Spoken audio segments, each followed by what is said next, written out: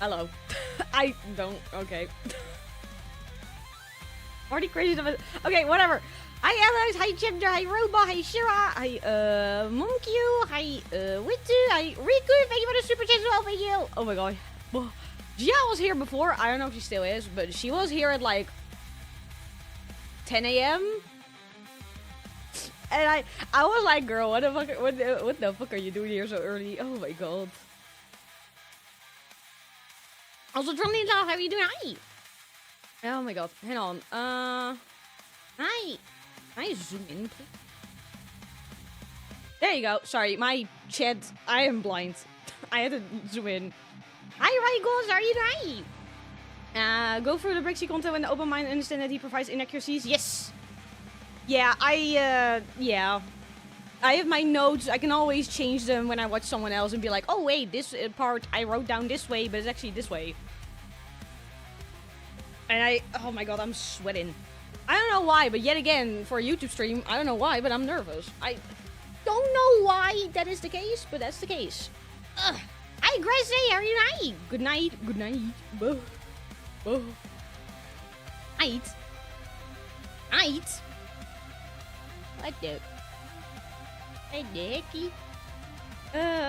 Good springboard to get into 40k? Yeah. As well, a lot of people told me that Bricky is good to get into, but if you want, like, the full details, it's like other people as well. Also, Ahab, how are you doing? How are you doing? Are you ready for more lore? I'm doing good. I'm a little bit tired. I accidentally slept until like 10 a.m. Whoopsie. Whoops. Didn't mean to sleep in that long. I meant to wake up at like 8 a.m. I did not. This video is short, even though not by much. Yeah. That's a little bit. Just get unnervous. Okay. I'm just nervous because my first YouTube partner stream. I don't know why it's making me nervous. At least you're not sleeping at 10 a.m. True. Side-eyeing Grasse. Now, let me open the video already, just so I have it open. Where are you? There you are. Oh my god, that's my stream. Fuck. Why is YouTube recommending me my own stream? What the fuck? Ugh. Don't really have a girls inaccuracies you have to worry about? Yeah. I'm not that worried. Hi, Next Gen, how are you doing? Hi, first partner stream? Yes, yes, yes, yes. Yes. Told me in 5 years ago. Oh, how time flies. Oh my god. Another brick in the wall? Oh, hell yeah. I'm touching that wall. Wait, that's... No, never mind. Will you be nervous change anything? Not really, no. No. It's just... like the first few seconds. Alex, thank you for the membership. Thank you. Oh, there's so much to get used to. Oh my god. It's 12 p.m., not 10 a.m. Okay, true. Sorry. Inaccurate. We're off by 2 hours. I'm so sorry. Why was that? Okay. My sound was heavily delayed. I don't know what that was. No, wait. Wait, was it? I don't know. I don't know. Look at you being green. Oh my god. The wall has been touched. I'm touching the wall. I might actually put on pants, because I probably should. I don't know why I didn't.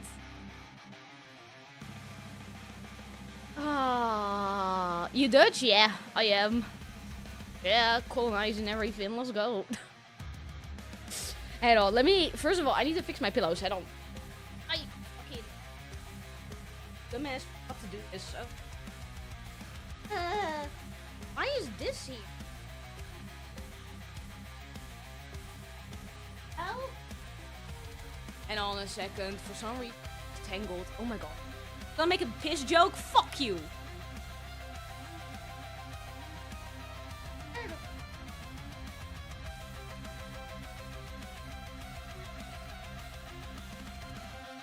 And then I sit down. Okay, there we go. That's better. Woo. Congrats on partner. Thank you. 5 a.m. here. Good night. Take care of yourself. Oh my god. Oh, wasn't wearing pants? What do you expect? So not wearing pants automatically means I'm pissing?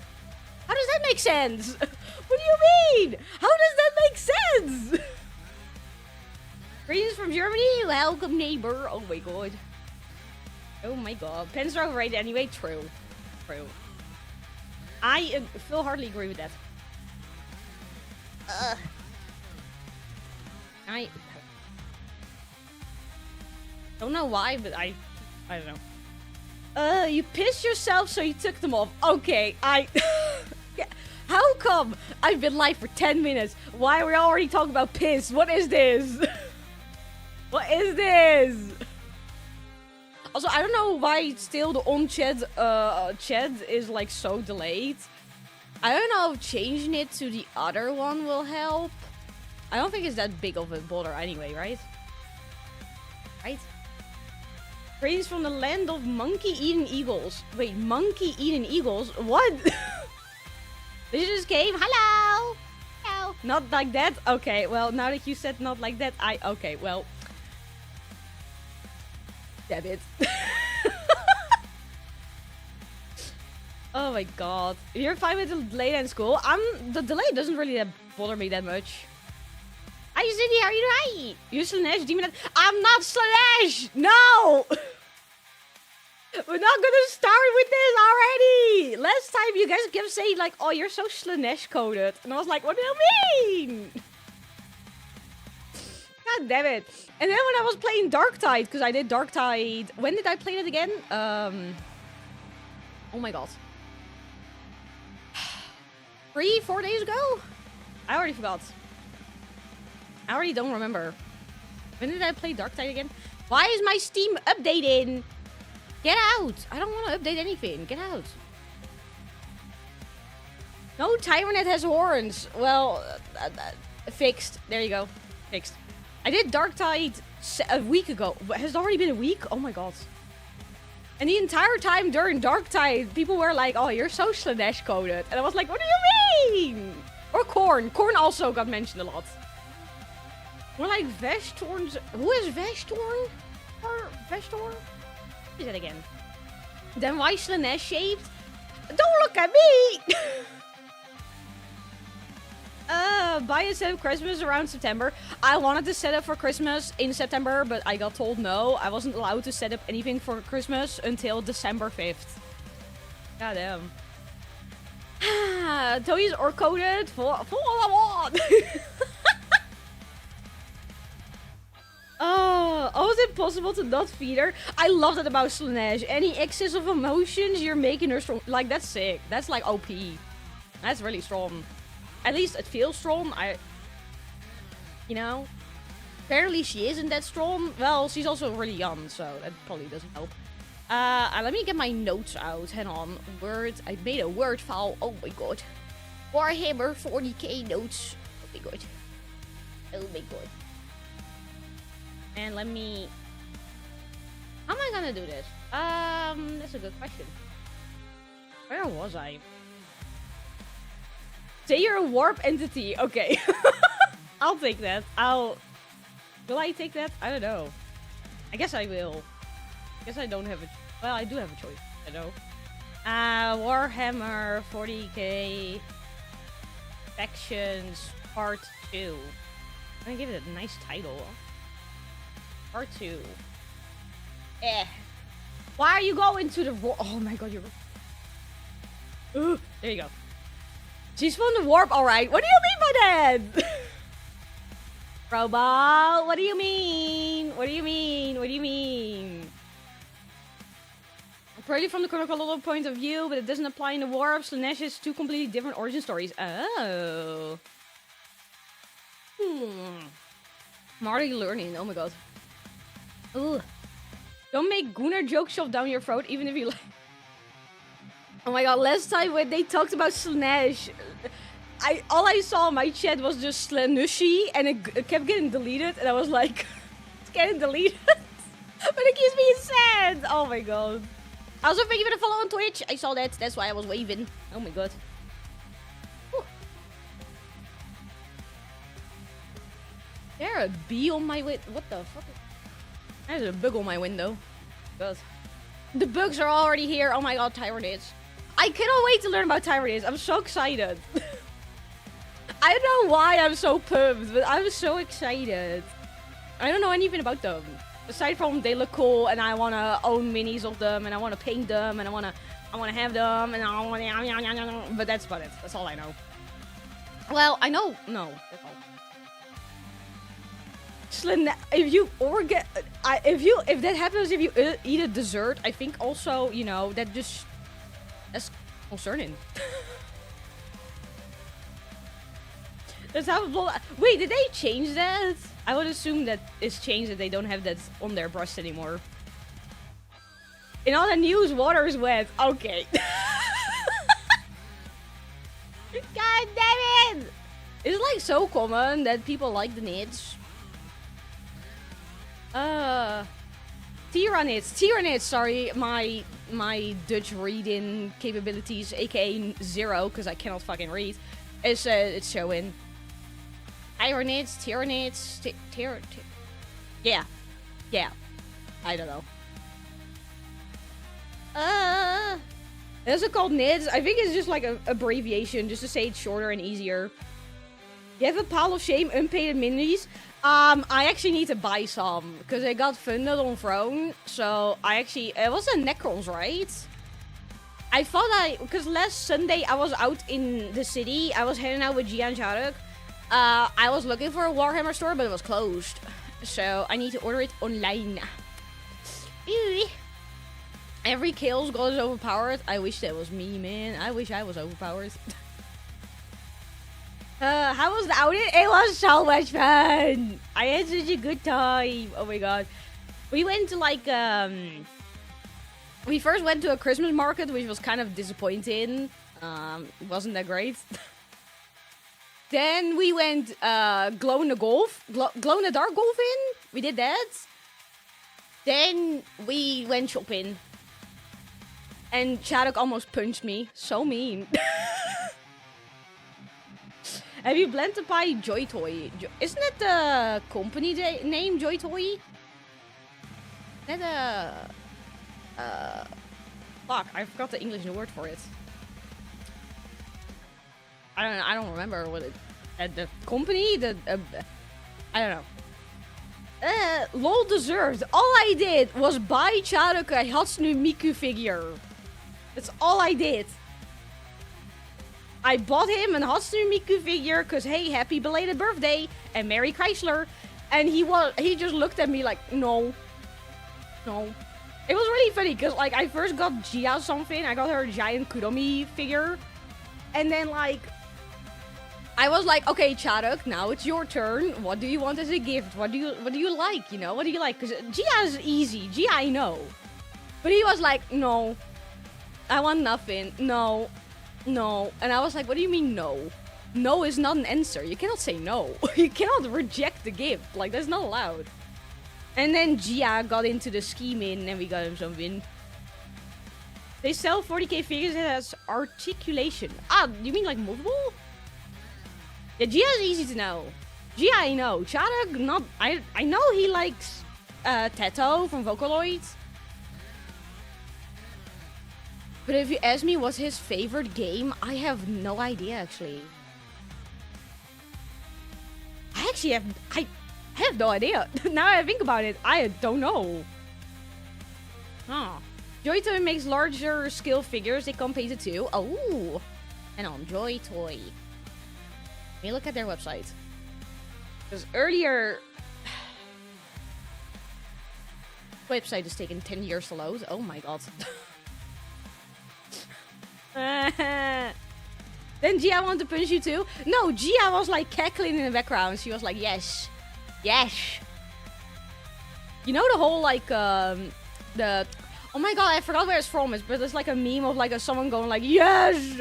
Yes! Like that was Gia. Hi Raphael, good morning! Now you in that is early. Oh my god. Also this... Oh my god, hello? Ooh. I think I've seen some of the Joy Toy things before. For some reason, this website is just extremely slow. I don't know why, but it's taken 10 years to load. Oh my god. Okay, not gonna lie, these look pretty sick. Oh my god. Is it from SpongeBob? I don't know. 6 a.m. for me. Get some sleep! Oh my god.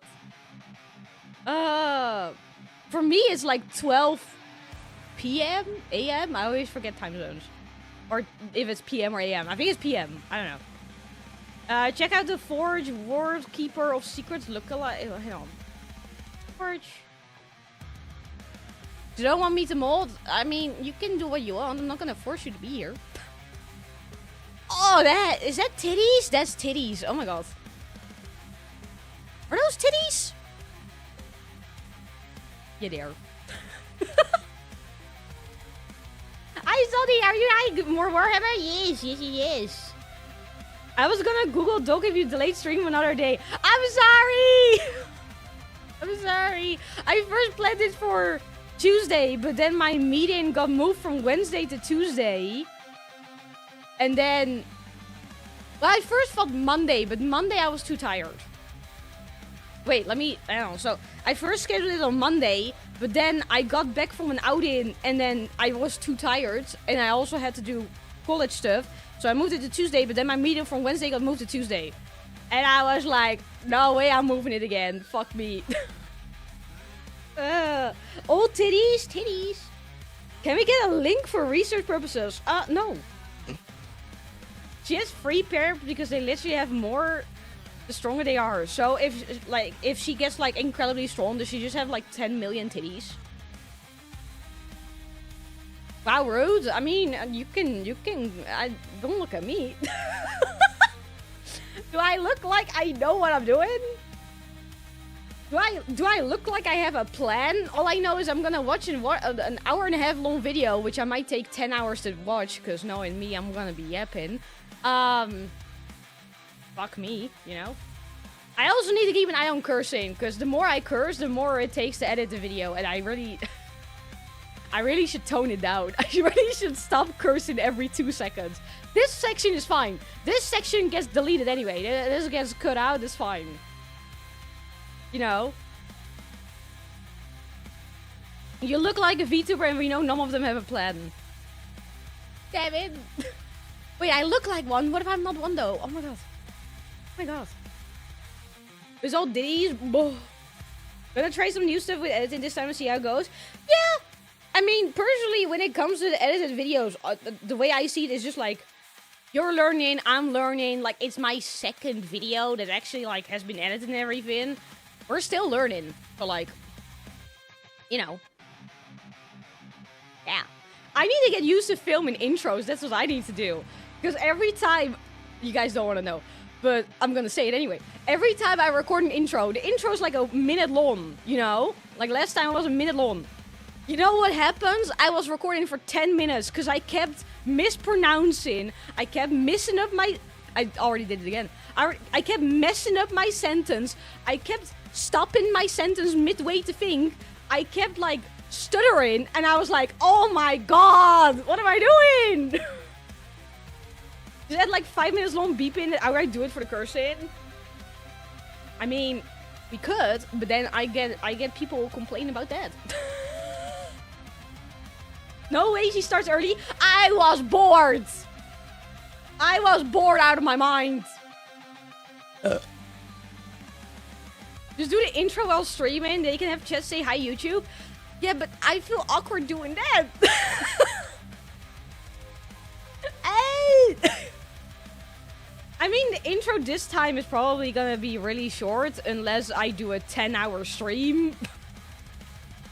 Which hopefully I'm not gonna do. Because then I'll go insane. They spray painted models in public spaces near the... Wait, what the fuck? Dutch mind cannot comprehend the horror of Aglo sucks. What the fuck is that? Every time I see the intro edit, I'm like, how many times she retook this, I wonder? A lot. A lot.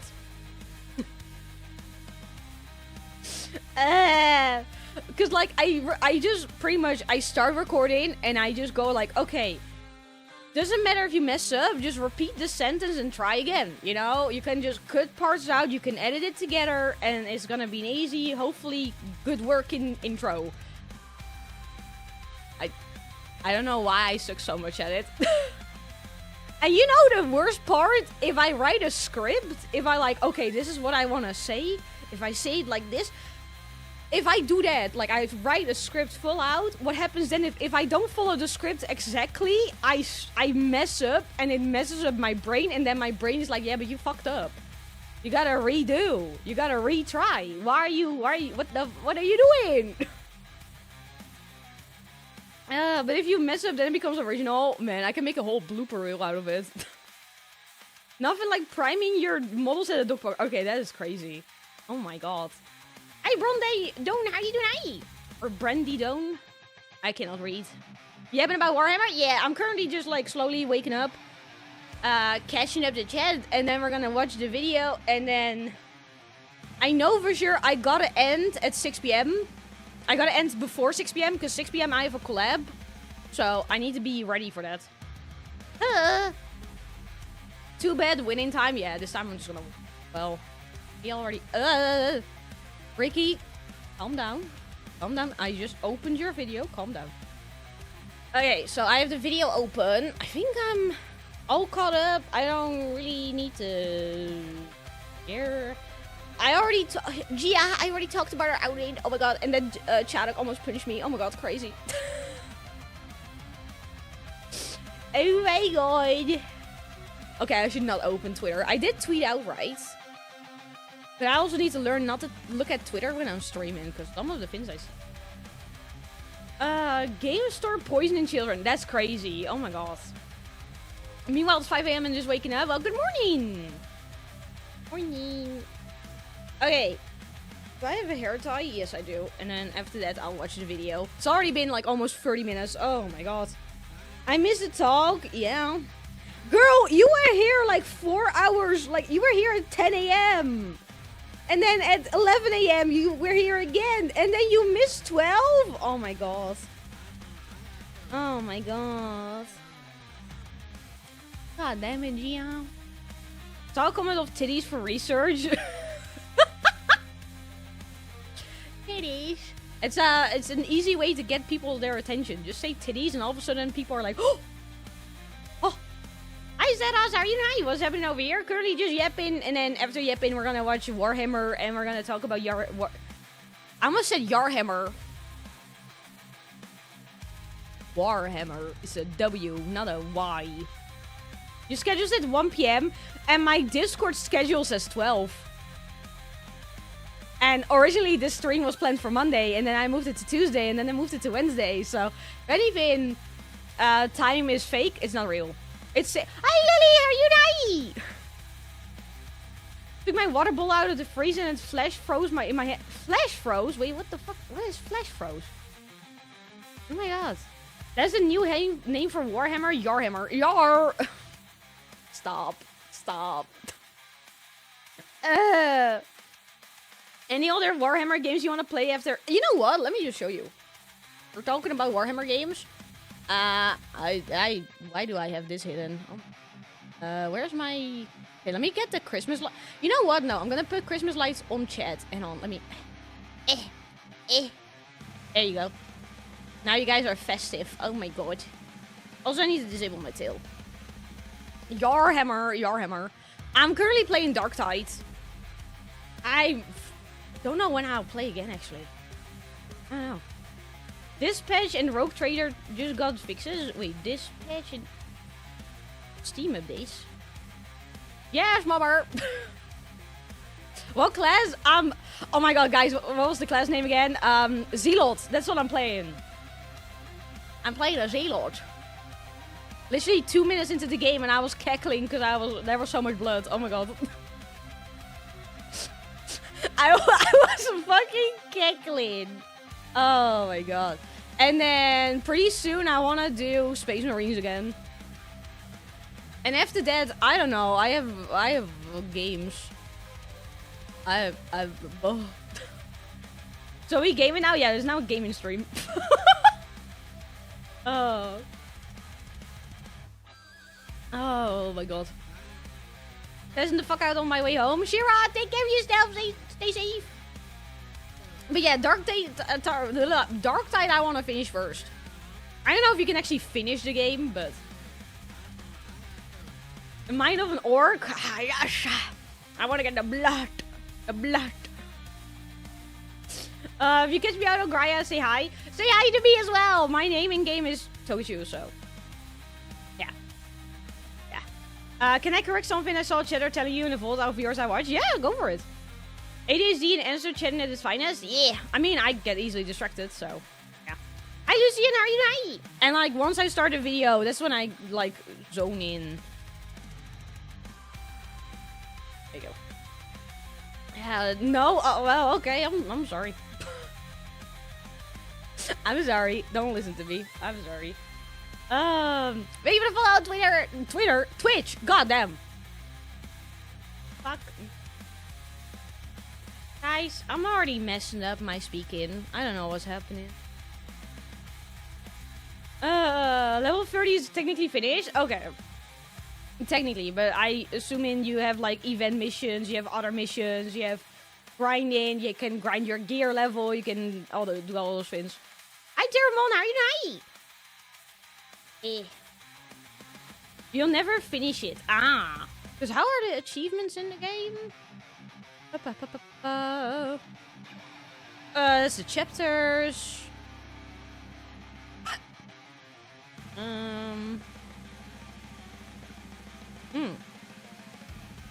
Oh.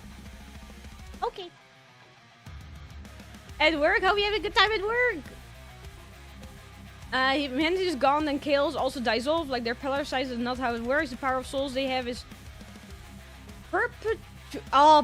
Wait, we talked about that word before. What does that mean again? English is not my first language. The skull panda yo got me sit on my desk now. Oh my god! Oh my god! So cute, Stuffy, so cute. Oh my god! Oh my god! Okay, let me unmute this. So I'm getting ready to watch the video. They're a form of immortal. Ah! Thirsty guy called John Dark Souls. Sorry, John Warhammer. Yeah. Perpetual. Man, English is weird. Either reincarnate, don't age, or both. Ah, so humanity cannot die off because, like, they're always gonna come back no matter what. Is that correct? Did I get that right? I'm gonna be asking that a lot. Little heads up before the video and everything. I'm gonna ask quite often, like, did I get that right? Because I just want to double check if I understand. Because the last thing I want to do is, like, think something is correct and then later find out, like, oh, that's all incorrect, you idiot. I'm gonna sit here like, oh, damn. Ah, thank you for the sub into the channel. I forgot that I have that alert set up. Oh my god. English isn't even a language. Yeah, it's fake. It's fake. Hi, Gallo. Are you hi? For some reason, also my activity feed is not updating. Love that. For the dark gods, all I want to know is about the... I'm gonna mispronounce it again. Not Tyranids, it's Tyranids? Tyranids. Bricky. What are you doing? Can continue. Here. Sorry, my dog just decided to, like... rub his face, and it confused me, and I just made him stop, and now he's staring at me. What? Yeah? Oh my god, you have a hairball on your eye. Oh my god. Like your pronunciation of nids? Oh, thank you! Bugs! Okay, let's just stop the music. Stop. Let's get this going. I guess. Okay, hang on. Do I have my notes ready? Where my notes was I? I was over here. Yet again, I'm starting to get nervous. I'm just not used to watching Fins on stream. I normally watch I watch Fins normally off stream. So, like, every time I do this, I get nervous of being fucking dumb. I don't know. Does that make sense? Probably not. Probably just me overthinking. I'm already overthinking. Your dog felt betrayed. It always happens when I, like, talk to him. He's always like, what do you want? Curious what your notes are like? Hang on. Currently, my notes, they're mainly bullet points. Of, like, some of the things I still need to fix. Like, where is it? Hi, Ryuko, are you hi? Where is it? Oh, the sun, the suns, this word, sons. I don't know. I still need to write out all their names. But like when we were watching the video, it was there you go. I have a couple, but I probably mistyped them, and I need to fix that. It's a lot. I like to pay attention. Ugh. Woman overthinking. Hey! Acting dumb is a chat for people to spam super chats though? No, guys. No. Notes for the Emperor. Yeah, you know, Emperor. Where was it again? Where is it? Where am I? Here. Emperor's great. He's amazing. Listen to everything he says. Ignore my previous notes because all that matters is the Emperor. Oh my god. Like, the Emperor is great. Emperor, I love him. Ignore the fact that my favorite faction is probably Nits. Ignore that. Robo, shut up. How about you react to more lore of things like Marvel and DC? I don't know. I'm not used to, like, lore reaction stuff, so I don't even know where to begin. And the thing is, with Marvel, I kind of know some things already. Question mark? Because it's also, like, I don't really look at the details. Yeah, Lutin09 is on the list. Because I also, that's, I don't know, last time I show my notes. On the bottom, I have recommendations. I want to watch Warhammer as well. I've been getting recommendations of him. Like, I've been getting him in my recommended video thingies. And then Lutin is over here. And there he is. Yeah. Emperor great. Yeah, he's the best father ever. Ignore the fact that he, like, banished his sons. Ignore that. Yeah. So many people write Lionel L. Johnson. It makes me happy to see people getting it right. Also, my name is also Lionel. That's why. I want to make sure I don't make typos. Because if I make typos, it's harder to find them back. Because, like, I mistyped their name. You know? One of the favorite videos on orcs. Oh, orcs! Oh my god. You can top Lutin09? Yeah, he's on the list. Yeah. Hang on. Strongly recommend. Hang on, let me copy this and then we'll start the video.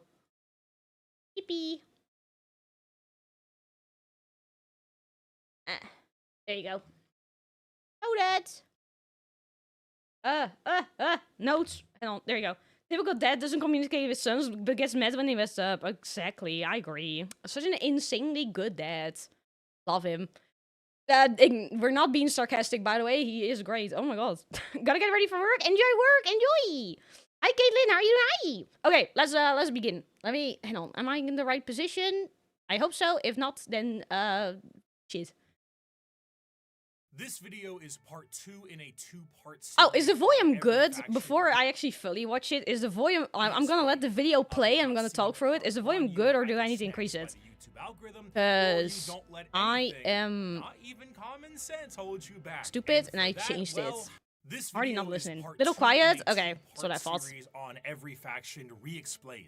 If you've not seen part 1, you were either gonna wait for the delay to catch up, or you don't let anything. Don't forget subtitles. Oh yeah. Common sense holds you back, and for that, well. Just so you guys know, it's automatically generated, so subtitles are probably gonna be incorrect. Even higher? Oh my god! God damn. This video is part 2 in a 2-part series on every faction. It still looks low. If you've not seen part 1, you were either snatched by the YouTube algorithm, or you don't it's let good. Anything. Very low. Not even common sense. Can we give still low? Oh my god! Hang on. This is my OBS settings. Head on. Let's see if this works. Hold you back, and for that, well. Yeah, last time as well. I wish I could be that strong. I always mess up my settings, so yes, I'm talking through him, but we're testing the volume, so really should, like, write a book that's about perfect. Okay. A bit low. I'm starting to feel like we. You're being distracted again, but then again, this yep is good too. I mean, we're currently being distracted because I need to see if the audio is good. How good is a little bit? Okay, hang on. I'm gonna do like a smidge more. Did I just do more or less? Oh my god, I cannot tell. I hate audio settings! I hate it! This video is part 2 Hopefully in this is a good now. two-part series on every faction re-explained.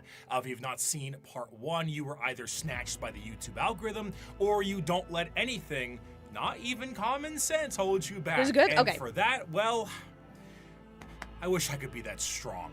The quest to find the Primarchs was expansive and treacherous, to the point where they really should write a book about it. Despite never seeing the Emperor before in their lives. Ray, I got it. Don't worry. I got what you mean with those emotes. Oh my god. This is good? Good enough? Okay. Okay. Oh my god. But then we have another issue. My iPhone is covering the subtitles. Wait, hang on. Hang on. Oh my god. Penis. God damn it. There you go. Now my iPhone is not covering the video, but now the issue is that, hang on. No. There we go. That's better. Okay. Fuck it hell. I hate audio. The Primarchs was expansive and treacherous, to the point where they really should write a book about it. Despite never seeing the Emperor before in their lives, the Primarchs all instinctively knew who the Emperor was. Whether it's his psychic connection to him or just plain old intuition, the giant golden god is a bit of a giveaway. The Primarchs all lived their own lives, and some lived substantially better lives. Wait, what does it say? As they're here, oh my god, the subtitles is covering it. Hang on. Somehow, records managed to record Discord notifications into his voiceover. There are only a few. Oh my god. Okay, okay, guys, don't look at your Discord. It's not your Discord. Don't worry about it. Keep this in the recording. What do you mean? Well, me fucking up the audio and then realizing my iPhone is covering the screen. Also, Drollin is muted, but I'm saying hi to Drollin anyway. He cannot hear me, but he should know that I'm saying hi. Than others. Rabute Gilliman of the Ultramarines rose through the ranks of his worlds and Hang on. ended up turning. Hang on. This is like one of his sons, right? And then, hang on. Well, how do you spell his name? Rabute Gilliman. Is that correct? Rabute Gilliman? Rabute. Gilliman. Yeah. You're a professional streamer. Yeah, I totally have not been streaming for like 8 years. Don't look at me. Texman? Robute. Oh, it's spelled incorrectly? Okay. Wait, is it correct? That's correct? Okay. Of the Ultramarines, some lived substantially better lives than others. Rabute Gilliman of the Ultramarines rose through the ranks of his worlds and ended up turning an entire sector into a high-functioning society, where others, like Mortarion, lived on the poisonous hellscape of Barbarous under the boot heel of his own adopted father. When the Emperor arrived... Wait, hang on. Adopted father? Hang on. What? I keep checking my Discord. Same! I keep checking my Discord as well! Oh my god! Really good at text and Excel sheets? Wait, what? She's doing a meme without even realizing? Wait, what meme? Didn't expect them help them. This is why the Emperor is great. Hang on, good at X.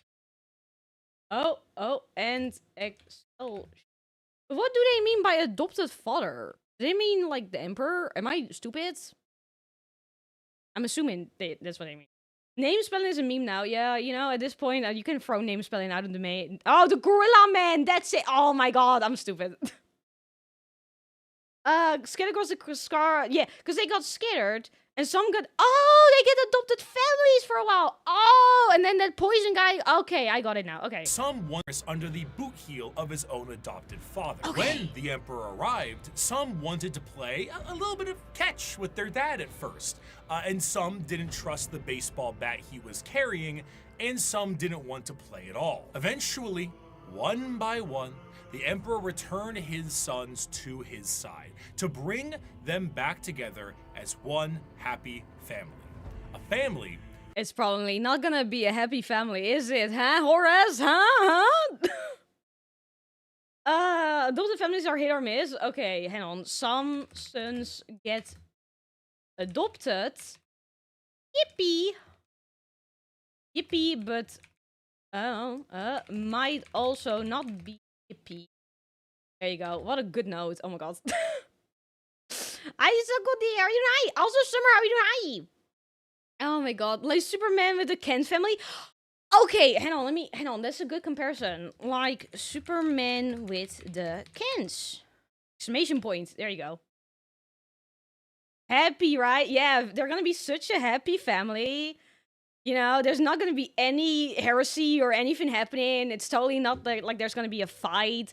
There's totally nothing gonna happen, right? They're gonna be one big, happy, laughing family. They're gonna celebrate Christmas together. Oh my god! Who needed them back together as one happy family. A family who needed a good cleaning. Are you tired of boring old soap? Is your son the foulest being ever? Do your eyes sting when he comes near? Well, clean that man right back up with the power of Cheeky. That's right, the brand new moisturizing bar soap brought to you by Moist Critical and Bricky approved. I was like, what am I watching? It's an ad. But you'll love it. Bar soap is always so sticky and has a ton of fuss, but now you'll be glowing to the surprise of Wait, head on. Since when does Moist Critical have a soap? Head on, when did that happen? Bricky knows how Toy is stinky. Okay, we're moving on. Soap is so good, we didn't even take a down payment for the sponsor. That's right. Nice. We love this soap so much, we are operating on 100% commission. We are supported Guys, don't forget to take a shower. And only by those of you who buy Cheeky. It is the best Cheeky, bar where you soap thinking? Don't worry we about have it. ever used. That is not a hyperbole. Your satisfaction is guaranteed. Take it. Does it have a hole in it? Himself. Okay, anyway. He's right. It's very good. Enjoy a multitude of flavors, including flavors? Lavender, Pope Francis, Just Soap, Touch Grass. What do you mean flavors? Touch grass? Okay. And Absolute Cinnamon. Cheeky alone has made me swap back to bar soap as my primary choice. Should have taken this soap to more the Stream liquid Awards. soap for this brand. Cheeky. Oh, you should is have. the Oh my play. god. Go ahead and go to usecheeky.com/Bricky or code Bricky for 10% off your purchase and domestically support these videos. That's code Bricky at Hey guys, code usecheeky.com/Bricky or click the link in the description to learn more. Ding Get ding. clean now. What if I don't want to be clean though? Love Nurgle. Okay. Oh, yeah, so half his sons turned on him. After the Emperor was able to bring all of his sons back. That's funny, into but the fold way he said it again, was he funny. sent Oh them my on god, hang on, let me go back. Damn, bitch, you live like that. Oh, those are all space marines. Oh my god.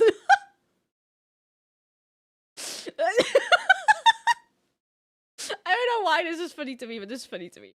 How long till Toei does a cheeky tasting? I don't know why he said tasting. That room is Toei because it's all tyrant. And oh my god, how did he know? Oh my god. Oh my god, it says Space Marines. I would just have like an army of Tyranids. Tyranids? I don't know them.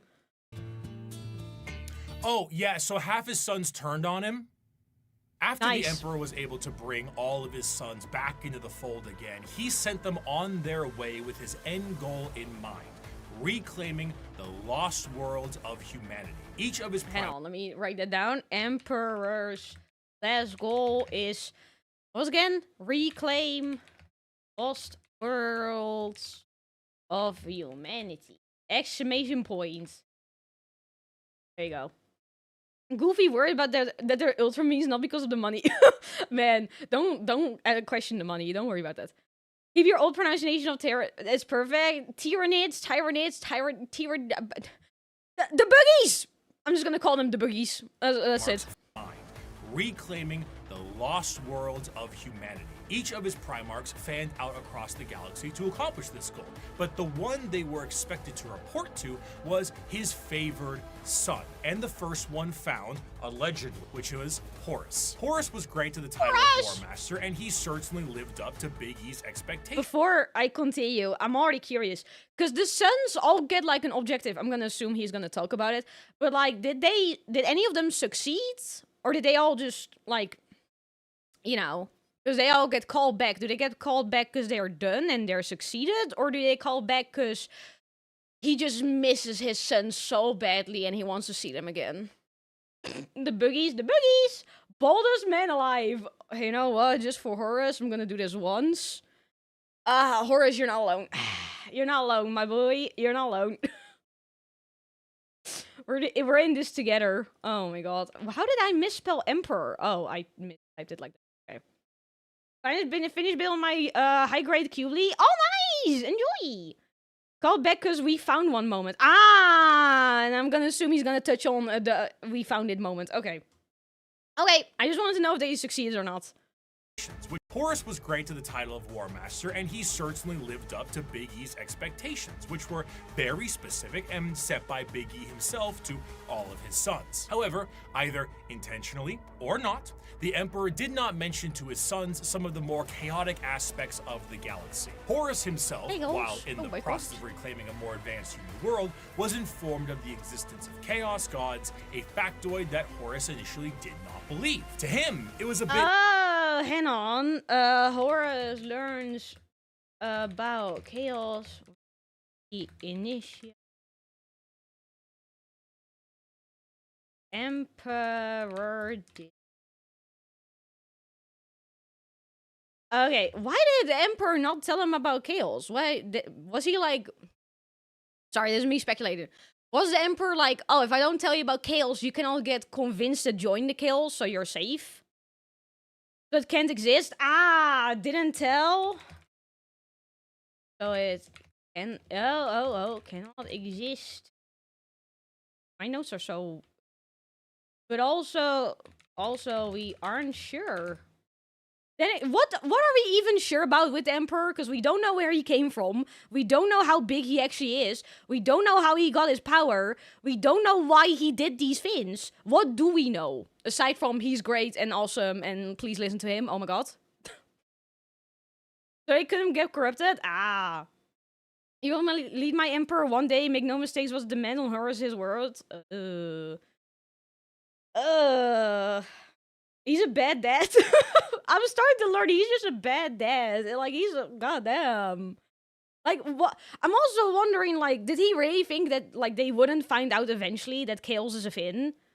That, like, they're just gonna go to planets and, like, get them back to humanity, reclaim them for humanity, and not, like, question, like, oh, I wonder what happened to these people that are suddenly part of chaos. I wonder what happened. He's just assuming they're gonna stay naive and not question anything. That kind of sounds like a fault in his plan. He created warlords, not sons, but sons is easier to remember. There's some backstory of Big E. Ah, it's probably in a different video. Okay. Gods, a factoid that Horus initially did not believe. To him, it was a bit unfathomable to think that his father would admit such significant information on the inner workings of the galaxy. However, he soon realized this was the truth, and this betrayal was unacceptable. With the astronomical weight put on his shoulders and his father immediately leaving it all in his hands, combined with the slow corruption of his mind by those closest to him, he began to change his tune. Horus began— Wait, did Horus become, like, more chaotic? First of all, he looks sick. Oh my lord.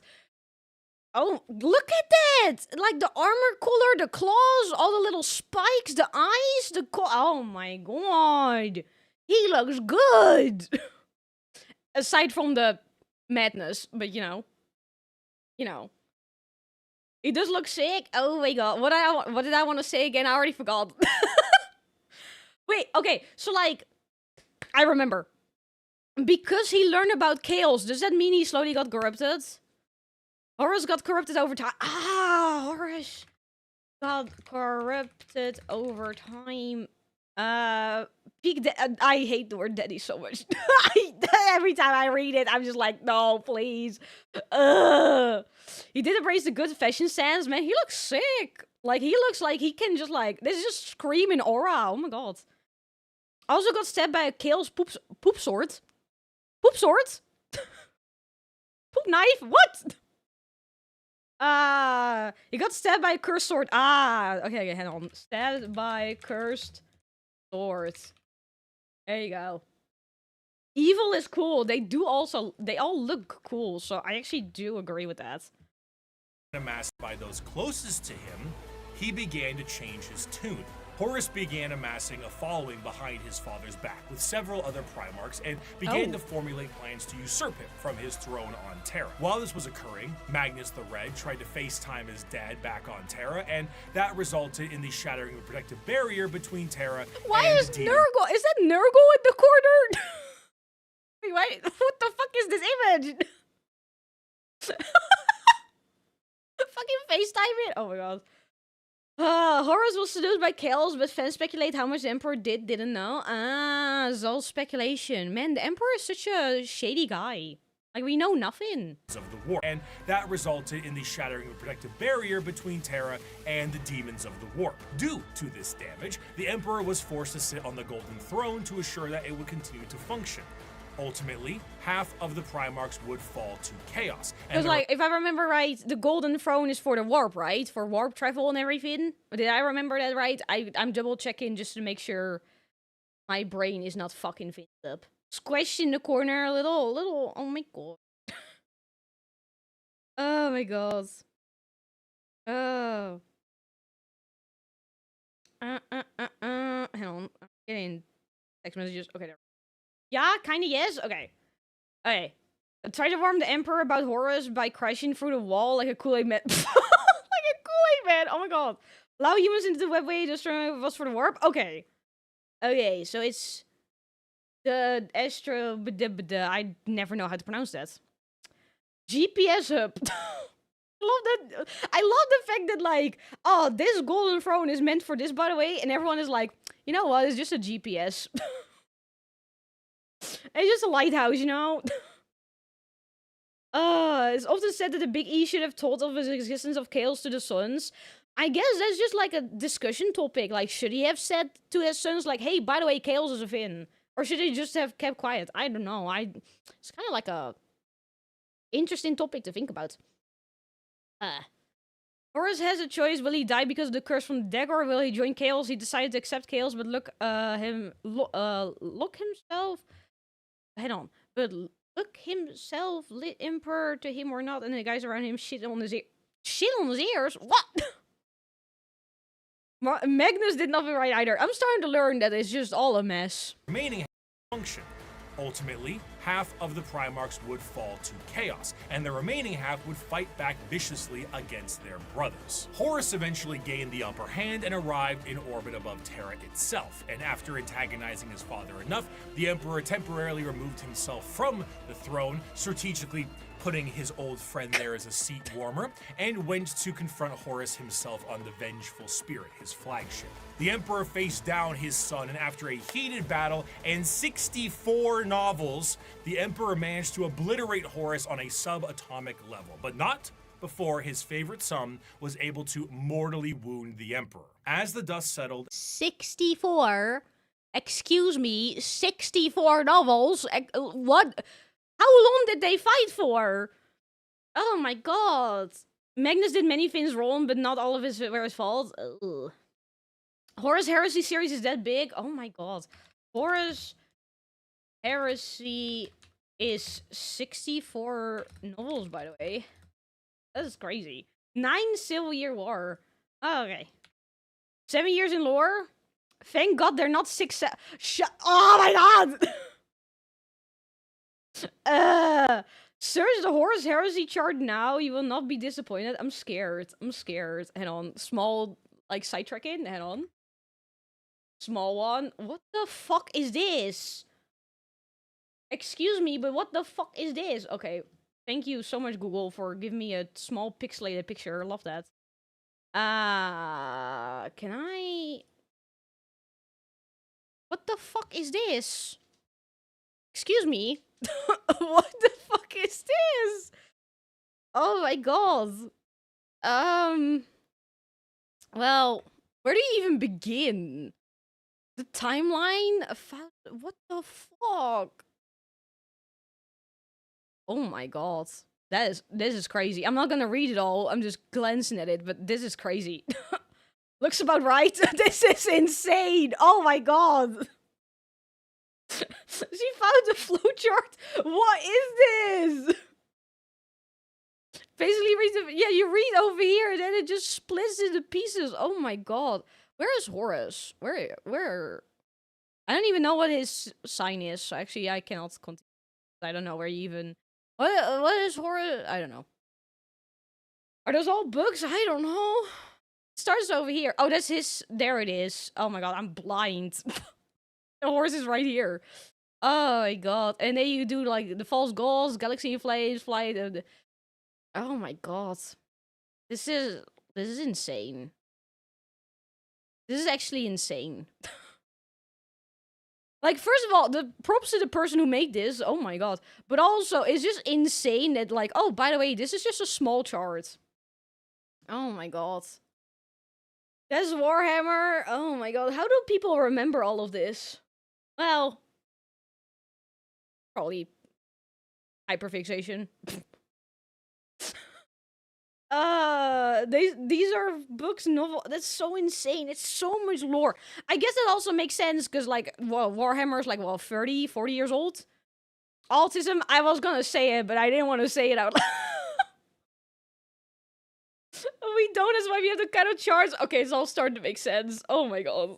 And for his favorite son was able to mortally wound the Emperor. As the dust settled and the traitors fled from Terra, the Emperor's body was dragged back onto the Golden Throne, where it sits permanently to assure that it continues to function. A corpse. Wait, but I've also been told that the person on the chair is not actually the Emperor.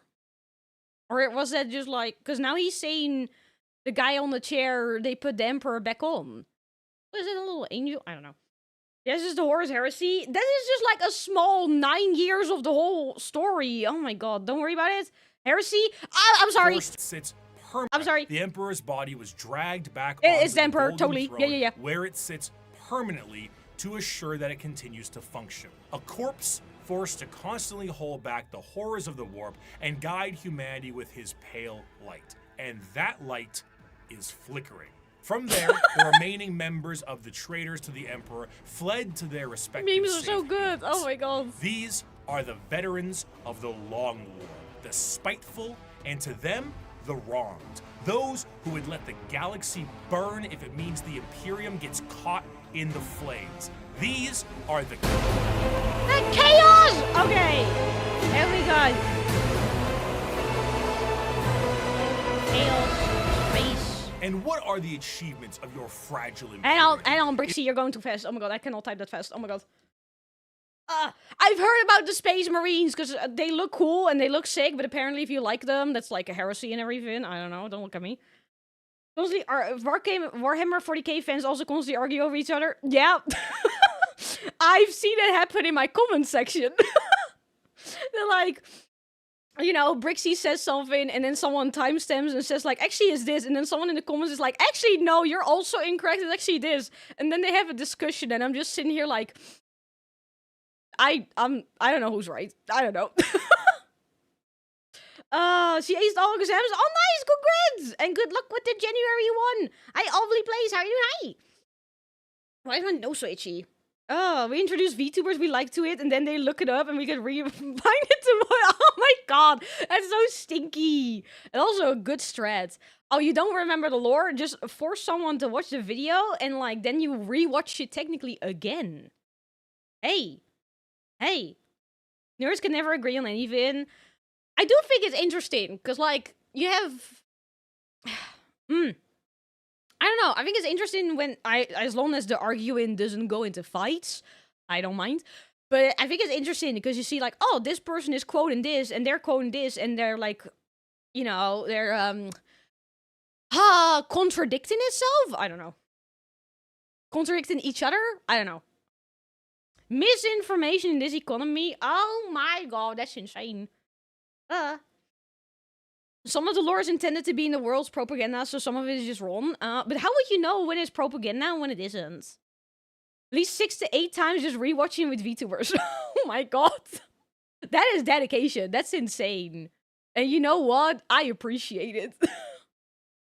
I don't misinform, I just lie. Yo, shame. Is a... My sources, I made it the fuck up. Ah, damn it, I cursed. Sorry. And what are the achievements of your fragile Imperium? It is a corpse rotting slowly from within while maggots writhe in its belly. It was built with the toil of heroes and giants, and now it is inhabited by frightened weaklings to whom the glories of those times are half-forgotten legends. I have forgotten nothing, and my wisdom has expanded far beyond mere mortal frailties. The Horus Heresy saw the collapse of the Imperium as... Hang on, sorry. Hang on, is that Wrexham? I don't... The username is different, so I don't remember. Some people are also role-playing the hate other factions thing a little too hard. Yeah! Yeah, I've seen it as well. It's me? Okay, I was right. Hello, good morning, how are you doing? Hi! It's Finn to watch the newcomer's reaction. I'm just mind blown how many books there are. Oh my god. Paint models while listening. Have fun painting! Enjoy! If the Alpha Legion... Okay, Alpha Legion... I think... Wait, what is this video? Chaos. And we have the dark... Oh, we have the dark... Adeptus... Custodes. Orcs! Oh my god, I was so excited to learn about the orcs. Agents of the Imperium. Don't know what those are. I guess we're gonna find out. Oh my god, are these the Adeptus? They're pretty ladies. Oh my god. Tau Emperor. Oh, the Nits! Oh, the Nits is at the end. Oh man, I need to pay attention. Gene Stealer Cults. What the fuck is that? Okay. There's a lot of times for books, yeah. None hate the orcs though. The orcs sound like fun. Like they just want to fight. They just want to have a good time. I like them. We near mortal frailties. The Horus Heresy saw the collapse of the Imperium as we knew it at the time, and half of the Space Marine legions fell to the ruinous powers. Though the favored son, War Master Horus, was killed and the rebellion ended, the heretical forces retreated. Hang on. Horus dies? Oh! Hang on. Horus...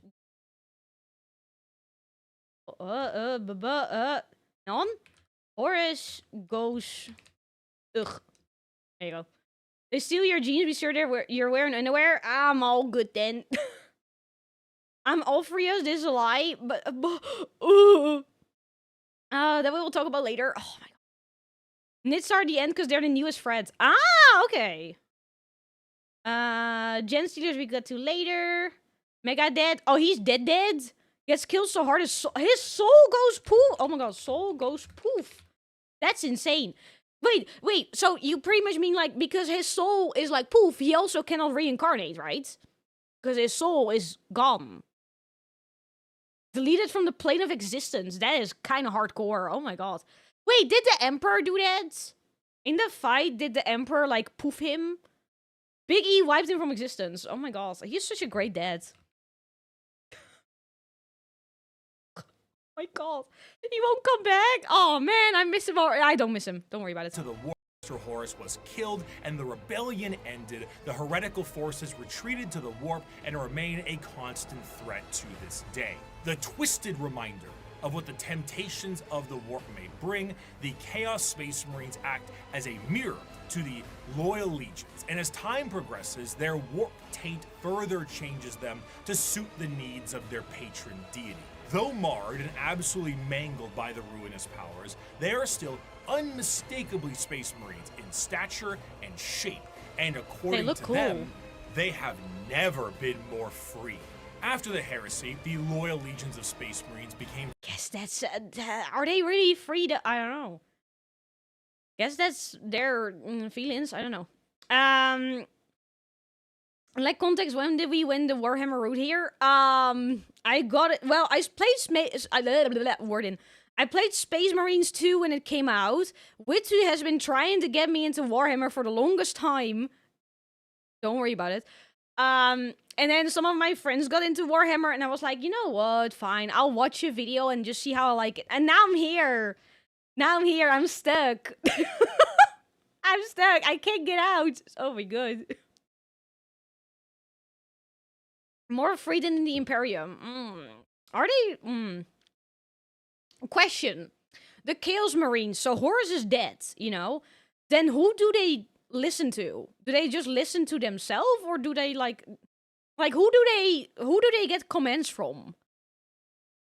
VTuber Unga Boonga, go touch Brick. Hang on. Me. Yeah. Touchy. There you go. I did it. I touched the brick. There you go. Horus is second in command. Ah. Have you brought any minis yet? Not yet, because last time I went in the city, the store was actually closed, so I need to order it online. Hehe. Yeah. Chaos gods in their own wants and needs and desires. Ah. Chaos. Space Marines listen to Abaddon. What a name. What a name. Someone here has any recommendation? Make sure I... Ooh! Make sure it doesn't have figurative bio that. Hey, don't look at me. I'm gonna buy Necrons. I'm gonna buy because they were funnel on Throne, so I have to buy them. I'm gonna buy Necrons. I am also side eyeing the. Oh my god, what was it called again? The fucking Malok, but that one is a bit more expensive. So I'm trying to clench. Already has figures she wants. It's too late. Don't look at this. Don't look at that. Okay, like this is all like just like side details. This is side details. Don't worry about it. Check out Imperial Knights. Yeah, I think I've been linked one of them. I just haven't like fully committed to looking at them. Actually murdered a perfect clone of Horus while he was distracted to Romania. A clone? Oh my god. She's already lost in the sauce. Shut up. No, I'm not. I don't know what you're talking about. Never been more free. My notes! After the heresy, the loyal legions of Space Marines became very strict in their organization, and their separation into separate chapters with capped numbers and other formalities was done to prevent any form of heresy from happening again. The Chaos Space Marines are a bit different. Ultimately, these Marines are subject to the primary legions that fell to Chaos in the first place. The majority of these legions, the Black Legion, the Word Bearers, Iron Warriors, Alpha Legion, hang on, you're going fast, hang on, pause. Subject to the primary legions that fell to Chaos in the first place. The majority of these legions, the Black Legion, the Word Bearers, Iron Warriors, Alpha Legion, and the Night Lords are supporters of Chaos undivided, either enjoying the powers of all Chaos gods or sometimes shunning them altogether. But a few of them follow a very specific Chaos god. Thousand Sons are followers of Tzeentch, the death. Okay. Whoa. Very specific. Chaos Whoa. Thousand Sons. Instantly, you can tell it's Tzeentch. I don't know why, but I think maybe because of the eyes, I was instantly like, that looks like Tzeentch. Night Lords are assholes. Oh my god. The clone was only perfect in body, not in soul. Yeah, because like his soul is poof. So how would you clone something that's poof? Because blue. Okay. Is Tzeentch's color just blue? Is that why? Are followers of Tzeentch, the Death Guard follows Nurgle, Slaanesh has their claws in the Emperor's Children, and the World Eaters are avid followers of Khorne. From Khorne? Yo, Khorne looks sick! Has their claws in the Emperor's Children, sorry, I'm pausing again. That looks fucking sick. Guys, I'm gonna be a Khorne stan. Oh my god, I wanna look sick like that. Hello? That looks sick. I also love that every time he showed one of them, I was like, yeah, that's predictable. Yeah, I can see that. Okay, yeah, I can see that. Khorne is the most battle. Oh, yo! How do I join? How do I join them? Milk for the cornflakes. Oh my god. Blood for the blood god. Bone. I forgot what the rest of the sentence was. Khorne enjoy. I love Khorne already. The design looks sick. I love all the spiky stuff. Oh my god. Avid followers Nurgle, Slaanesh has their World Eater's armor is supposed to be white. Children, and the World Eaters are avid followers of Khorne. Why is it red here? The legions themselves are separated into roaming war bands that may go under their own unique names or may stake a claim to one of the primary legions. Most of the gear and armor of a Chaos Space Marine remains the same, but stylistically it changes quite a bit to reflect the intention of the legion or their patron god. The Death Guard's armor has become rotted and full of gaping mouths and plague-filled boils. That looks sick though. It's kind of now fusing together with the other one. Oh my god. The red color ain't dye. Wait, is it all blood? That is crazy. Oh my god. God damn, that's a lot of blood. You know what? I support that. Who said that? Fabius Ball is really good at cloning. He made clones of a lot of Primars. Most are dead now by it. Oh. I don't know who that is. I've not seen that name yet. World rotted and full of gaping mouths and plague-filled boils. Yo, what that mouth do? Sorry. Sharp and violent armor reflects their bloodthirst, and the chaotic noise of the Emperor's Children armor, nipple rings included, pleases Slaanesh greatly. Due to the taint of chaos, the armor itself. They have nipple rings? Wait, you cannot just mention that and then brush it off. But oh my god, they do have nipple rings. Oh my god. World Eater originally were white, blue, and gold. Oh, those are good colors though. That's a sick combination. Emperor's Children Legion Grand Evolution Scientist. Ah, okay. That's what you got? I'm sorry. That face is literally me right now. I'm just like, nipple piercings? So if you like Slanesh, it's I'm gonna move on before I get Slanesh coded again. Before anyone is like, oh, you're Slanesh coded because you're pausing at that, I'm gonna move on. Include him pleases Slanesh greatly. Due to the taint of chaos, the armor itself becomes less about plating and more about a new skin for any given Chaos Space Marine. Though the Chaos Space Marines have no true fear of death or numbers diminishing, there are still major recruitment efforts for their legions. However, the conscription of these recruits is a lot more chaos-fueled and is more of a forced assimilation, and in some instances, breeding. The organ implementations and other modifications. What? Huh? What? That excludes piercings? Wait, what is excess of piercings though? Because I have piercings. I also have a lot of tattoos. Is that already excess? Can escape this clip. Oh man. Don't. Okay, I won't. Don't look it up. Okay, I will not question it. We're moving on.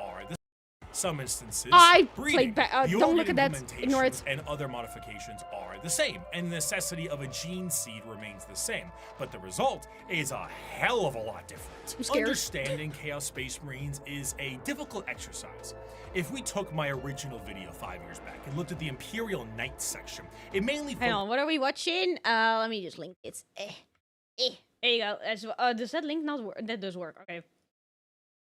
It's a part 2. We watched part 1 already. Excess means more modification is never enough. I mean, I literally get a new tattoo in like a few days. Oh man, I'm fucked. 40k Space Marine documentary on breeding. I'm scared. Don't look it up. But now I want to look it up. Oh my god. This is on my original video 5 years back and looked at the Imperial Knights section. It mainly focuses on big stompy robots. Now that I understand more, I can discuss the Code Chivalric, the throne of Squires and Monarchs, and bring some more context to it all. To assume Chaos Space Marines are simply the opposite. World Eaters were actually first called Warhounds when Big E found Angron and had him take control. He said they weren't hounds because a hound follows orders and became a World Eater. Wait, hang on. World Eaters were actually first called Warhounds. Big E found hounds because hounds follow orders and became the World Eaters. Oh, so they changed name. Oh, also thank you for the super chat. Thank you. I know. Let me just like copy that. Oh, no.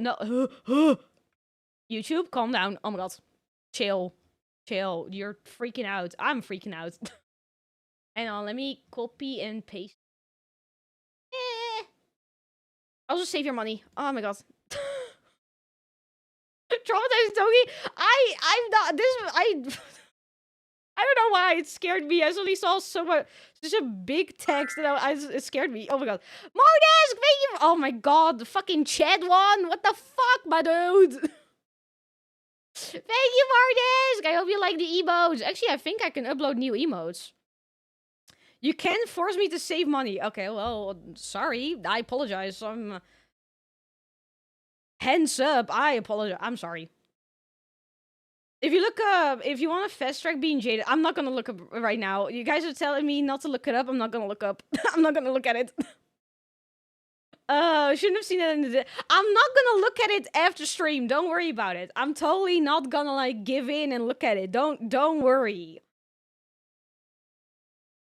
You know, hands up. I'm not gonna do it. I might, but, you know, I won't let you guys know. Don't worry about it. Side eye. Anyway, moving on. Bring some more context to it all. To assume Chaos Space Marines are simply the opposite side of Space Marines would be foolish. For once you understand the plight of their Primarchs, it can provide a context always needed. Horus himself turned through an overwhelming weight on his shoulders and lies told by his father.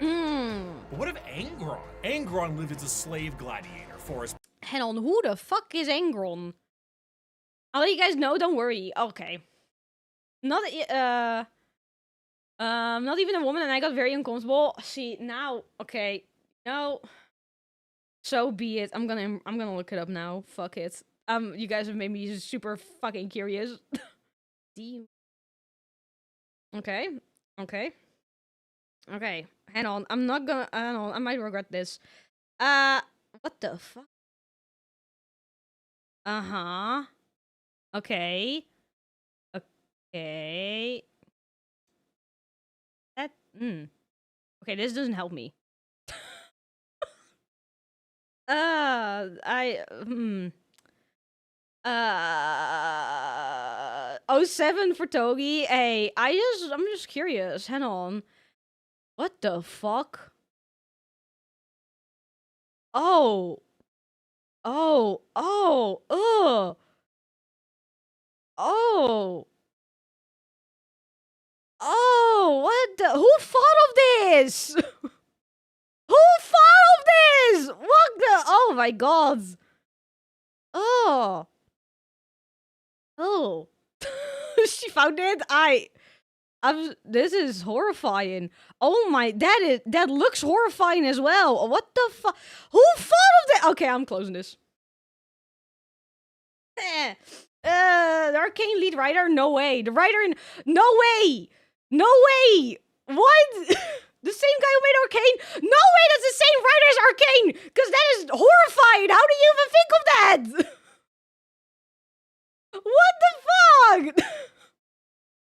Oh my god! It's just weird for the sake of being weird? That is not even weird! That's just fucked up! What are we talking about? Don't worry. You know what, guys? I think this is a perfect time to have a pee break. Because I need to piss. We're only 10 minutes into the video. Oh my god. Oh my god. Don't ask, don't look it up either. Don't worry about it. I'm gonna go piss real quick. Oh my god. Makes sense when you read the book. In what case scenario does this make sense? Ah! I'm gonna lose it. Where is my... There it is. And let me, like, play this. And I'm gonna quickly run to the bathroom. She pissed herself. Yeah, I'm gonna piss myself. I'll be right back. I'm gonna piss. What the fuck, man?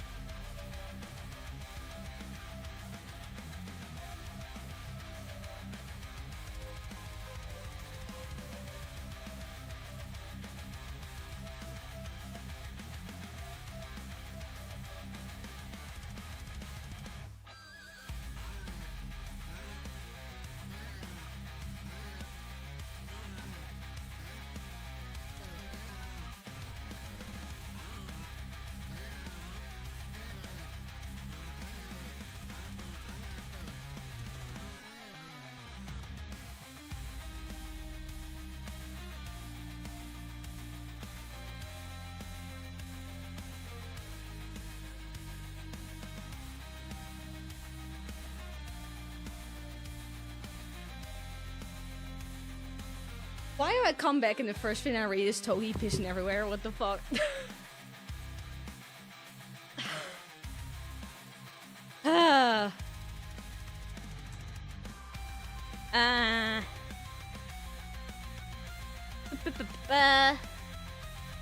Oh, piss girl. Oh my god, thank you. We must collectively blame Erebus.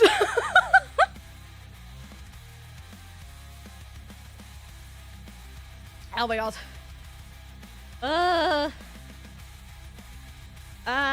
Gummy Visa, Gummy Coconut. Oh, enjoy! Enjoy, Mythos. Have a good time at work. I've seen worse face. Yeah, same, but that doesn't make it okay. Suggestion on Discord? And let me see. Oh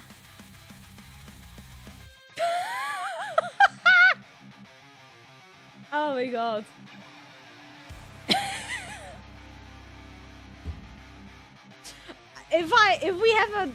If we make that a thing, like a regrettable counter, it already would be at like 10. Oh my god. Okay, let me pause the music. Shut up. Where were we in the video game? What was he talking? Oh, Egron! Not Egron. And Engron, I forgot who that is. Who's that again? Engron, who is that again? That was it. That's where we were. I was confused who Engron is. Will become invalid very quickly. Yeah. Most valid crash out. World Eater's primer. Oh, World Eater. Ah, okay. Leader of the World Eaters. Okay, hang on. Eater. Off. Hey, I don't know why my nose is so itchy. I keep scratching my nose, which I probably shouldn't do, but it's so itchy. Very angry boy. Okay. Planet's father. But what of Angron? Angron lived as a slave gladiator for his planet's masters, who took Dark Age technology and shoved it into his brain. Right on. Good morning, AB. How are you tonight? I don't know why I said Aggron as in like the Pokemon. I don't know why I did that. Is the Discord free to join? Yes. Is my... I have to log into my other YouTube account. Oh my god. Hi, Spacey. How are you tonight? Is my bot here? Is that not the comment? What was the comment? Oh my god. Is my bot not here? Hang on. No, it is. There it is. It just has a very strong, insane delay. Oh my god. So experienced masters who took Dark Age technology and shoved it into his brain, so experiencing any emotion other than rage was agony for him. He finally leads a revolt for his fellow gladiators and frees himself from the confines of servitude. The Emperor finds him and says he will take him home, but Angron refuses. He will fight with his friends against the tyranny of his slave owners to the last. At the final last stand with him and his closest friends, slave gladiators, all of them outnumbered and on the verge of death, the Emperor forcefully teleports Angron to his flagship and none of his compatriots, leaving Angron to live and watch all of his friends die. You kept that That is fucked up. What the fuck? Oh, let me just teleport you out of there and you can watch everyone you care about just, like, poof out. What the? Oh my god. Was the... hang on. Was the heater...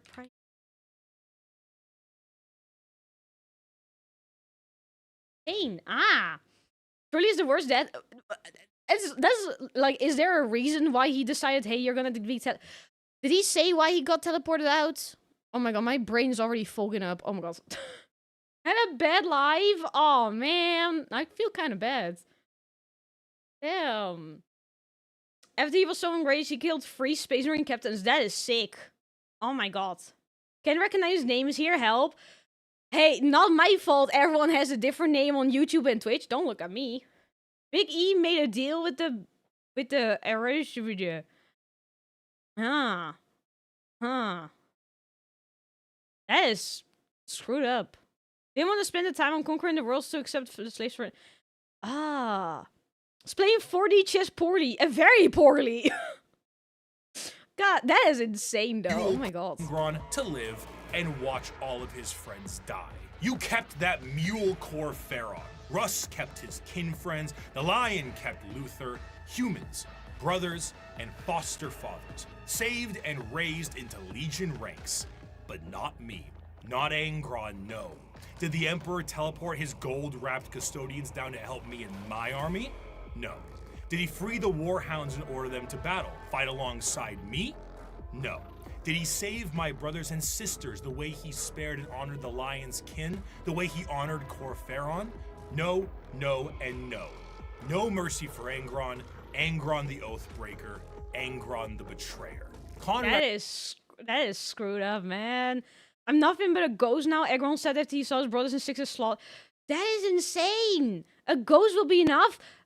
Yo, Big E kinda insane. What the fuck? They won't even survive the surgery for being a space marine.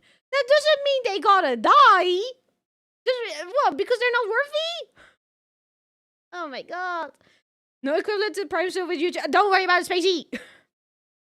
Otherwise the heresy wouldn't be as believable. That orgy sucks, so Big E fans or haters are happy. Man, that's insane. Poor Engron. I don't know how to say his name. I feel bad for him though. Encourage Angron the Oathbreaker. Angron, that's his name. Angron the Betrayer.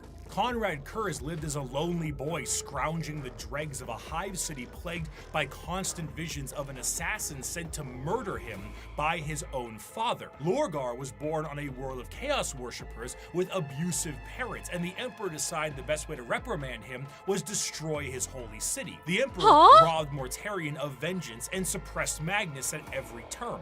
The question isn't why the Primarchs rebelled. The question is, why didn't they sooner? To them, they are not the betrayers. They are the betrayed. They were under the boot of a golden tyrant, and they finally could be free from his heel. Of course, I guess then it makes sense that you go chaos, cause like, oh, say like angry without. Angron. Oh my god, it's such a weird name. That Big E is a Big Dad. These are examples. These are insane examples. Oh my god. We could all put Bald Toy as a profile picture. No. Yeah, there's a little whoopsie. You know. Gotta go cook. Alrighty, Rexham, take care of yourself. Take care. 50% good dad. How is this 50? How is this 50? He didn't tell them about chaos, which is why Horus decided to go wonky. He decided to teleport Angron and just let him watch everyone get slaughtered. Others got like in a world of chaos, and then their parents got slaughtered as well. Like, God, what do you mean 50%? What the fuck? Oh my god. Only half of the Primarch turned to 50%. Oh, that's what you mean with 50%. Okay, now I get it. Oh, let him eat people and he's happy. Oh my god. Let me roll the dice with Paratine. Yeah, it looked like he was just guessing, like, you know what? You can teleport out of there, you know? Oh, you? Oh, yeah, your parents are boom, you know? Not my fault. 2 were raised. Oh, yeah, not 18. Wait, what was the end? Not 21 or 8 or 20? It's actually 18. Good times rhymes with, I don't know, pain? That doesn't rhyme. He got bored halfway through and then wanted to parent the rest. What? That doesn't even make any sense! He created them! He was like, let me make, like, this many, like, people so they can reclaim planets. What do you mean he got bored? Okay. Things have changed Tyrant, and they finally could be free from his heel. Of course, things have changed a lot since you the look heresy, sick. And the Primarchs of the Chaos Space Marines that have survived the fall are a twisted variant of what they used to be.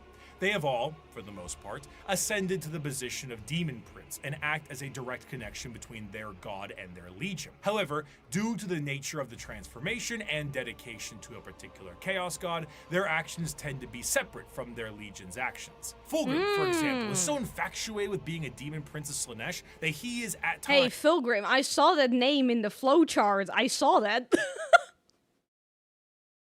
I recognize that name. Gets the custodes and explains what Biggie's plan was for the Space Marine after the Crusade. Well, just wipe them all from existence. What is that a snake? What do you mean, snake? Oh my god. We have one war plug here. Don't worry about it. Pilgrim, he's a snake man? Oh my god. Oh god. Woohoo! The sexiest? Is this calling him sexy? Is that heresy? Fulgrim, for example, is so infatuated with being a Demon Prince of Slaanesh that he is at times far too focused on his own personal perfection as opposed to conquest and sitting around like Frankfurter on his throne. Meanwhile, Lorgar is being stalked by a bird, so he's always on edge. Wait, what do you mean he's being stalked by a bird? What do you mean? Read Fulgrim's book, it's wild. Oh my god. Oh my god. Sexy snake man. Not Slaanesh. I'm not. Birds do not exist. Oh yeah, they're fake. They're not real. Meanwhile, Lorgar is being stalked by a bird, so he's always on. Wait, is this like Corvus Corax became a giant raven monster? What the? Ah, hang on. Let me write that down. Corvus Corax raven part is stalking Lorgar. I'm gonna assume he's gonna talk about later why he's getting stalked. Missed so much of the stream. Hey, don't worry. We're only 12 minutes into the video. I spent the first like 30, 50 minutes just talking, just yapping. So, yeah.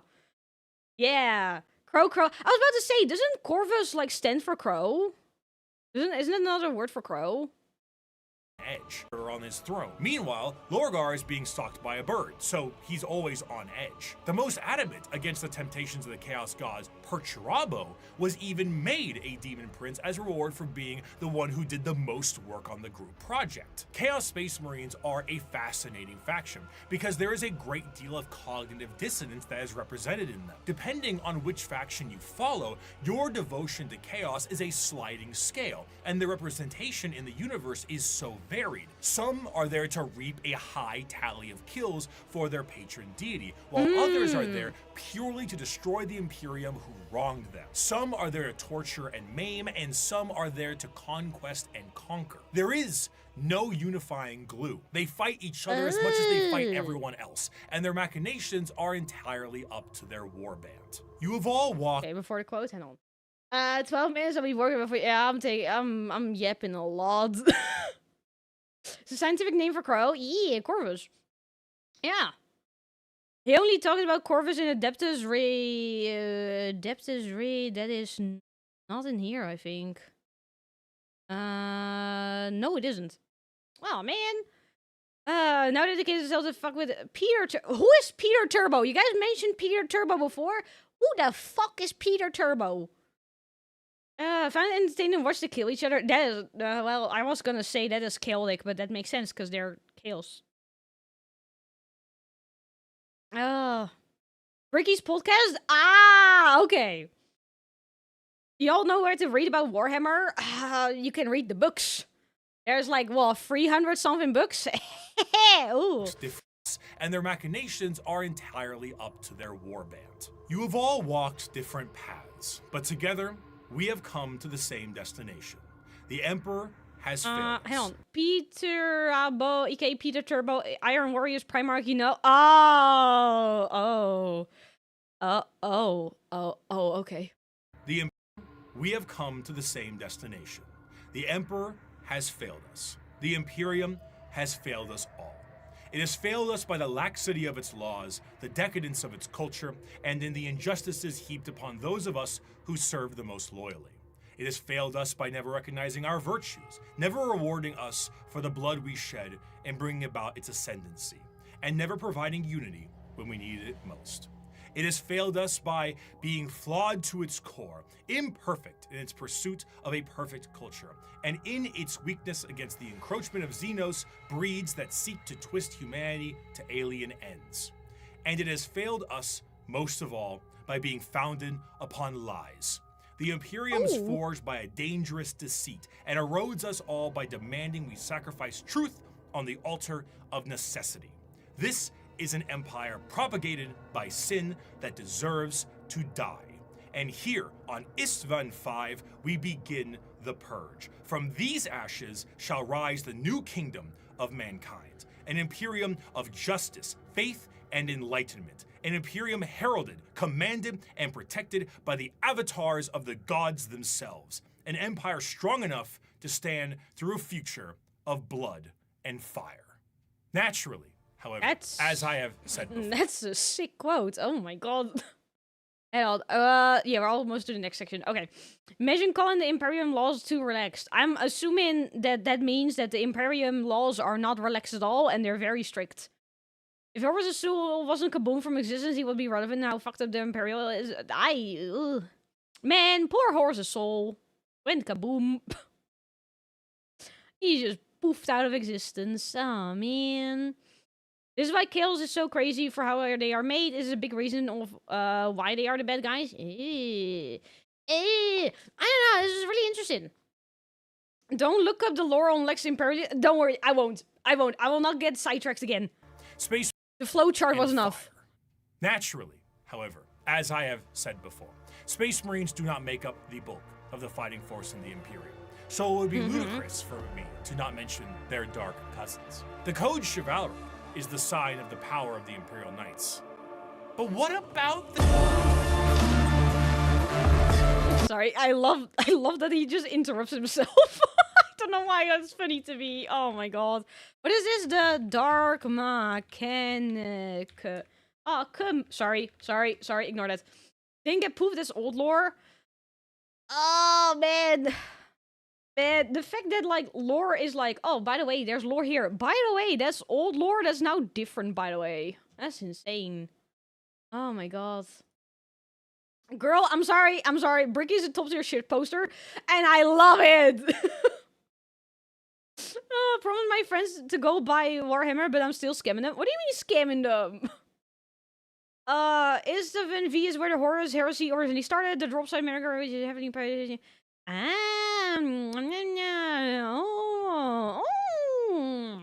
Looking for a shit post.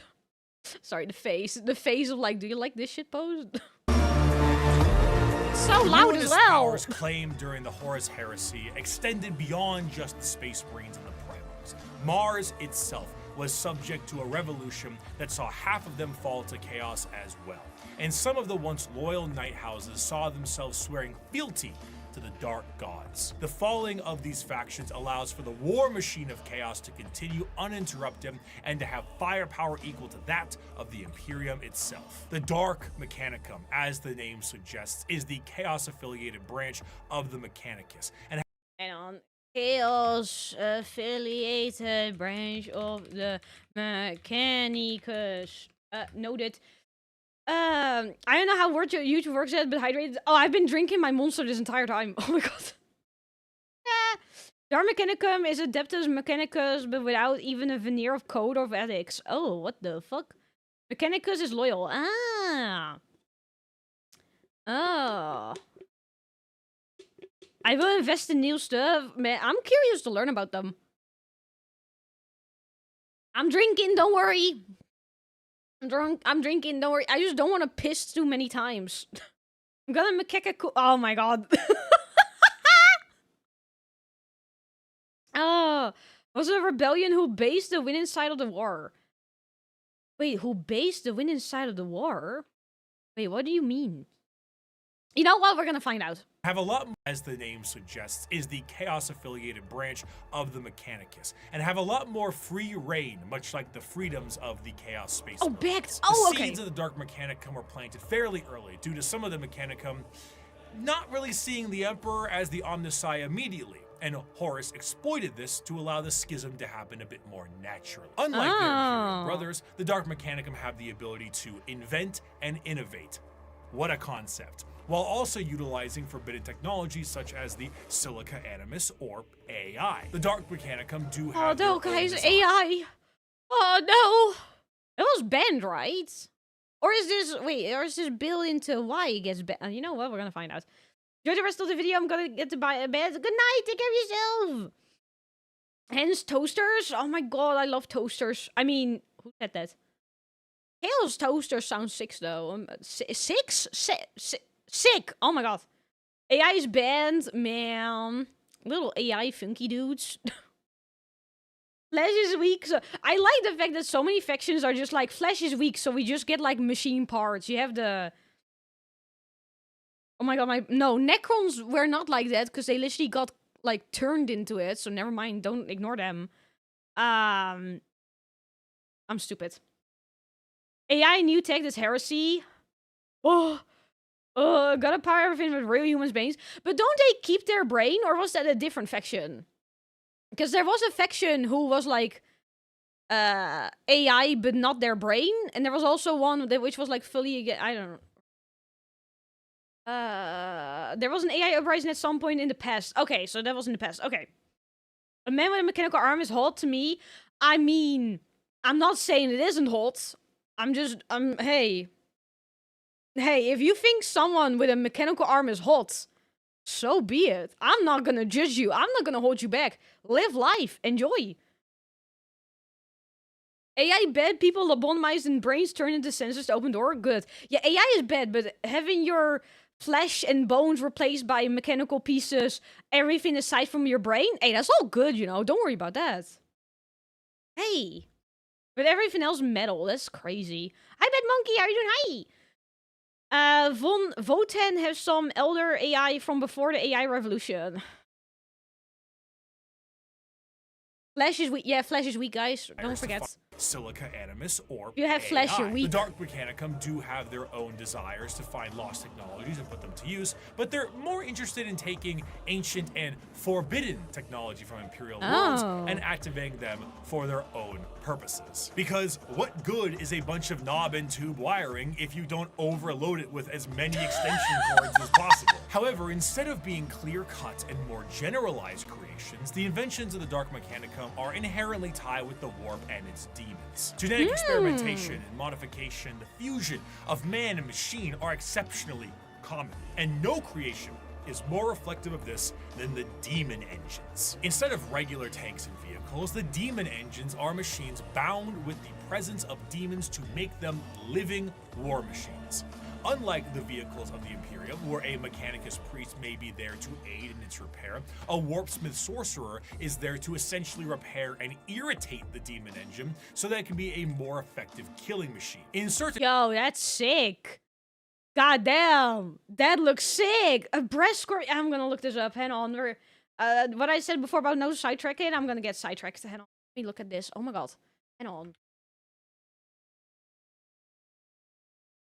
Yo. Oh my god, they look sick. What the fuck? You know, I'm starting to think that joining this whole, like, joining them is not that bad. Sidetrack number 11. This is not number 11. This is not 11. Is it 11? Oh, man. But, like, look at this. Like, how, like, look at that. That looks sick. Iron within, iron without. Oh, man, it's time to get, guys, it's time to go, like, iron arms, you know? Let's go. Sidetrack number 26. Okay. Iron warriors are sick when they aren't breeding. We're not gonna talk about the breeding. No, moving on. And irritate the demon engine so that it can be a more effective killing machine. In certain factions, like the bitter and siege-loving Iron Warriors, they will lure demons with the promise of glory and easy bloodletting, only to then forcibly trap them into these demonic engines to use as weapons of war against the Imperium. Some lesser gods, like— that is both fucked up and sick at the same time. What the? Incel within, incel without. Hey, if I, like, get a robotic arm with the current RAM prices, does that get, like, really expensive?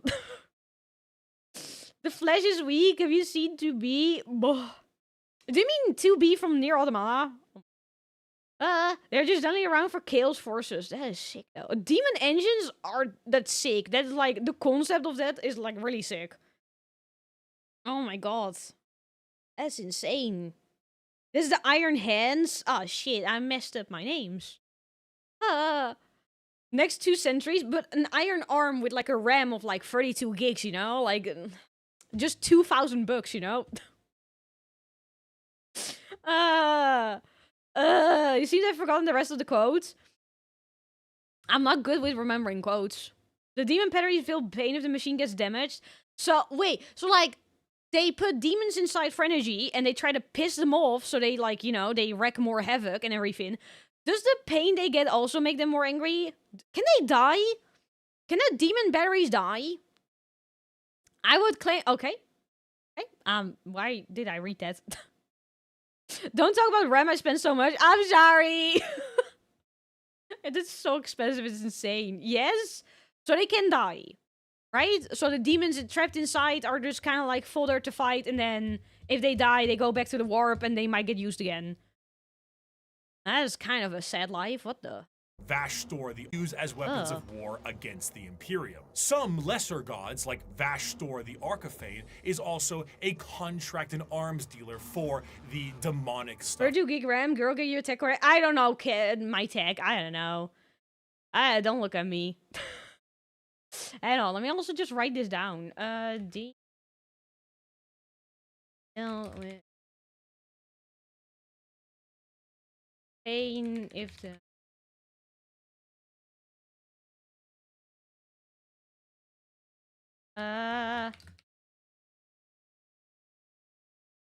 Okay. Noted. RAM is more expensive than CPU right now? Yeah, it's fucking stupid. Being killed by the sword of the Emperor. The Emperor! Have she arrived at the Resident Edgy Boys, the Night Lords? I don't know when the Night Lords are. I have no idea. Unless killed by blank, unless they got reincarnated while I wasn't paying attention. Bricky only talks about Conrad, Corsa, and the yeah, there you go. Blanks can't kill, they get banished before they can be killed. Oh! Okay. That comes is also a contract and arms dealer for the demonic stuff that comes out of Chaos. Many demons may sign a pact with Vashtor in the soul forges of the warp, and in doing so are given the weapons of war to kill as much as they can. Should they do so, excellent, you may keep it. Should you not, I hope you enjoy your soul working in the forges for all eternity. That's what you signed with blood and oil. In addition, much like their ties in the Loyalist realm, the Dark Mechanicum and the Chaos Knight houses are deeply intertwined. There were, of course, many Knight houses that swore fealty and bent the knee to War Master Horus during the heresy, but a good portion of them had no choice, as they were absorbed by warp storms and corrupted into compliance. Many of these Chaos Knights reflect the very early Dark Age technology Knights with more corrupted weapons. The Throne Mechanicum, which once had a noble sitting and taking control of generations of previous drivers and taming a beast, is now a saddle to a monstrosity of wrath and hatred. The nobles of the Chaos Knights fight to aggravate and bring the machine to their will while combating the corrupted minds of their fallen ancestors. Some of these nobles may do such a good job that they themselves fuse into the throne itself and become one with the knight. If a noble dies... Wait, I've seen these like as minis. Oh my god. My guys, Rage Against the Machine. Hang on, let me note that down. Hang on, some of them are... Fuse into the... Hang on, some nobles... do such a good job that they fuse with the knight. I don't know, it sounds like fusing with the knight would not be that good of a choice, but you know, that's just me. They do look fucking cool. Oh my god. Power of Demon is countered by Power of Blank if Blank Power or Great Demon Power Demon is killed, otherwise banish Blank. Okay. Imperial Knights turn to Chaos. Oh, god. Nice. Chaos. And once fused, you're immortal. Oh, then never mind. I take it back. Once fused, you are immortal.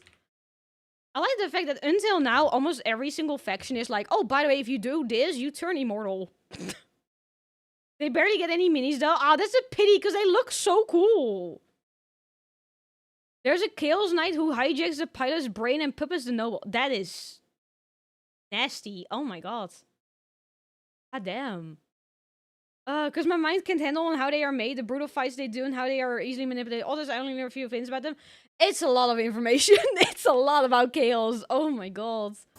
Some of these nobles may do such a good job that they themselves fuse into the throne itself and become one with the knight. If a noble dies, no worries at all. Unlike the Imperial ones that require a pilot, a demon can hop into the cockpit and control it instead. The Night Worlds also see full corruption as well. Where there were once peasants, there are now cultists, and the goal of the Chaos Knights are just as chaotic as the gods they follow. Some are sent to war by the ruinous powers. Others may protect Dark Mechanicum Forge worlds, and others still may be so hyped up on the ruinous powers that they are just aimless and reckless, hoping to unravel the fabric of the universe itself. Though the aspect of nobility is still there with the Chaos Knight. What? Hang on. What are these Discord pins? Hang on. What does it say? Hyped up on the ruinous powers that they are just aimless and reckless, hoping to unravel the fabric of the universe itself. Show me! Though the Hang on, turn off the stream, your actual webcam just turned on. What? What do you mean? Oh my god, that got me for a second there. Allow Bricky's trolling. I literally was like, wait, what the fuck is... What do you mean? Oh my god. There's a Chaos Knight that followed and worshipped by Necrons. The Necrons! Oh my god, that sounds sick. Oh my god. Trolling VTubers?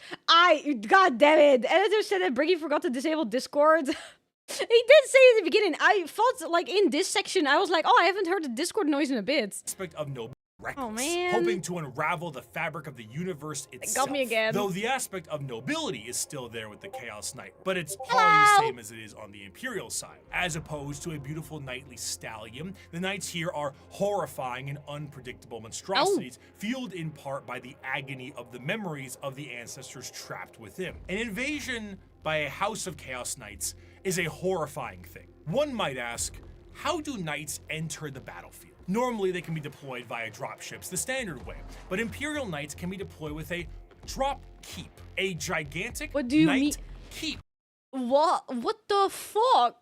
Get trolled, nerd? It actually got me. Yet again, I was like, that's my Discord. Which is funny, because my Discord is always on busy. I never hear the Discord notification sound, because I never have it enabled. But it still gets me. Wait, so you drop an entire castle if you want to deploy knights? Oh my god. The breed-in was one of the top projects commissioned by the Iron Warriors in the Dark Mechanicals to make a more stable and rapid made version. That breed-in fin is still so screwed up. Man. Oh my god. With me deploy with a drop keep, a gigantic knight keep with like towers and stuff will hurdle towards the surface like a drop Tone pod this down. and Here be you go. slammed into the ground with an excessively thunderous crash. He forgot to fix the Discord pin, so he just decided to mess with VTubers because he knows we'll demand they touch the brick. Oh my god, that's such a genius move, though. Chaos can turn people or soldiers to either cultists or Chaos soldiers, is how their numbers increase and getting more members to fight with Chaos. And in turn, the Chaos gods become stronger. That's kind of sick, but also kind of fucked up. Oh my god. And the Sisters of Battle drop churches on people too. Yo, that's sick! Have you heard of I've seen House Moving Castle, and I can imagine what it looks like. But also, imagine you're just fighting people, and all of a sudden just a castle plummets from the sky, and just a bunch of Imperial Knights just walk out. I would be terrified. I would be like, hey, heresy? Guess I'm doing heresy, guys. I'm leaving. Goodbye. Oh, wait, but then you get, like, poofed in the face. Never mind. And be slammed into the ground with an excessively thunderous crash.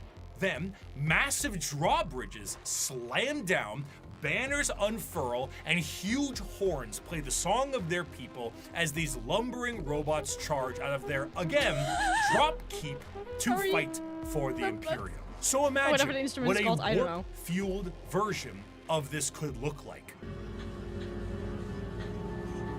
If you get the opportunity, you should kill yourself. Oh my god! But also, I'm imagining that version, but then, oh my god. I have a church organ that shoots a shit ton of missiles. A fucking church organ that's shooting missiles? What the fuck? Oh my god. A church organ is in a tank. Excuse me, what do you mean in a tank? Upkeep to fight for the Imperium. So imagine what a warp-fueled version of this could look like. Fucked up, that's what it would look like. If you get the opportunity, you should kill yourself. I would be terrified. Chaos Knights have such a presence. Wait, hang on, what does it say? Yogurt, alpha, 15 signs you're a yogurt male, super rare, and it is better Is this oh my god, the anime background, Boku no Hero, is it all Boku no Hero? No, Boku no Hero, Demon Slayer, I think that's also Boku no Hero over there. Boku no Hero, forgot what this one is called, the one with the mate sister thingies? Forgot what they're called, I don't know what this top one is. What is this one over here? Dragon Ball, and then, I don't know what this one is. Anyway, pipe organ missile launcher on a tank, that is sick. How do I join them? When guardsmen hear that, they know we're gonna die. Yeah, I would just stand there and salute. I would just be like, guys, my time is here. Is that I just noticed yogurt over here. Oh my god. Maid's wear. The anime with the maid with the pink hair and the maid with the blue hair, and it's about a guy and I don't know, some kind of like, I don't know what it's even about because I never watched it. Plays the hymn of the Emperor and at the same time fires melt. That is sick. Is there any animation that shows that? Because I want to see that. ReZero, that's what it's called. Thank you. Chaos Knights have such a presence, Yogurt. the warp fluctuates in their tread. They bring doom, dread, and despair across the battlefield. Warp storms occur overhead, and psychic phenomenon cling to them. A Chaos Knight will arrive either in some warp-debased platform, or perhaps a portal itself, or climb out of a pool of blood. As the air gets heavy, the enemy feels a crippling sense of paranoia, and the sky begins to rain blood, acid, and God knows what else. The horrors of the warp have resulted. That is terrifying, but also that is sick. Like, imagine you're fighting someone, and all of a sudden, out of a pool of blood, you just see 2 eyes and an arm coming out, and you're just like, yeah, okay, saluting. Okay, bye, guys. I'm gone. I'm losing this. Oh my god, that is sick, though. There's a Chaos Knight that had a bunch of cultists worship around it, covering the knights in flesh, then a bunch of Necrons killed the kill and followed the knight. Oh, is that the Chaos Knight that's with the Necrons? How to join the Adeptus Sorrows, the military of the purity of mind and soul and complete devotion to the Emperor. I'm sorry, but hearing this, my devotion is going elsewhere. To raid blood, acid, Oh and my God God. knows what else. The horrors of the warp have resulted in a dramatic change in technology in the favor of their forces. Though in practice, it is a horror beyond comprehension, their baseline desires don't seem that radical on paper. They are creative builders, working to innovate and improve technology while utilizing anything they can to accomplish their STEM goals. Looking at the dark forces of chaos and the Emperor now on his golden throne, humanity is fractured. The Emperor himself is the guiding light for warp travel for humanity, and in being that exists as a beacon for the entire species. Without him, things would get somehow worse. Therefore, he needs his protectors. Where a Thunder Warrior wasn't enough for his armies, and half of his Space Marines turned traitor, the Emperor's personal bodyguards are something else entirely. They are not the fallible Astartes, nor are they a nightmarish concoction of organs and indoctrination. They are built and gene-crafted, with science bordering on magic. They number 10,000 strong, and each of them is a hero. They are the Adeptus, and we're going. Sorry. Oh, they don't have vow of chastity. Yeah, kitten, golden banana boy, the banana boy. Oh my god. Hang on. Adept. Hang on. How do I spell Adeptus? Custodes. Nice. That was pure monster. Oh my god. Awaken my quivering abs. Excuse me? Custodes. Why do they have toes in their name?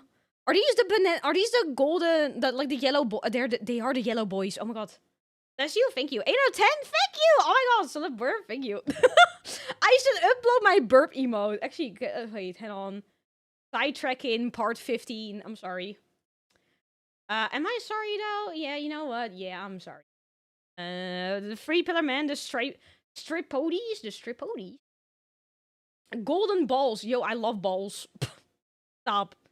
You did not hear that. I did not say that. At all. It's in here, and then emotes. Can I upload a new emote?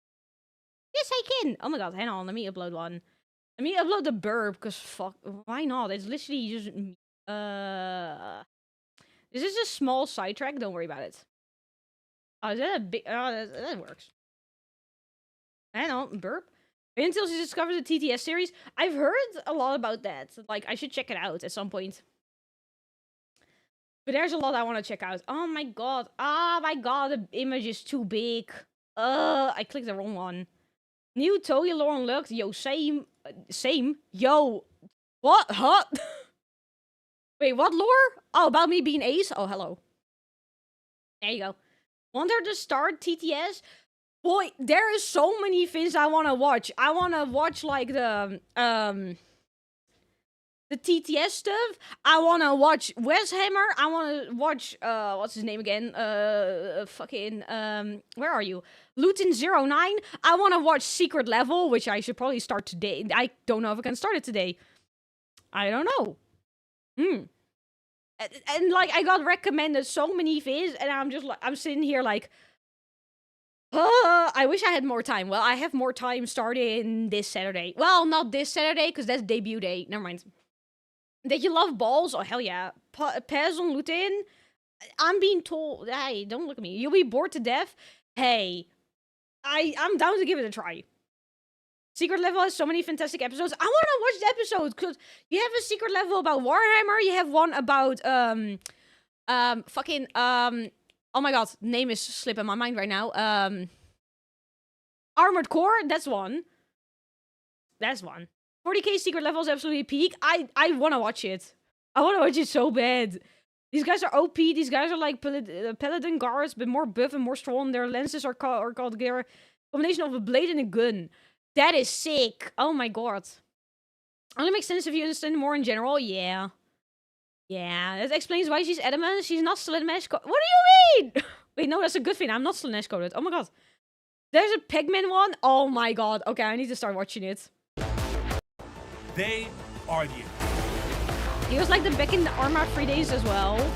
I want to give him a shot. Rare just is watch the one. battle where an emperor's custodians outnumber our foes. We are ever beset, surrounded upon all sides by Sorry, I need to restart that quote because the Discord pin fucked me up.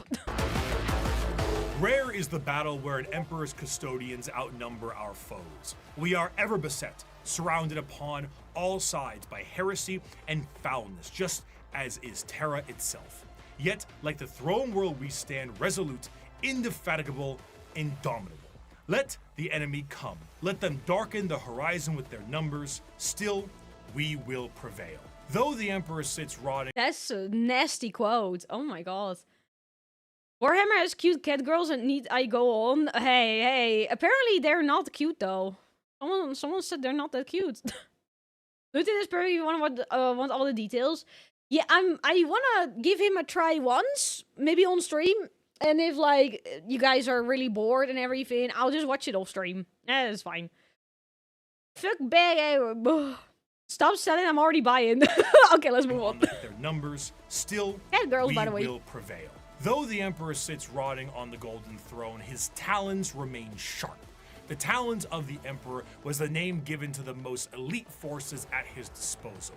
The left hand. Hang on, sorry, sidetrack real quick. Hang on. Do the cat ladies, do they look like, hang on, can I get a good picture of this? Do they look like the cats from the musical? Do they look like them? Because then I'm good. Then I'm good. Hang on, I can just look them up. I'm stupid. God damn, I'm dumb. You know what? They do look more furry. If this is correct, then they do look more furry. More like... What is Kahaji? What is that? Oh, that's from the Skyrim! You know what? I accept them. I think they're good. Knew the emperor and they didn't. He didn't want to be a god, so probably see worship him. Yeah, because wasn't the emperor like, oh, I don't want to be god, I don't want to be worshipped, but then he goes around and gets worshipped, which kind of is like a hypocrite thing to do. Warhammer's cat people, we know little elves. The only description of them that we have is the form from an alien that isn't human. Ah, so there's no artwork. Ah, so we don't know what they look like. Ah, okay. Was the name given to the most elite forces at his disposal. The left hand of his talents comes in the form of the Sisters of Silence, psychic blanks that scour the galaxy to claim souls, to fuel the Astronomicon in the form of the Great Tide. 1,000 psychers sacrificed daily to keep the Emperor of Mankind alive, dragged into the black ships of the Silent Sisterhood. The right hand of the Emperor's protectorate, his golden bodyguards that serve him and only him. These are the custodians. While the members of the Space Marines went out... Yo, I see it now. You see the gun over here. Oh my god. Didn't found a religion. They founded it after he was found the throne and bound to the throne, I'm pretty sure. Mostly it started after he fell to coma. Ah, okay. So he fell to a coma and then people were like, oh, let's worship him. And then people were like, oh, that's kind of like hypocritical, but he didn't make the choice because he's in a coma. We don't need femmes, though. We have the sisters. Oh my god. Back. These are the Custodians. While the members of the Space Marines went out to take back the galaxy, the Legio Custodes stood back and kept a close watch over the Emperor himself. The Custodes are, in a sense, similar to Space Marines in that they are genetically modified super soldiers clad in power armor, but that is where the similarities stop. Their genetic makeup seems to be made from the Emperor himself, or at least something quite close. And the precision of their creation predates the development of the Space Marines and even the Primarchs. Unlike Space Second, I'm taking notes as well. Hi fans, hi Space, how you both doing? Hello. And let me go back a little bit. Let me note it down. Made from the Emperor himself, or at least something quite close. And the precision of their creation predates the development of the Space Marines and even the Primarchs. Unlike Space development and the Space Marines and the Primarch. Wait. Oh, did I spell it wrong? Primar. I didn't spell it wrong. Okay. The cult started not before the heresy, but didn't take control until after he was put in the chair. Ah, okay. Drink water. I don't need to drink. I just took a sip. Primar. Oh, I did spell it incorrectly. No wonder. I was like, that looks wrong. I forgot the thing over there.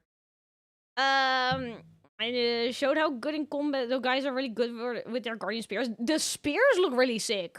Like, they look like the gun on them as well. Ooh. Space Marine predates the development of the Space Marines and even the Primarchs. Unlike Space Marine recruitment, where there's a process undertaken when a subject is at least somewhat grown, a Custodian's process begins at infancy. The methods in which they are made are a secret, but what is known is that at the very beginning, each Custodian was made by the Emperor himself. Regardless of the bioalchemical process, the process is exceptionally long and grueling, and only a handful of selected aspirants make it to the end. Those that do are clad in the most regal and effective armor in the Imperium.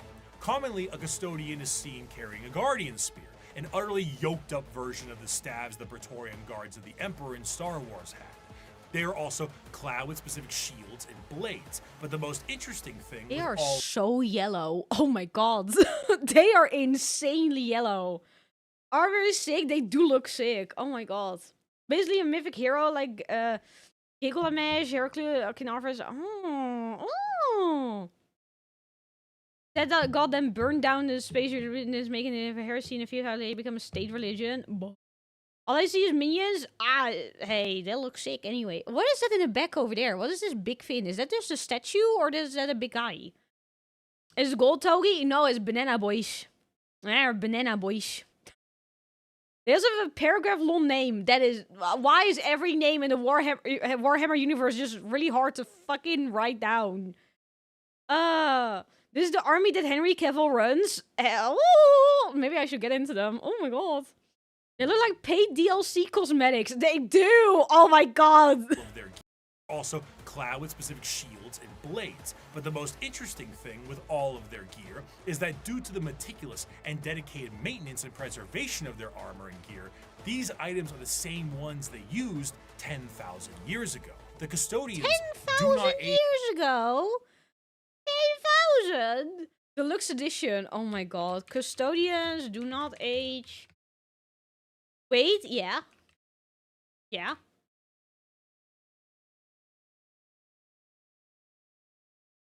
The one on the front had a gun blade? Ones they use. Yeah, did you just notice that? This one? Is that the one you mean? Every new Triumph, they get a new name. It's on the inside of their... Oh my god, they get a new name? Gun blade. This 10k-year-old gear is better than what the Imperium... Okay, hang on. 10k old gear better than Imperium. They're the cheapest army to collect too. Ah, okay. It goes along to the outside. How long it... Hang on. So they are inside the breastplate and it goes outside. That's a long name. Oh my god. Maintenance and preservation of their armor and gear. These items are the same it's old tech? Oh, okay. 10,000 years ago. The Custodians do not age biologically. So some of the veterans in the Guard may be several thousand years old. And unlike the Space Marines, they fight entirely as a solo force. When a line of Custodians is holding back waves of enemies, they operate independently. There are no battle formations, there are no squad tactics. each custodian is the main character, trailed by serfs and servitors, tasked entirely to reload their weapons. They fight with a singular purpose, if not action. Groups of custodians will dispatch enemy after enemy, their spears coming with This art is sick. They're on like a fucking motorcycle with a spear with a gun on it. They look sick. That is sick art. Oh my god. Custodians are good for beginners? Oh, okay. Groups of custodians will dispatch enemy after enemy, their spears coming within inches of each other, but never close enough for a killing blow. Their strikes are intentionally defensive, allowing their opponents to attack 1 to 2 times before parrying and ending their lives. Each strike deflected is an opportunity to know their enemy more and learn from their patterns. Ah, that's actually kind of smart. Oh my god. Hang on. So they deflect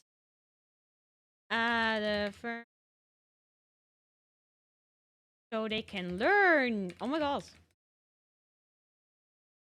That's how you spell enemy. Oh my god. That's actually really smart. Oh my god. I was about to question, like, why do they not go for the kill and blow? But if they want to learn the enemy, then that makes sense. Like in Ruby, the sword is also a gun. They just learn their moveset, and then the next fight, they're like, oh, I know your moveset already. They're basically Dark Souls professionals. Oh my god. Oh, you're gonna do this move, I'm gonna roll and dodge, and then I'm gonna smack you. Another hand touches the brick. Yeah, I already touched how many times today? I don't know. That's a weird sentence. Also, your name is Emperor Right Ball? They are truly... But where's the left ball then? Oh my god. Opportunity to know their enemy more and learn from their patterns. They are truly the Emperor's bodyguards, masters of close combat, enemy knowledge, and reactions measured in milliseconds. Though the custodians are a part of the Adeptus Terra, the members of the Guard only answer to their own leadership and the Emperor himself. I'm sorry. I just... Nonsense rotted away. Oh my god. I just pour balls. Oh man. The meme of rolling around the boss constantly, that's what they do. That's insane. Horus blew the left ball. The members of the Guard only answer to their own leadership and the Emperor himself. The leader of the custodians is known as the Captain General, and individual squads of custodians are overseen by a shield captain. As their focus is on the Emperor, their command center is located within the Imperial Palace. The Tower of Hegemon serves as their primary base of operations, but there is a dedicated elite guard of custodians known as the Companions that stands 300 strong by the Emperor's side. In total, the custodians are 10,000 strong, and when a member retires, their name... What was that? In total, the Companions that stands 300 strong by the Emperor's side. In total, the custodians are 10,000 strong, and when a member retires, their name is added to the Hall of Name and vanish across the galaxy in a cloaked disguise to serve as eyes and ears for the Imperium. Despite their numbers and their strength, the members of the custodians do not consider themselves to be soldiers or warriors in any way. They see themselves strictly as the guardians of the Emperor in all facets. It's a Spartan reference. Oh my god, I haven't seen it in so long. Hang on. They strictly see themselves as guardians. Guardians of the galaxy. Oh my god. Right that the Imperium already won the battle even before it started due to their skill and aura. They were aura farming? Oh my god. The Emperor only needs 1 ball because 2 would have been too heavy.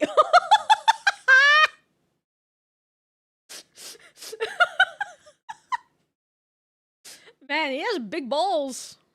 See themselves strictly as the guardians of the Emperor in all They facets are the aura of farmers? his Oh presence. man. This extends beyond the physical. Custodians believe they represent the guarding of the Emperor's ideals and philosophies too.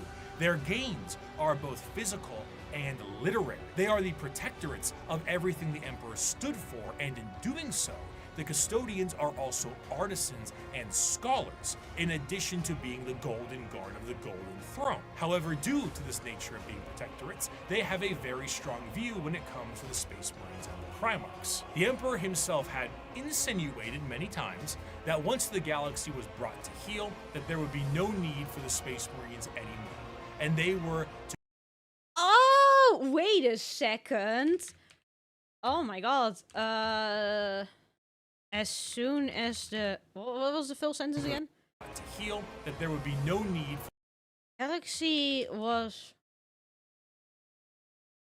Feel that there would be no need for Space Marine.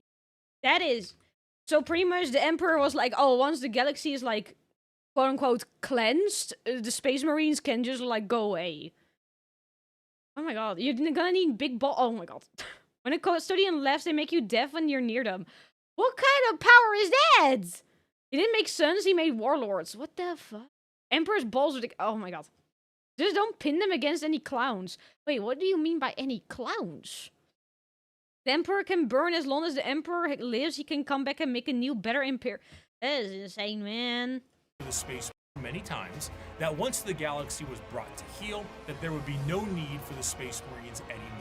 And they were to go the same way that the Thunder Warriors went before them. The Custodians were meant to be the judge, jury, and executioner of this will, and are biologically designed not only to be able to take down a Space Marine with ease, but to be able to go toe-to-toe with a Primarch as well. During the Heresy, the Custodians mused on how suspiciously easy it was to kill Chaos Space Marines, as if they were trained and made for that explicit purpose. Constantine Valdor, one of the closest advisors of the Emperor, was asked if he ever disagreed with Big E on something, and he said once, with the formation of the Primarchs. I feel I do my best, but they don't. Let me ask you a very fair question.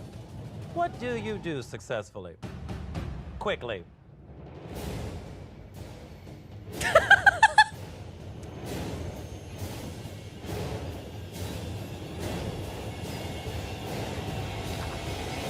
I hate that every time we're in Untucked, the conversations are about me. And besides the oh my god. They're known for kicking Custodian's ass at one time. Oh, this always gets me. God damn it. That's insane. He's not dead yet. Yet. You get used to it? Man, this is ridiculous. Oh my god, sorry. I'm gonna mute a Discord group or two, because I'm getting pinned. Oh my god, I'm not actually pinned, because my Discord is not going to din or whatever Discord sounds like, but I can see my notifications. There's a certain clown faction clowning around. Ah, okay. Space Marines dirt again. Man, poor Space Marines. trained. I hate that every time we're in Untucked, the conversations are about me. And besides the trained distrust for Space Marines, the Custodians also have evidence for their distrust. The Horus Heresy saw half of the chapters fall to chaos and turn traitor against the Emperor. In the mind of a Custodian, the fact that half of the Space Marines fell before means that the other half can fall with ease. They are fully that capable makes sense. Oh my god.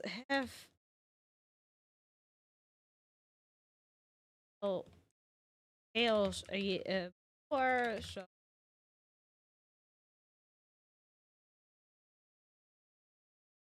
nobody's having a good time except for the orcs.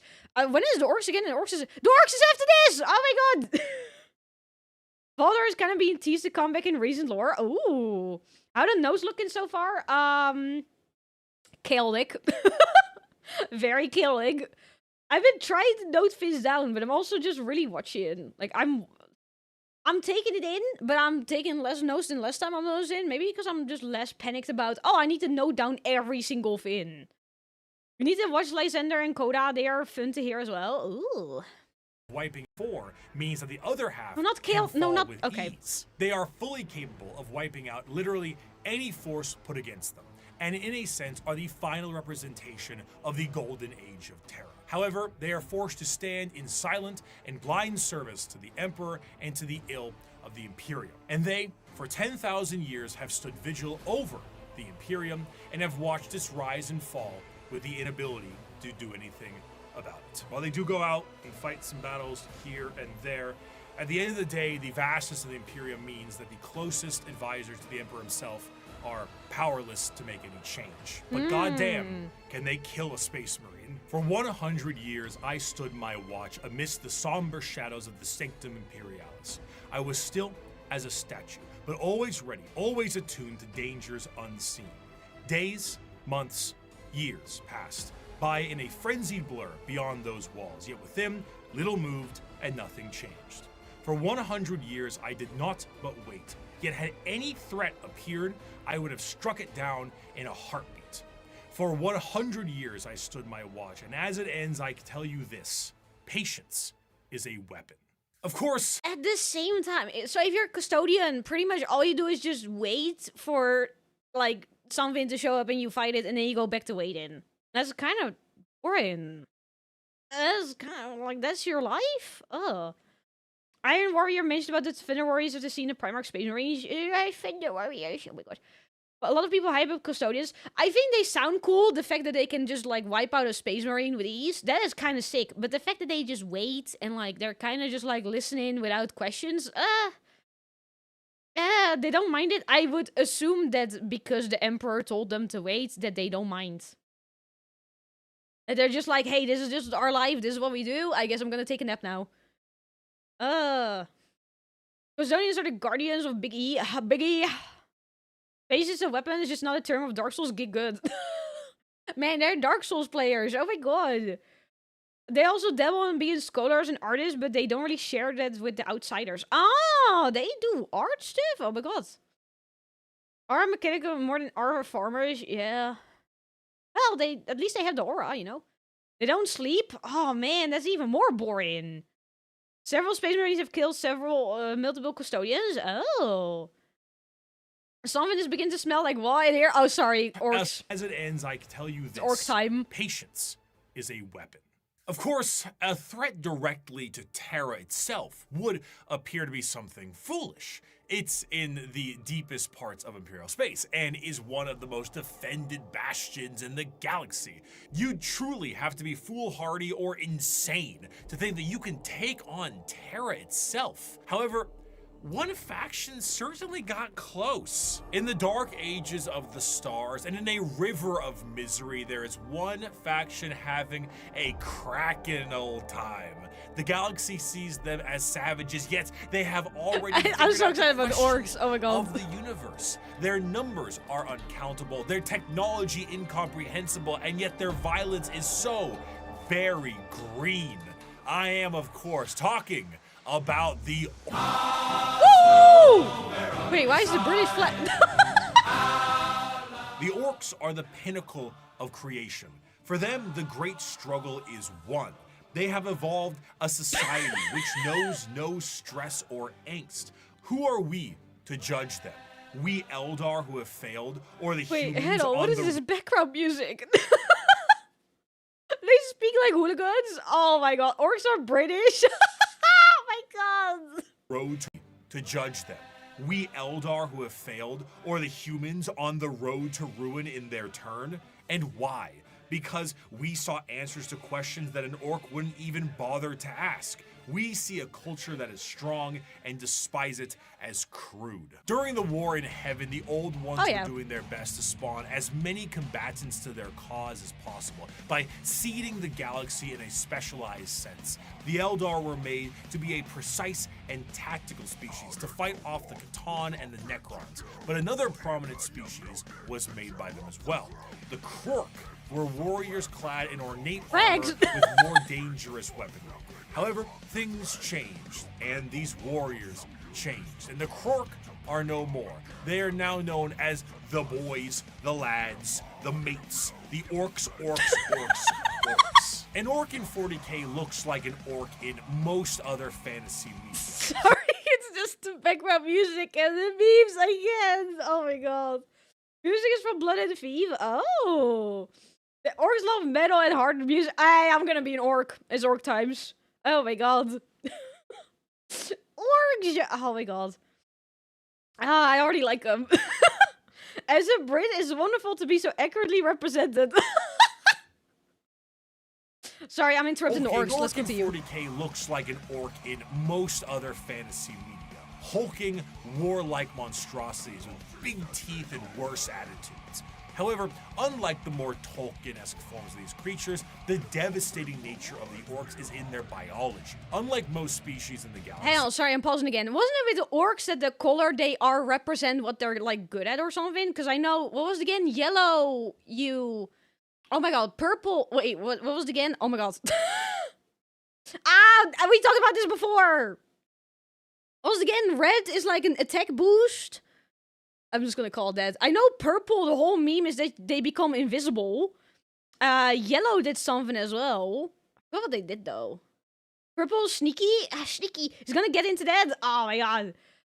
They got buffs from colors. Oh my The devastating that is so cool though. Like, do they just paint themselves or are they born that way? He's probably gonna talk about it, I'm sorry. nature of the orcs is in their biology. Unlike most species in the galaxy, the orcs are actually a type of fungus. This fungus itself comes in various forms. The small goblin-like Gretchen and snotlings are a part of this fungal ecosystem as well, and also the squigs, which can be used for basically anything. But regardless of what is a part of the fungal system, all of them are born from spores that land on the ground and grow. As they Oh, what the fuck? Have you played Sekiro? I rage quit Sekiro because it pissed me off. Born. They're born from fungus. Yellow makes things go more boom. Yeah. I cannot wait. It's paint? Oh, okay. I cannot wait to learn about that. The orcs don't have hair. Aw, man. So they can never look like a Giga Chad and slay the enemy while looking like they're slaying them. Oh my god. travel around, all of them are born from spores that land on the ground. So they're like and grow. mushrooms. As they travel around the galaxy, they drop spores literally everywhere. And then an orc dies, and they drop tons of fungal spores that allows for their numbers to be replenished over a period of time. Because of this, orcs are not only extremely prominent across the galaxy, but they are exceptionally resilient due to their... Hang on. So if an orc dies... Spores spread, aka you have more orcs. That is kind of a sick way to continue. Oh my god. Our orcs are green because green is best. They just abuse pain for bonus.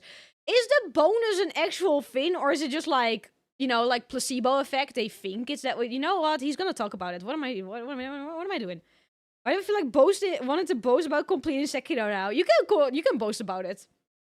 I want to come back to it at some point when I'm not as easily pissed off by the fact that a basic ass boss can just fucking one-shot me. When orcs die, they just spawn more. It's kind of like a plague. Oh my god. growing across the galaxy, but they are exceptionally resilient due to their growing cycle. Even if one or... Sorry, Summer, why did you just go to Twitch to redeem? Why are you trying to make me bald? Is meme good? This kind of have his word energy, not to the levels people meme it though. Ah, they use hair squish for hair. What? Oh, was that not the little creature where it bites their head and they have like a troll hair though? Oh my god. Orcs do not know what sex is all about. They know only fight, battle, and war. Oh my god. That is kind of... I like them. I like orcs. Exceptionally resilient due to their growing cycle. Even if one orc lands on a planet, it will be nearly impossible to get rid of all of the orc presence unless the planet itself is completely destroyed. And even then, they might... Did I get balded because then I look more like an orc? Is that it? Remember the warp? Faith has affected this universe. Orc believe in the color so hard, the warps makes it real. That is kind of sick though. Oh my god. Orc ships can roll down the windows for drive-bys. Drive-bys? Wait till you hear about Tyrant. Okay, let's continue. Sorry, I'm getting really excited. Unless the planet itself is completely destroyed. And even then, they might find a way to survive. Due to their fungal nature, orcs don't really stop growing. And the more long-lived an orc is, the bigger they get. And the more an orc fights, the bigger they get. Of course, since they're constantly getting into scraps, an orc's lifespan isn't necessarily that long, so the bigger orcs are harder to find. Though alongside this, however, they are a tribe-based species that is comprised of war bands, and the biggest and the strongest orc leads the war band known as the War Boss. At the bottom end of the orc tribal system are the Gretchens and the Snotlings. These members act as the servant. They look like creatures from Goblin Slayer. Oh my god. Drive-bys in space is crazy. Orc model when? Never. But sir, the planet doesn't have a moon. Well, does now. I like orcs. I think they're already really cool. Oh my god.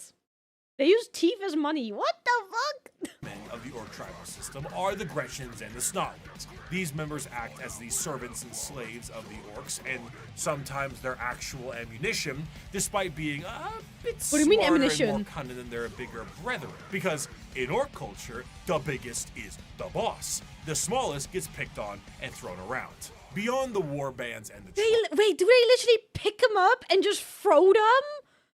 They literally just punt them? They also eat them? Oh my god. Conspiracy, they believe they get reborn after death, so they have nothing to lose, even though they get reborn. That's insane! What the? Zoe, get over here. Please don't throw me. I'm not small. Shut up! I'm just below average, okay? They get loaded into cannons? Oh my god! I like the orcs. Oh my god! Oh my god, they have a gun that opens a warp portal. A warp portal? Oh my god. Look up the 40k orc. Hang on, I'm gonna look at this. Hang on. Hang on. Wait. Wait. What the fuck? What the fuck is that? I see like minis of them. My VTubers in the way. Oh! Like, what? Oh! Or is it a best? Below average is small. Shut up, okay? Just because you guys are quote-unquote taller than me doesn't mean that, like, okay, well, shut up. Damn. So they put the little gremlins, like, over here in the little thingy, and then they poof. That's it? Oh my god. Also, I'm starting to collect them as a main army. You know what? I quite like them. I might look at minis of them. Oh my god. They got drug swing in the metal ball. Teleports Gransion into the target. Wait, hang on. What do you mean by into the target? They get poofed into them? Silly and funny, but they're still horrifying. Some of them keep humans as slave and cattle. You know, that's side details, you know. The smallest gets picked on and thrown around. Beyond the war bands and the tribes, orcs also belong to a specific clan.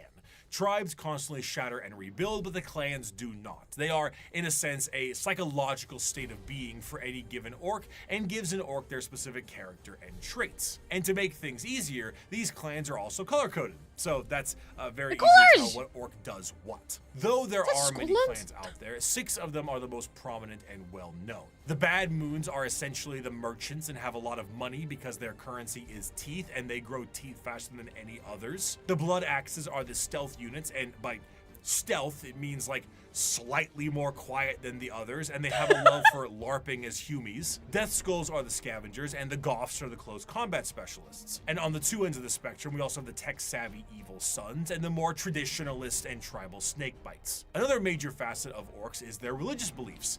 They believe in 2 gods, Gork and Mork. Gork is cunningly brutal and— Hang on, Gork and Mork, they believe in 2 gods? Not 12, 2. And more. What simple names. Oh my god. They're also obsessed with firepower and loot anything that is scrap. They even loot dead bodies or destroy ships, but not Tyranids since they are not made of metal. Oh my god. Gork and Mork. What a name. Gork and Mork. I might also need to pee again soon. Oh man. Mork is— they believe in 2 gods, Gork and Mork. Gork is cunningly brutal and Mork— Okay, hang on. Let me write that down. Gork is cunningly brutal. Mork is many orcs hate blood axes because they think about stuff. Oh, because they use their brain. This is a meme, but the Emperor is still alive because the orcs believe the Emperor still lives. That is crazy. I also read earlier, one of you guys said like, sometimes people make up stories about orc and they just believe to be true because the orcs are so crazy. That is insane. Is brutal. Believe in 2 gods, Gork and Mork. Gork is cunningly brutal and Mork is brutally cunning. The difference— What? I'm gonna say the difference. I want to know what the difference is. Brutally cunning. What the fuck is the difference between that? And Mork. Gork is cunningly brutal and Mork is brutally cunning. The difference between them, according to orcs, is that Mork hits you when you aren't looking and Gork hits you when you are. There's a lot of confusion as to which one is which, and this results in a lot of— What is this background? What the— What? Will kick? Don't think about it too much. These are orcs. Yeah, I probably shouldn't be using my brain for this. They aren't really that different. Sorry, the background image is just fighting. In other species, this would be considered a sort of religious conflict, but for the orcs, it's just another excuse to fight. I have a quote here, but I don't really do a good orc voice, so I'm going to get my co-host of That's Ridiculous to read this one, and I'll try to lip sync it. Oh, he's more cunning than a grot and more killy than a dread. The boys that follow me can't be beat. On Pisana, we jumped the marine boys, and our boss pose was covered in the helmets we took from the dead ends. We burned their port and killed their bosses and left nothing but ruins behind. I'm Warlord Gazgul Mac Uruk-Drucker, and I speak with the word of the gods. We's gonna stomp the universe flat and kill anything what fights back. We's gonna do this 'cause we're orcs, and we was made to fight and win. Hell yeah. This fucking sounds terrible. Those little fighting boys. I love them. Orcs are fun. They're really fun. I like them. They're also not really good at speaking in proper English. I just imagine all their languages just like rah, rah, rah. Like, you know the World of Warcraft, what are they called again? The creatures in World of Warcraft that just go I forgot what they're called. Oh my god. They look like little froggies. Oh man. I always blank out on the names. I just know they go like Murlocs, there you go, thank you. One orc cuts butter too much and the other do not cut, and yet butter gets cut on his own. Oh, hell yeah. Okay, hang on. I need to pee again, because I've been drinking a lot of Monster. We're 1/3 of the way of the video. Oh my god, guys. Clappies! Woo! Oh, man. The more they fight, the bigger and smarter they get, leading to Gazgul developing depressions. Depression? Oh my god. Okay, I'm gonna piss real quick. I'll be right back. Hang on. I'm gonna run, don't worry.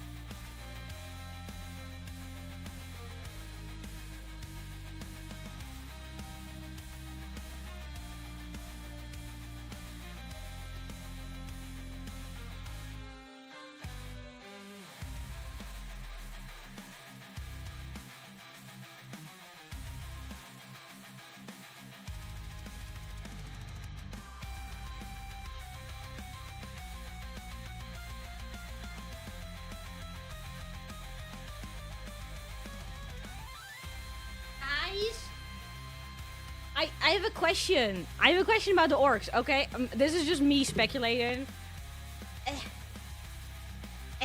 So, like, okay. So, the orcs get, like, power from painting, you know?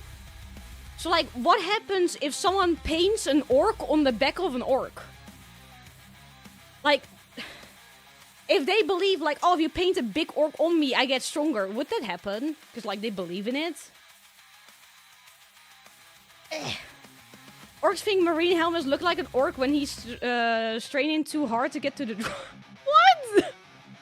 No? Aw, oh, man. That would be fun, though.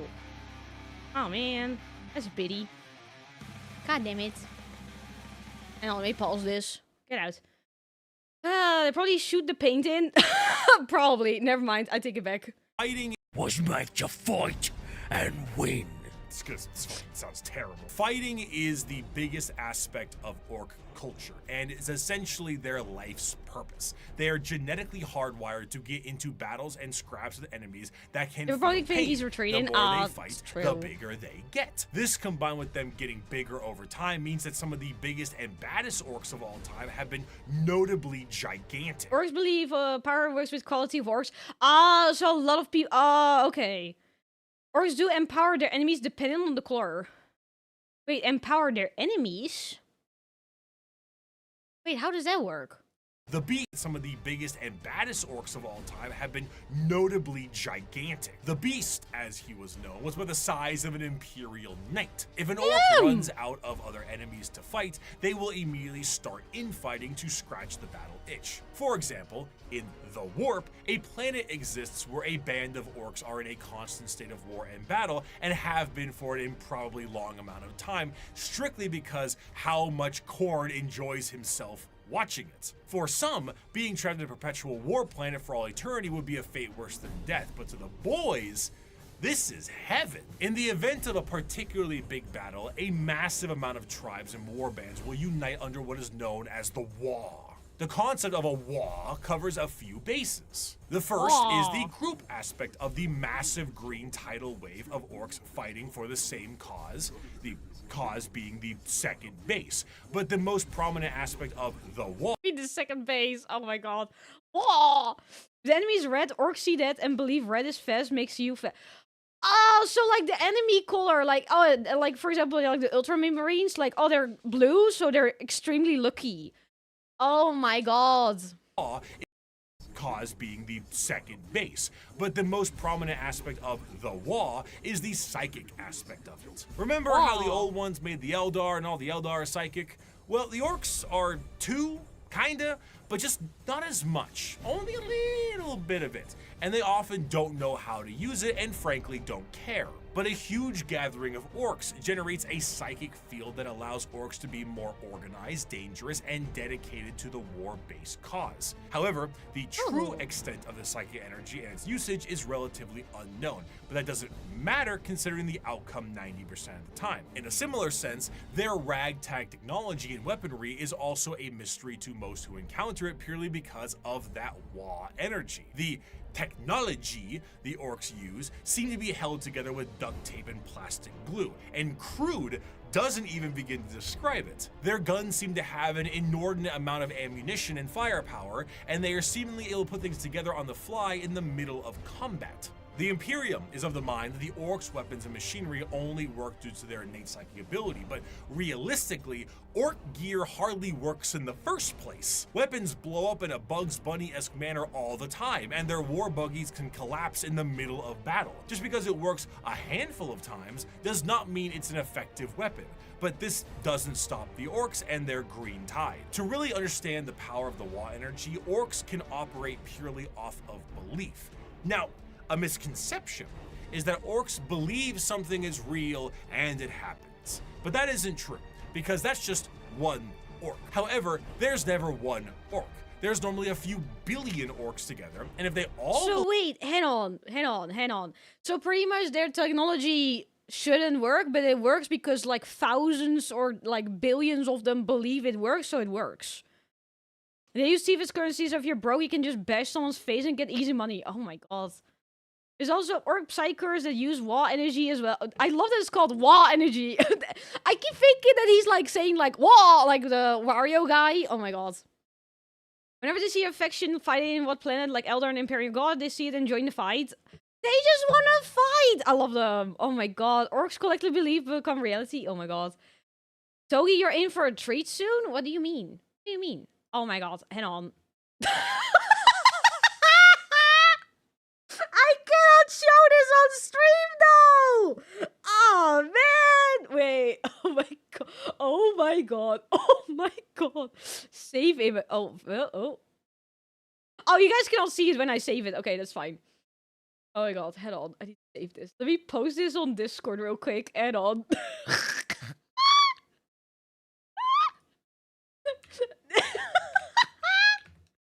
Charuk, you little cooking man. Goddamn. Okay, I posted it in Discord. Don't worry about it. Anyway, if enough orcs believe in it, it is true. That is crazy. They need enough of them to believe someone to manifest. That is crazy, though. Jesus, don't worry about the image. Don't worry about it, Robo. Blame Charuk for that. So the if lots of orcs believe equals it happens. Is there a limit to that? Like, if they believe in something crazy, does it happen no matter what, or is there a limit? You wanted that rendition? Hey, shut up. No need to expose me like that. God damn. You're just gonna casually expose me for asking Chadok to make that? Nope, there is no limit. There is a limit? Okay. Because I would assume they cannot, like... For example, they cannot all believe that the Emperor will appear before them and, like, save them, like, I don't know. Kind of a limit? How many orcs you got? A bazillion. They need a lot of orcs to work. Okay, so there is a limit. Depends on the number of orcs that believe in it.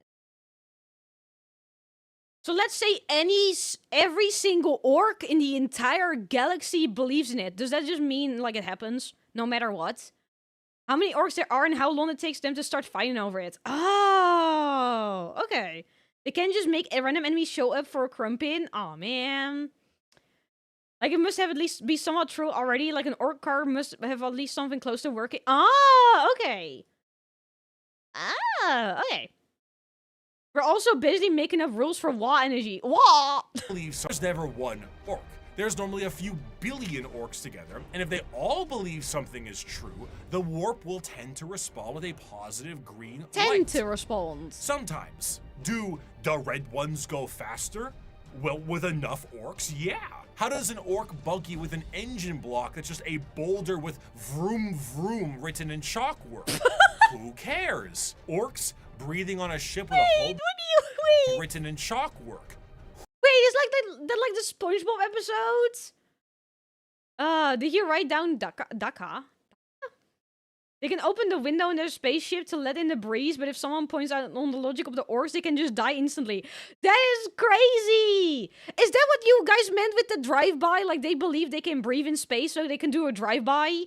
Oh my god.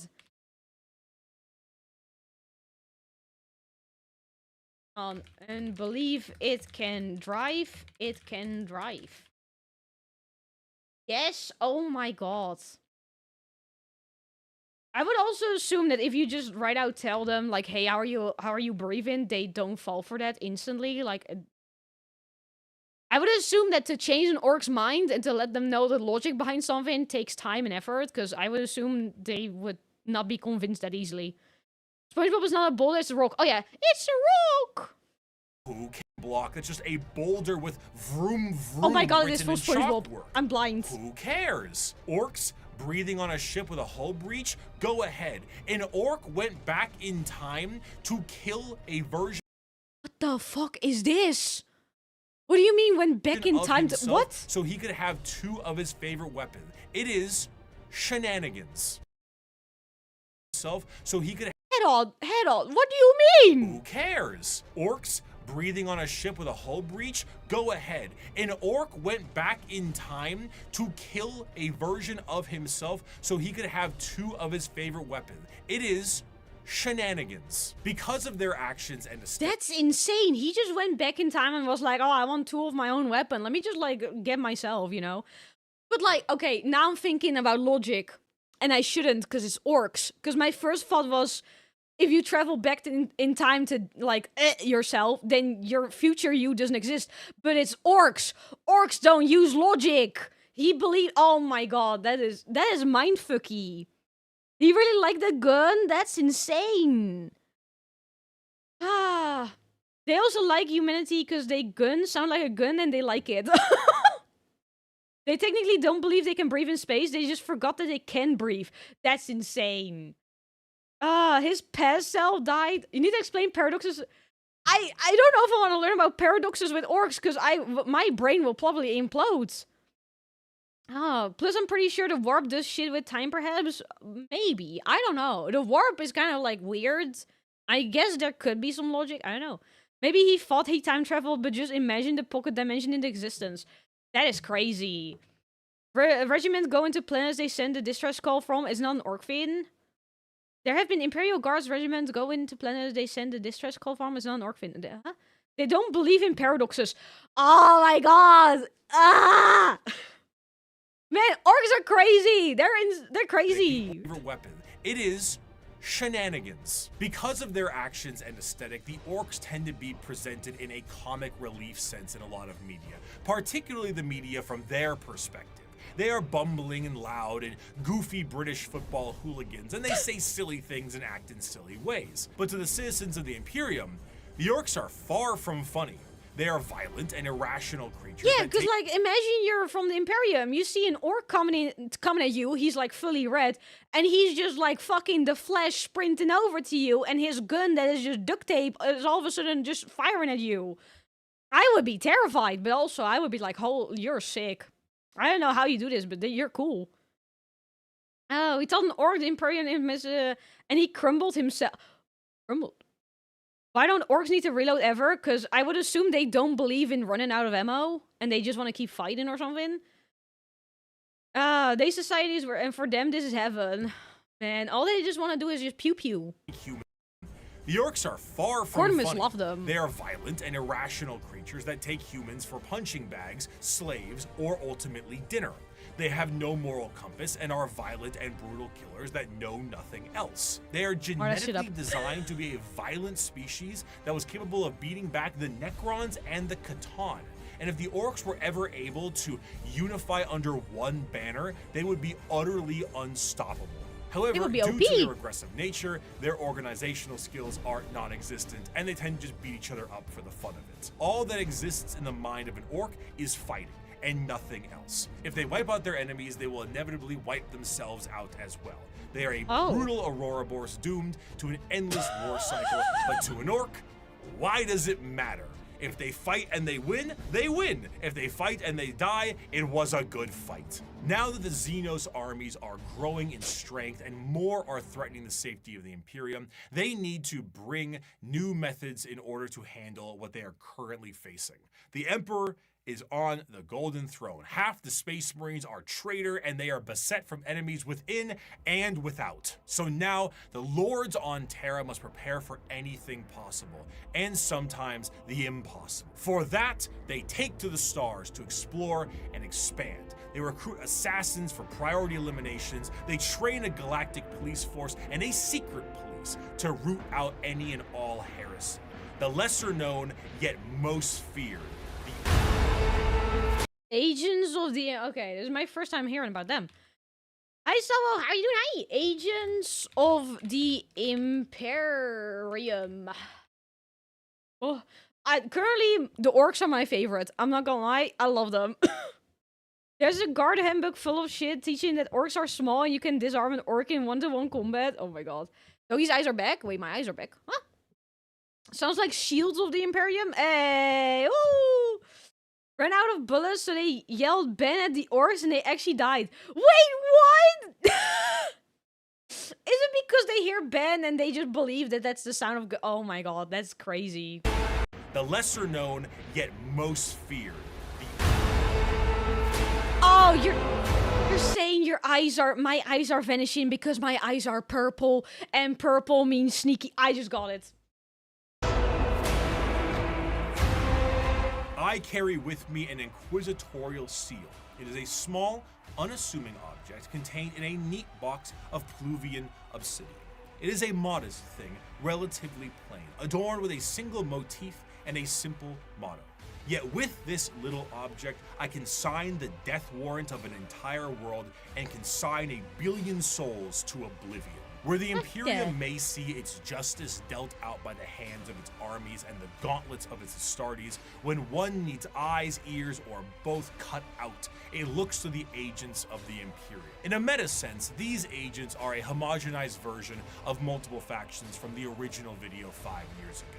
They comprise multiple aspects of the wide and all-encompassing armies of humanity and serve different roles. Whether it be the law enforcers of the Adeptus Arbites, the void-faring explorers of rogue traders, the invisible hand of the Assassinorum, or the hospitality of the Emperor's Inquisition, each has a part to play in the God Emperor's domain. Rogue traders are a great...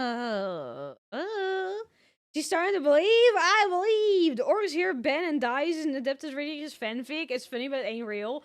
That is funny, though. And I would believe that the orcs would fall for that. I would believe for that. Your eyes were lost. I was just lost in them. Ah! Almost all 40k fans like the orcs at least a little. I are cute. Great example. Each I just never want to fight an orc. Okay, I never want to fight them. part to play in the God Emperor's domain. Rogue traders are a great example of a somewhat undiscussed part of the Imperium, its nobility. While you may see the General Imperium as a totalitarian hellscape, because it is, this is to those under the boot of the nobles that run it. Rogue traders are a special kind of explorer, and their existence is extremely important to the function of the Imperium. A rogue trader is often an extremely special individual and is given the monumentally sized warrant of trade, allowing them to be given Rogue trader. Rogue trader.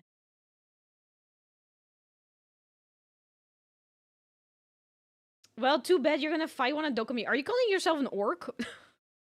Don't want to fight anyone in the 40k? True.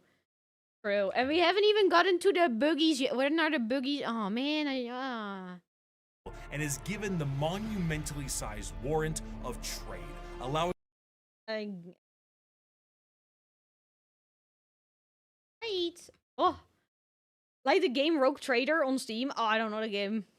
Oh. them to be individual and is given the monumentally sized warrant of trade, allowing them to be given almost complete and utter freedom. Their task is simple: to chart the uncharted, learn the unlearned, and do whatever they can as an explorer and conquistador for those back on Terra. This information is, strictly speaking, invaluable. Whether a sector can be That's a meme? Oh, okay. Rogue Trader is basically Star Trek with Warhammer. I don't know Star Trek either. Surprise hasn't made a horror game yet, since it would basically just be a life of the... Honestly, that sounds like a sick idea. They probably should make one. settled information is, strictly speaking, invaluable. Whether a sector can be settled and colonies built, or precious rare resources exist on a floating asteroid can be mined, or a long-lost Imperial world from the Age of Strife is recovered, it's all absolutely imperative. These rogue traders are faster than any other kind of Imperial armada, and therefore chart the direction of the entire society. Because of this, rogue traders are given a substantial amount of freedom. They have a ship and a crew of specialists, and can do things that would see any normal person shot. They can barter deals and even recruit Xenos races. They can explore areas strictly prohibited, and they can earn a vast amount of wealth and riches in doing so. This tends to make rogue traders a very long lineage. Hang on, pause, and let me write it down.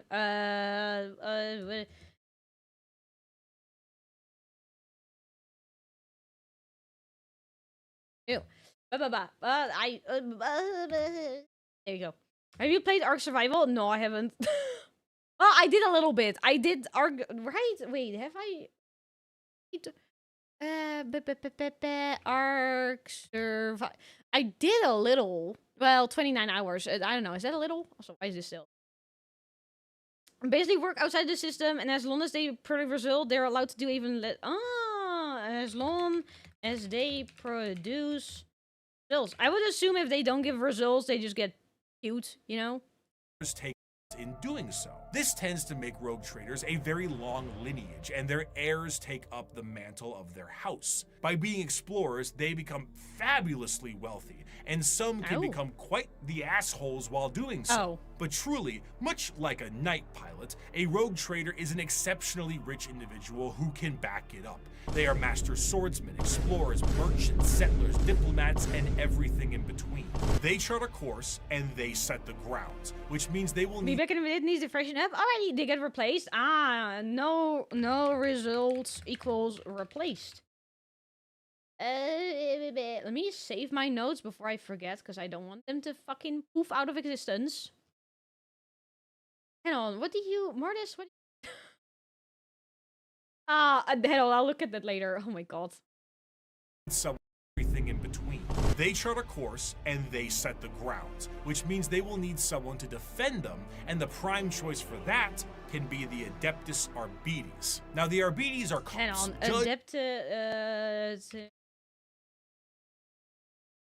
Adeptus Arbites. You can watch it on stream. I don't know how loud this is gonna be, though. Scared. I don't know how loud this is. I am the law. But okay, hang on. Let me like Martis send me this. Oh, loud? That's not loud at all. What the fuck is this?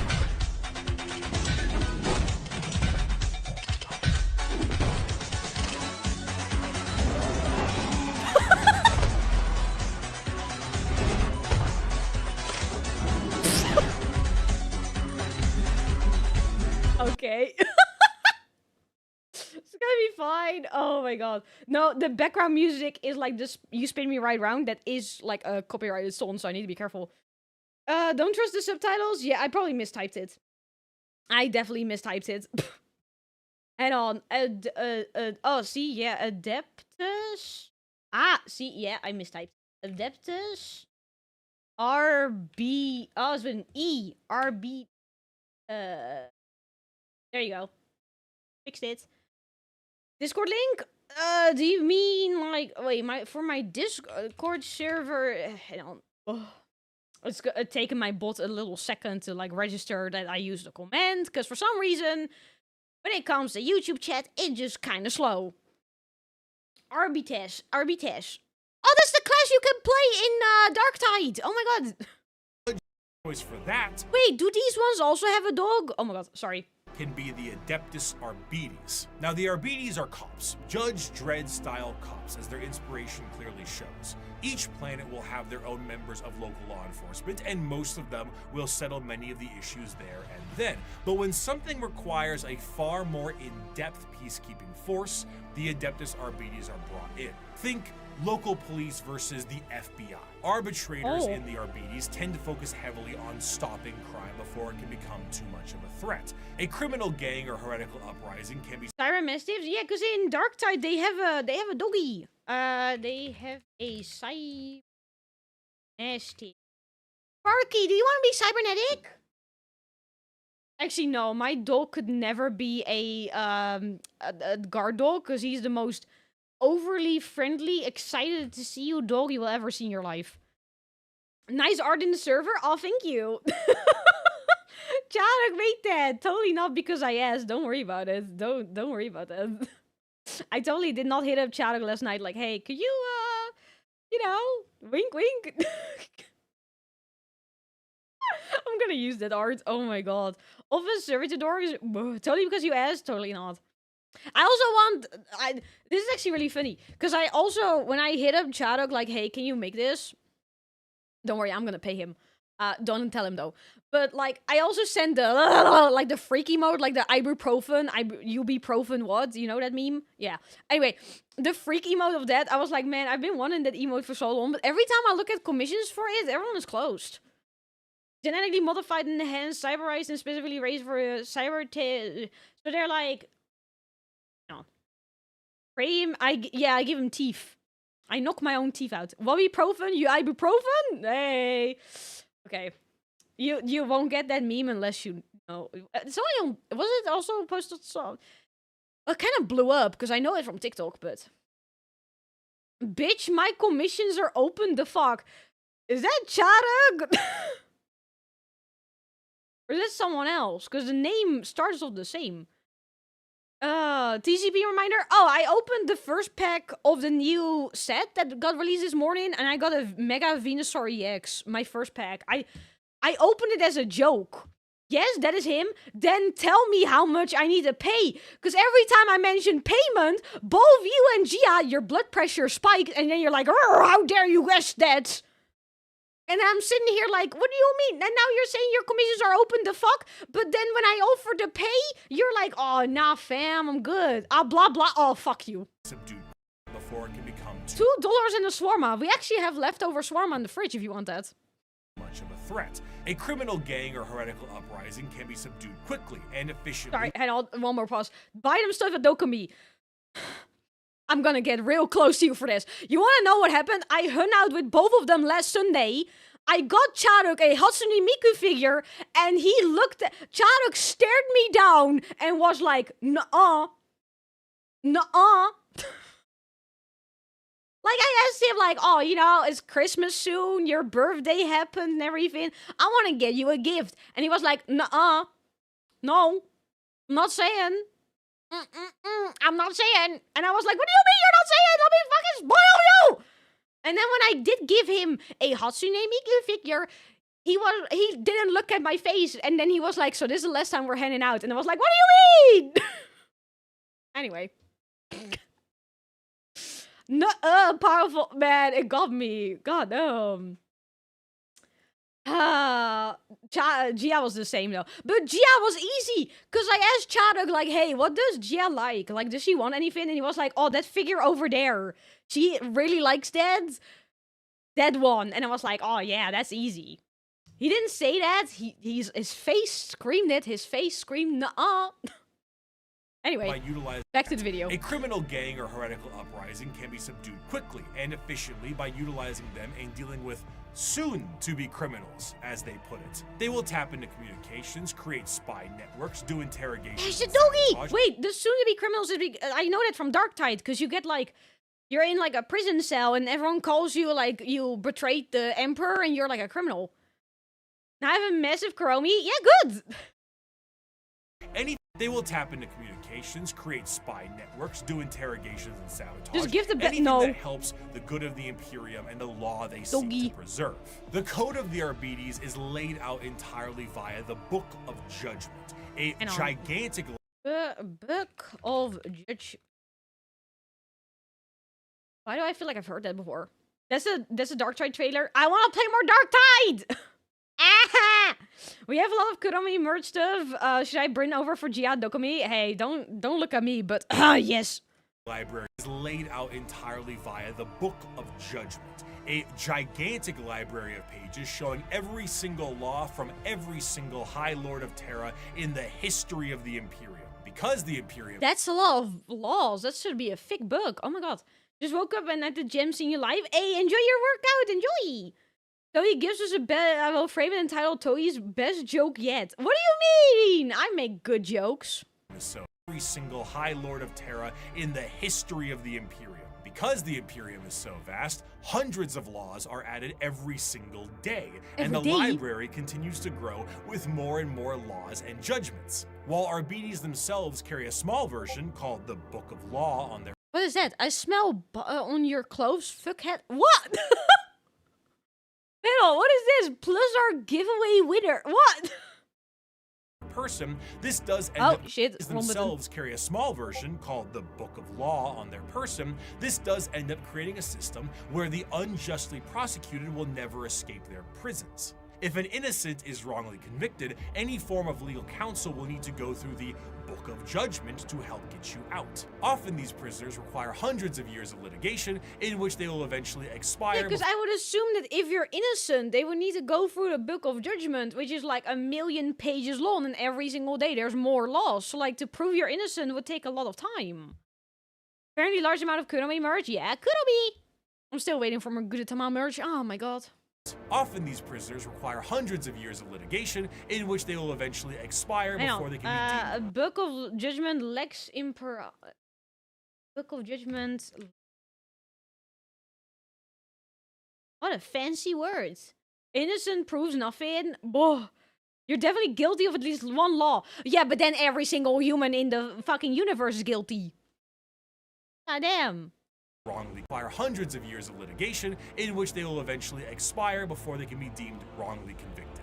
Innocence is irrelevant. You have been judged guilty of transgressing the Lex Imperialis. Do not compound your guilt by evading punishment, as there are greater crimes, so are there greater sentences. Now you're getting it? Of course, should something go out of the hands of the Adeptus Arbites, there is always the silent hand of the Officio Assassinorum to take their place. Naturally, the Imperium has assassins, and these assassins are sent to dispatch important figures that would not normally be handled by simply sending waves and waves of guardsmen at it. The Assassinorum is headed by the Grand Master of the Assassinorum, who is a High Lord of Terra and perhaps the shadiest individual in the entire galaxy. At his disposal... these Discord pins, I swear, they get me. What does that say? I heard you were negotiating with terrorists... well, I can't... if you keep biting my swag, there will be problems. I'm above this silly name joke? Who the fuck is that? There's no such thing as innocence in 40k, so pretty much anyone can just be, like, convinced as a criminal. What a fucked up universe. Lord of Terra and perhaps the shadiest individual in the entire galaxy. At his disposal are multiple types of assassins that all specialize in various things. Wait, is that image the guy he just talked about? The what is it called again? Grandmaster of the Sorry, Assassinorum. Who is a High Lord of Terra and perhaps the shadiest individual in the entire galaxy. At his disposal are multiple types of assassins that all specialize in various things. Their training is extreme and absurd. Aspirant children are often subjected to Hunger Games style combat with each other on the ride over. Oh my god, is that oh my god, I forgot what this show is called. I watched it. Was it Boom or was it a different one? I forgot what it was called. It's pretty much what was the show about again? They get sent to an abandoned island and they need to play games, and if they lose they get blown up or something. I don't know. I think it's Boom. No, Boom is something else. I don't remember. That doesn't matter. Why am I thinking about that? It's like the Zuri's from they keep making laws to use Asians. Man, the constant laws would get confusing though. How would they remember all of that? They assume you did it. Oh, and conveniently live with evidence. Then well, you're a criminal. Is it Batum? Oh my god. The children are often subjected to Hunger Games style combat with each other on the ride over to the temple. Then you get low gravity, high pressure, traps. What is that? Is that an IP address? What is that? Stop it! I swear the Discord pins are getting to me. Oh, I know they gave a warning of like, oh, Bricky didn't turn off his Discord pins when he was recording. But oh my god. How's stream going? I'm losing it over the Discord pins. That's from Battle Royale. Okay, because Batum... I watched this one. This was fucked up. And also, some of the characters were fucking annoying. Ah, man, I watched this so long ago. I should watch it again. Horrendous the ride over to the temple. You Then just you get checking low Discord? gravity, Yeah, same. high pressure, traps, horrendous physical and mental strain, and everything in between. Then their minds are wiped completely, and the real fun begins. An Imperial Assassin is... Sorry, I'm pausing one more time. I remember now. Battle Royale was a classroom that got sent to an island, and they fight each other, and it get like broadcasted, and like it was really fucked up. Anyway, not sorry. wiped completely, and the real fun begins. An Imperial Assassin is nothing to mess around with. They look are some of crazy. the fastest moving and hardest hitting things the Imperium has at hand, and can go toe to toe with Space Marines depending on which temple they are from. Oh. Some, like the Vindicares, are master snipers who lie in wait for weeks, days, or even months just to get the perfect headshot from 5 kilometers away and disappear. The Calidus Temple are masters of shape-shifting and take a drug that allows them to transmute their body into... Shape-shifting? What part is this now? We're currently at the Agents of the Imperium. Hang on, let me like write this down. Are Hang master snipers on. Battle Royale's a movie fucked up. Yeah. I think I read it as well. Are master snipers times once.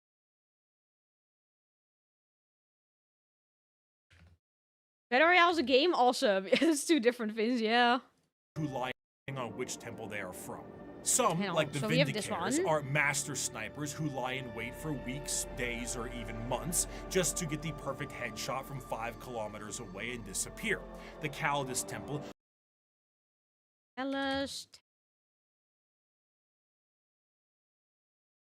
Hey, yeah. are get the perfect headshot from 5 kilometers away and disappear.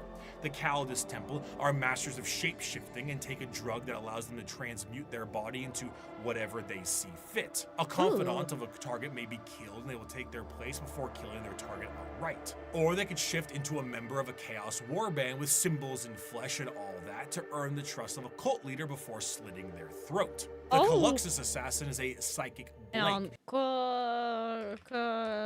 Assassin. I mistyped it so badly. Oh my god. How do you spell assassin? Remember it's made by Mil 40. Yeah. I didn't look at the outfits because I was like, I can already tell. Sniper. Okay, hang on. I'm just gonna copy your message because I definitely mistyped every single name. Thank you so much, automatic subtitles. Oh my god. That is crazy though. Oh my god. Calyx is blank, meaning they have no soul and you don't feel comfy near it. What the fuck? Hang on. Calyxus is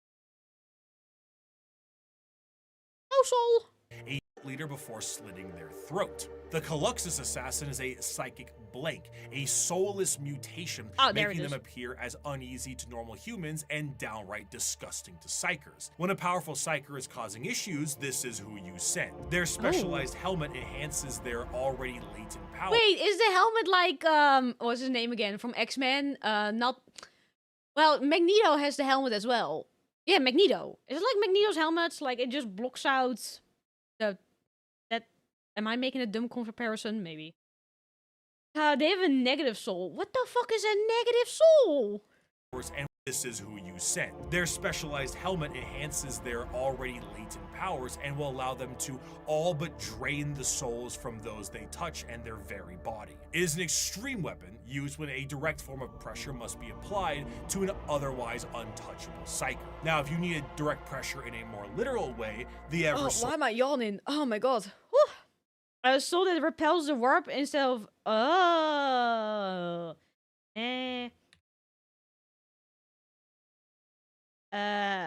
soul that repels the warp instead...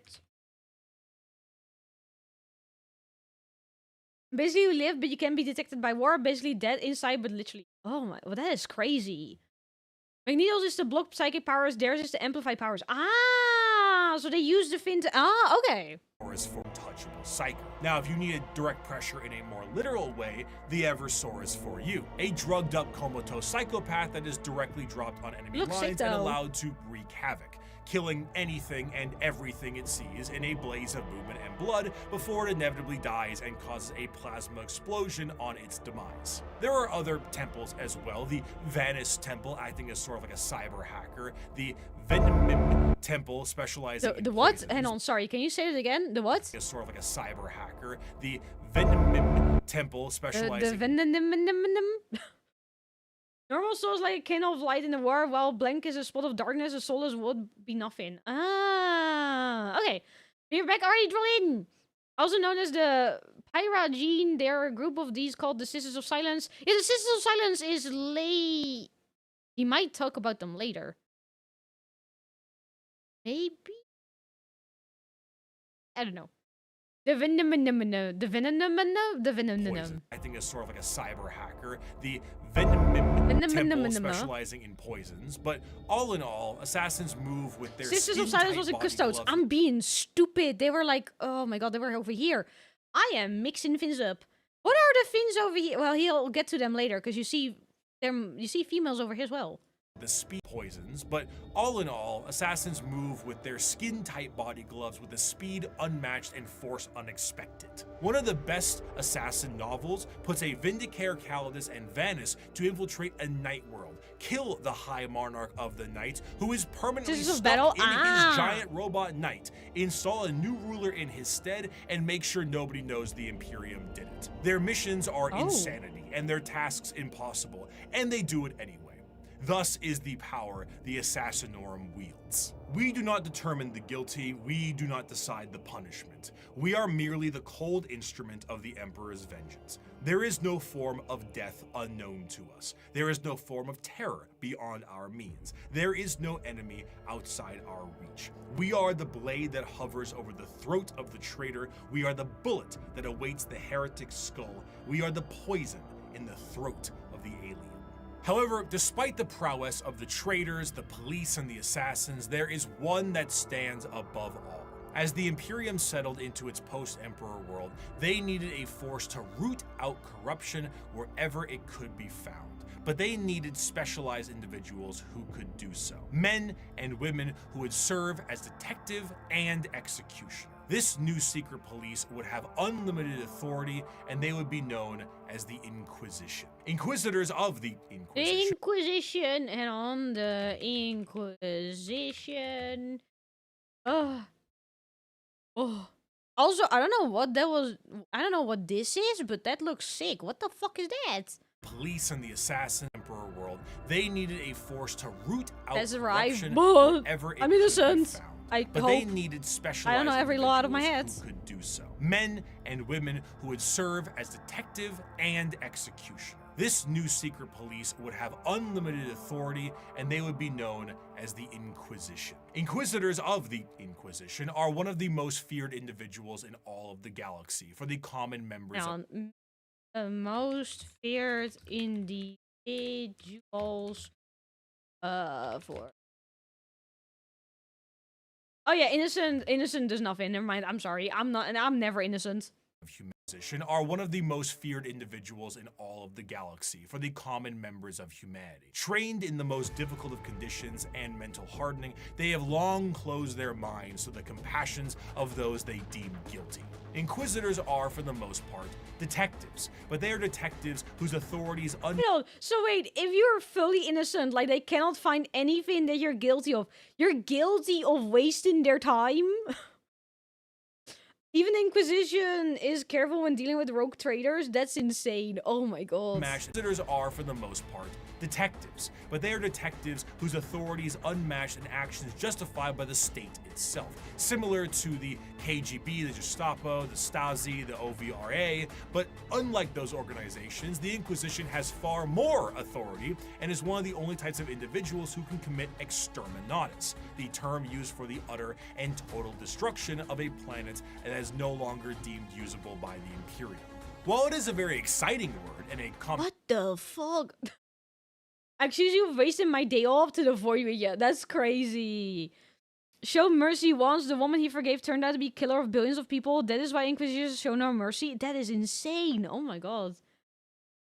Reveal on record secret of human history. Well, there is another secret that was made to censor and keep the human history. Well, you can be guilty by proxy.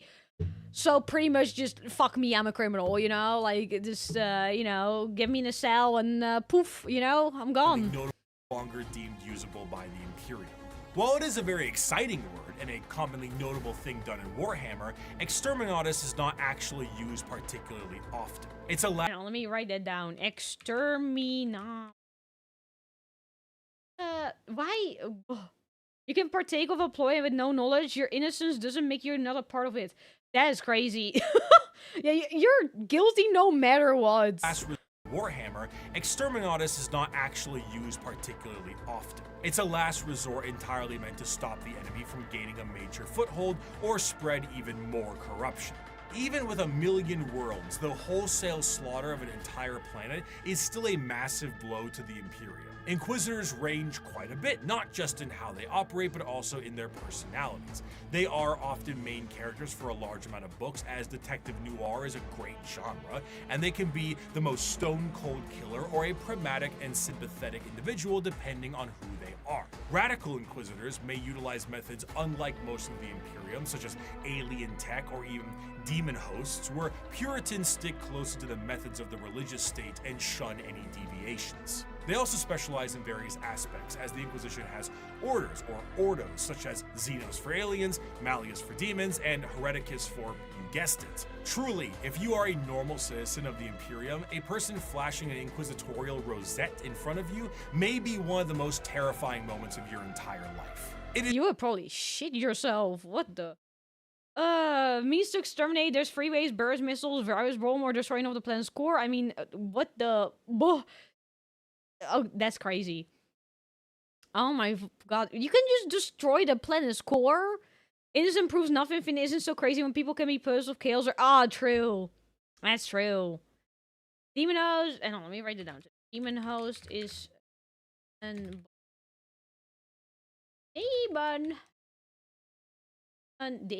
Demon. There you go. You breathe in the wrong way, criminal. You finish praying by... Yeah, pretty much anything you can do wrong, you're just automatically a criminal. Is the set in front of you may be one of the most terrifying moments of your entire life. It is the same as an FBI badge or a KGB member, except now you're in Warhammer. So, their authority and tools are infinite. Agents of the Imperium are vast and offer a ton of different concepts to the world of Warhammer.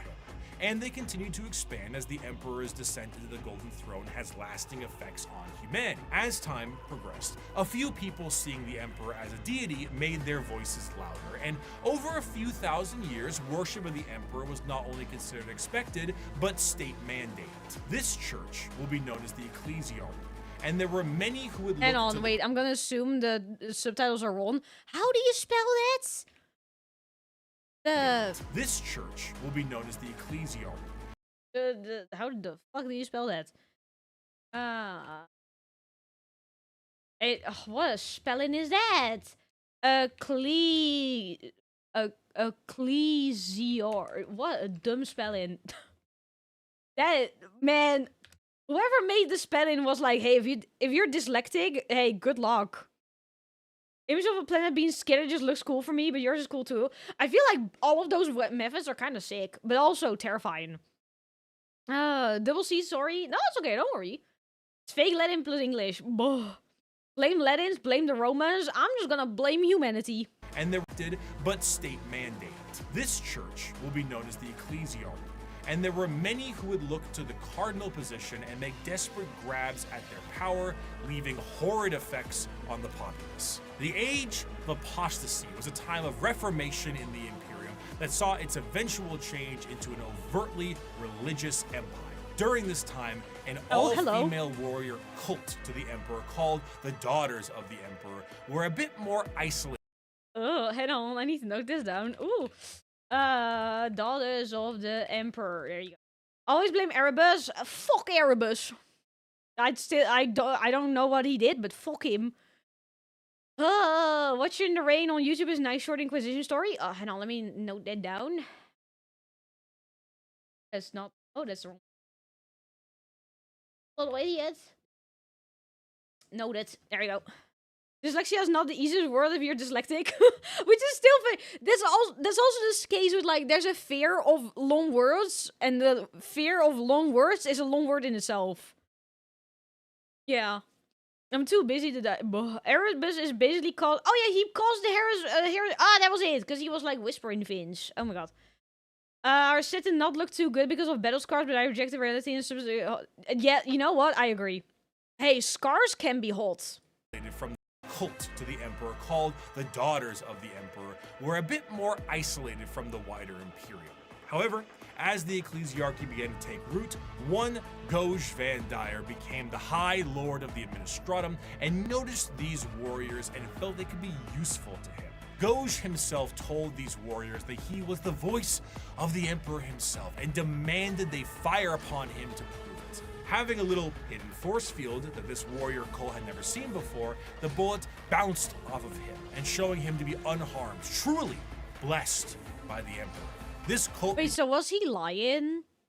That he got words from the Emperor? Is that a lie? Yeah, that word. I don't even know how to pronounce it. Better be safe than be on the side of caution. Obi-Wan Sherlock, yet he named it that. Yes? Okay, what a little stinker. Did they ever find out that he was lying? Or was it just like, oh, you know, we believe him. We believe him. Does he go? I don't know if he comes back to that. Oh, wait, hang on. What was his name? Cole had never seen before. The bullet bounced off. What's your name? Of the Emperor himself and demanded him to stratum and noticed these warriors and— Oh, is it? Hang on. Go give Von Dyer. What a dumb name. Said that the Emperor spoke through him. He goes over to like 30 seconds. Yeah, I'm just too curious for my own good. Well, they could be useful to him. Goj himself told these warriors that he was the voice of the Emperor himself and demanded they fire upon him to prove it. Having a little hidden force field that this warrior Cole had never seen before, the bullet bounced off of him and showing him to be unharmed, truly blessed by the Emperor.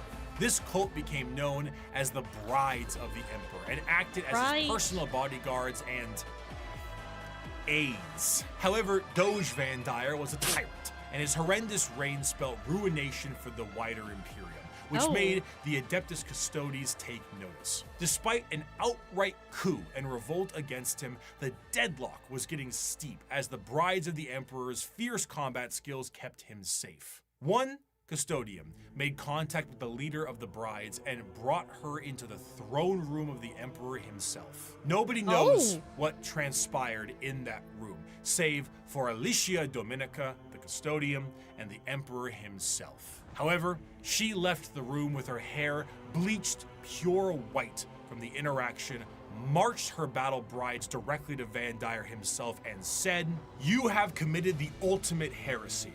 Not only have you turned your back on the Emperor and stepped from his light, you have profaned his name and almost destroyed everything he has striven to build.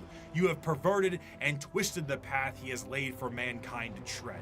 As your decrees have stated, there can be no mercy for such a crime, no pity for such a criminal. I renounce your lordship. You walk in the darkness and cannot be allowed to live. Your sentence has been long overdue, and it is now time for you to die." Despite not having any time to die, Doge Van Dyer found— That is a good quote. Oh my god. Oh my god. These are the ones with the pipe organ missile launchers? Yo! That's sick. Oh my god. Sorry, I just screamed. I bet he made them assist him barefoot. He does seem like the kind of person who would do that. Oh my god. So die. Despite not having any time to die, Doge Van Dyer found some time to do so. With his head lopped clean from his body, the brides of the Emperor were no more, and the ecclesiarchy signed a document to stop Van Dyer's reign from happening again. They would no longer be allowed to have men under arms. Men.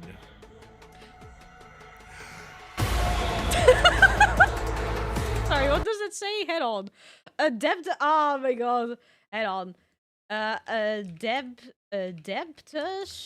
He canonically did. Wait, did he really? Demanded everyone to have them grippers out. What the? Okay. Oh, that is. Okay. This is just like fucking Miyazaki. The feet.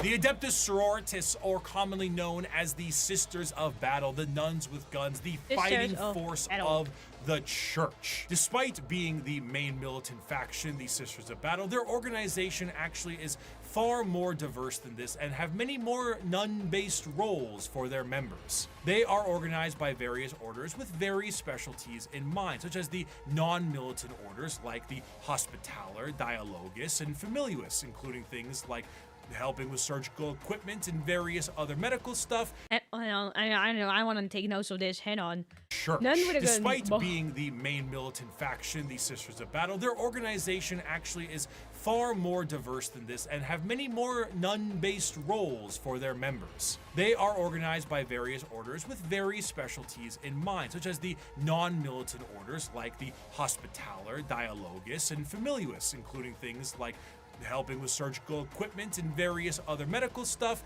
Duolingo, and a poli-sci. Duolingo? What? I am noted Fins down for 2 seconds. What do you mean? And various other medical stuff, Duolingo, and a poli-sci degree. These orders— Of what degree? Female representation done right? Saint Celestius, my wife? I'm gonna assume Man, this is so much information again. My brain, I'm getting a headache. We don't need female Space Marines because the Citizens of Battles are already cooler than the Space Marines of any gender. Currently, the only thing I know about them right now is that they help, and I already like them. Various other medical I cannot yet say if they're cooler than Space Marines, but I guess at the end of that, I might be able to say that yes or no. I'm inclined to say yes. Stuff, Duolingo, and a poli-sci degree. These orders are further separated into smaller orders in an almost Space Marine chapter sense, but tend to have more flexibility due to the nature of their work. And in addition to that, there is flexibility between the orders. It is not uncommon for a member of one of the more battle-hardened orders to switch to a more passive one once they've sustained battlefield injuries or are a bit closer to retirement. As mentioned before, the Sisters of Battle are a part of their own separate organization, the Orders Militant, and feature the highest number of any given sister. They are the official fighting force of the ecclesiarchy, and they specialize in wars of faith. Unlike the Okay, hang on. Specializer. Oh my god, I don't know how to spell. How do you spell special? Specializes in the wars of faith. Oh, nice. They have their own style and makes them stand out. Currently, they already stand out. Do they have white hair? Wait, question. I might be jumping the gun here. Who knows? Do they have white? Because like earlier, we had one person talk to the Emperor and then she got like golden hair. Do they have white hair for a similar reason, or is it just white because they, they're old? I don't know. I don't know. Play a lot less than Space Marines, like they're the top 10 ball infection played. Oh, that's kind of a pity. You got it? It's a choice. White cause cool. Okay. Okay. White hair. Cool. The white ones are the honor. Oh, Alicia Domis. I'm probably jumping the gun though. They do that to honor her. Ah, they do. Gotcha. Okay, noted. Deployment of the ecclesiarchy, and they specialize in wars of faith. Unlike the deployment of Astartes and Guardsmen, the Sisters of Battle are often deployed with members of the Inquisitorial Ordo Hereticus due to the holy war nature of their battles. The Sisters of Battle are suited up with their own form of specialized power armor that gives them almost like a Joan of Arc vibe to the battlefield. Ooh. Though lacking the more extreme modifications of a Space Marine's power armor, mainly to the fact that Sisters are, for the most part, regular humans, the power armor of a Sister of Battle almost matches the defensive power of an Astartes, but with added flexibility and versatility in exchange for its strength. Some of the patterns of armor do allow for the... A lot of them do have many hair colors. Oh, okay. Greatest piece of Warhammer art. I'm looking. I'm appreciating. Faith's so strong that they already have a leg up when they're fighting. Oh my god, that is... and versatility in exchange for its strength. Some of the patterns of armor do allow for the enhancing of genetics, but this is far from the norm.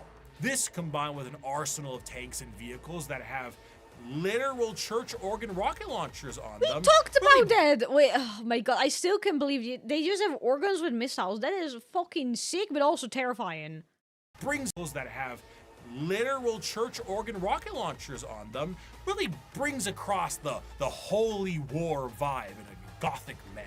Accompanying a Sister of Battle in the fields of war is the holy trinity of weaponry, the bolter, the flamer, and the melta. With such a simple loadout, the Sisters of Battle are able to bring down the glorious flames of the Emperor himself, and his holy light shines on them in other ways during a conflict. Hell, even their jump packs evoke angelic imagery as opposed to the more clunky jetpacks, ones that Space Marines have. Okay, we're not even halfway through them. I already think they're really fucking cool.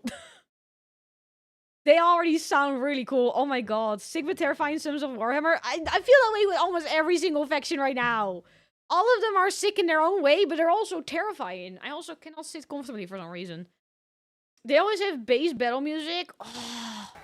Angelic imagery as opposed to the more clunky jetpacks, ones that Space Marines have. In times of great turmoil or impossibility, a living saint of the sororitas itself might appear on the battlefield surrounded by a litany of doves and cherubs, an almost comical scene of holy glory followed by literal hellfire.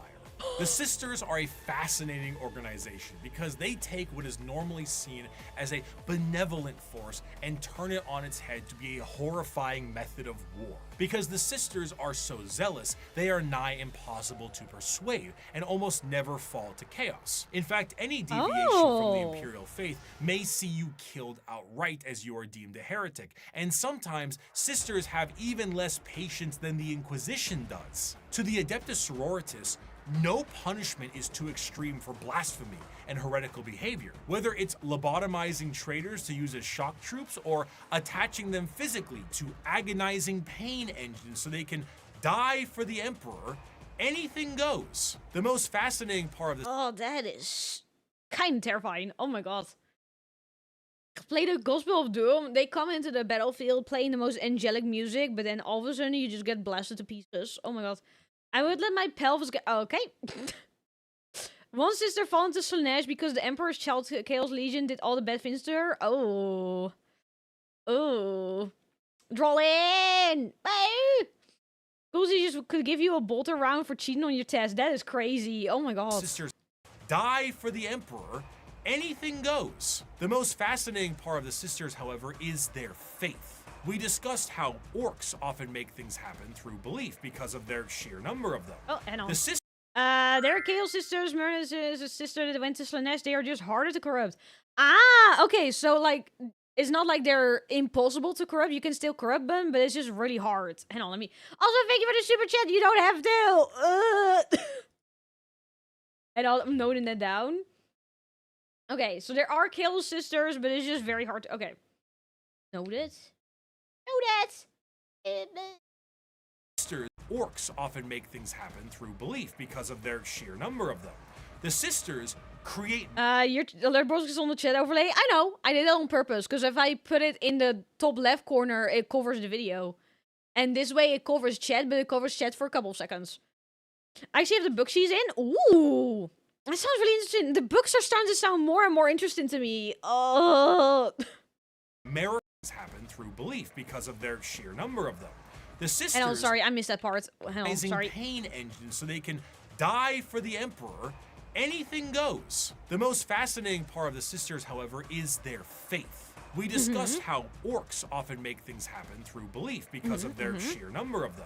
The sisters create miracles where they walk. They are not many psychers like orcs, but they are excessively devout and make up for that. Bullets barely miss targets they absolutely should hit. Guns jam, tanks malfunction, enemies slip and fall. The scene from Pulp Fiction is an accurate portrayal of what happens when the sisters fight. I'd knock that shit off if I was you. Die, you motherfucker!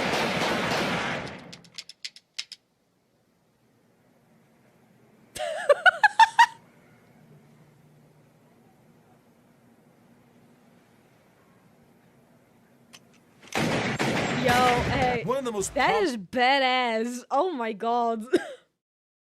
Lord Sylvester. Yeah, I don't expect anyone to be 100% correct. Stating that the sisters are corruptible might get you... Oh man, it might get you executed? Oh man. Martes, to answer your question, no. What are you doing? Thank you for the super chat. Stop! Save your body! Reason not many know of Chaos Sisters because the sisters, given the name of fallen ones to new sisters that look like the old one, they hide. Oh, they hide? Oh, little sneaky little... Oh, they sneaky. Noting that down too. Robo, shut up. No. Good old propaganda. Yeah, like, people got corrupted? No, they didn't. Don't worry about it. That never happened. Move that out of the way. No one knows about that. Don't worry. That is crazy. Oh my god. Sisters are psychers in my head. They just think it's belief. Aw. That sounded in my early. Why stop is for timer uppies. The subathon starts on Saturday. It's not already started, so... Yeah. Mardesk! Mardesk! Mardesk! What do you mean? Okay, I'm gonna shit myself. Anyway, I should not have said anything. Prepare yourself. I'm not. No. Anyway, moving on. Have it in another book with the Corn Sisters of Battle exposed it because she was finding her replacement. Oh, that is crazy. Also, Martis, thank you for the Akas. Is it called an Akasupa? I actually didn't know that. What do you mean tee-hee? What do you mean tee-hee? We're moving on. One of the most prominent figures is the Triumph of St. Catherine. Petra! Good morning! How are you? Please don't shit yourself. Too late. It's already happening. Yeah, I need to clean my chair. Oh, goddamn. Regional currency? Yeah, it's, Turkish, right? I don't know what your currency is actually called, though. Good morning! Hello! Anyway.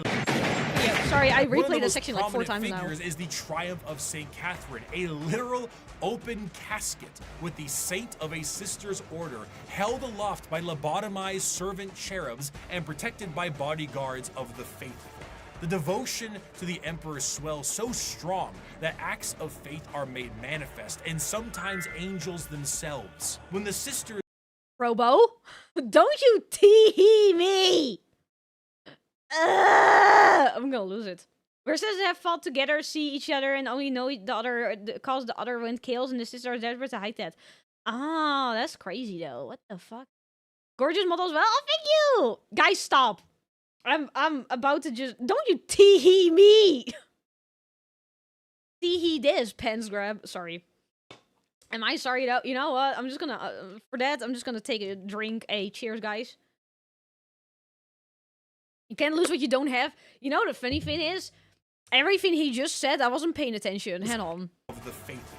The devotion to the Emperor swells so strong that acts of faith are made manifest, and sometimes angels themselves. When the sisters go to war, they have thundering organs and litanies screeching out into the battlefield, hymns and songs. They rabble off prayers on their lips and— Man, this sounds like a boss fight. Oh my god. The Sisters of Battle, it's starting to sound like every time you fight them, you just have a boss fight. They come in with music, they have like angelic things happening, you try to do something, like that's crazy. Pretty sure Korn hates sex? What? Oh, that's crazy, goddamn. hymns and songs. They rabble off prayers on their lips and burn holy fire across the area. They spray holy water down from horns atop their vehicles. It is a genuine holy war, a procession of crazy. Death. Saint Celestine is an undying deity, arriving precisely where she is needed and returning to the fold after each death. When she dies, she sees a crying young girl atop a mountain of bones, her bones, after every one of her deaths. She climbs this mountain every time to help comfort this crying child and is rebirthed upon the battlefield. And one day, her deaths will create a mountain so large that even she will not be able to traverse it. Is she a demon Oh my of god. the God Emperor? Perhaps, but she'll be shot for saying so. She is genuinely and literally faith made manifest. Some sisters may make a mistake, however. That is crazy. That is kind of badass, not gonna lie. Oh my god. No, the boss music plays when you start to see the cathedrals to begin to walk. Man, this the entirety of Warhammer just sounds like boss fight. I cannot speak! Ugh! Oh my god. Hello? Faith per soul fight. How you spell it? Yeah. Single best immortality loop? That is crazy though. That is insane. Oh my god. They castrate their followers, but the guy who told me that could be fucking with me, I don't know. I got super state to do that. My brain actually stopped working. I also might need to pee again. Oh my god, but we have like 30 minutes left. Oh my god. But I also need to pee. So you can speak? When can I ever speak? And finally, faith made manifest. Some sisters may make a mistake, however, and find themselves questioning their faith, disobeying a command, and even leaving their order. These sisters are sent for reconditioning and are known as the Sisters Repentia. They generally— Hang on. Sisters Repentia.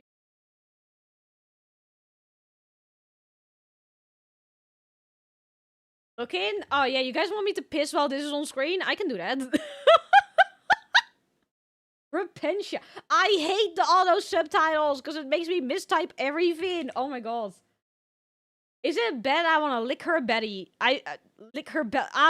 Yeah, I'm gonna go piss. I'm gonna go piss. For instance, to go piss every 30 minutes. My last piss was like close to an hour ago. Okay, you guys can look. I'm just gonna quickly piss. You guys can appreciate her belly. If you want to lick her belly, I mean, who am I to judge? I'm not me, don't look at me.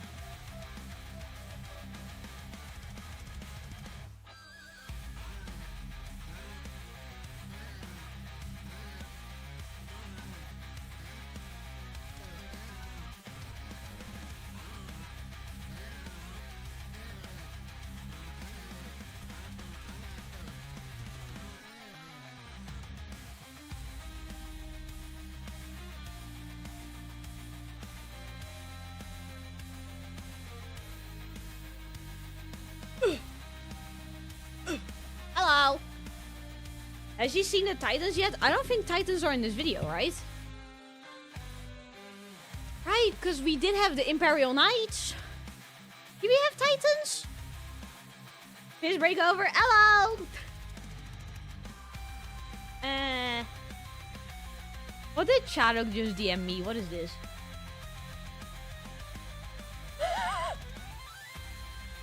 Okay, I'm not gonna show it, don't worry, but that looks fucking amazing. What do you mean? Oh my god. Oh. Okay, you guys ready to continue, or do you want to appreciate her a little bit more? I don't mind waiting. I have time, and well, I have like 2 hours left. Within 2 hours, Sparky! You scared me. What are you doing?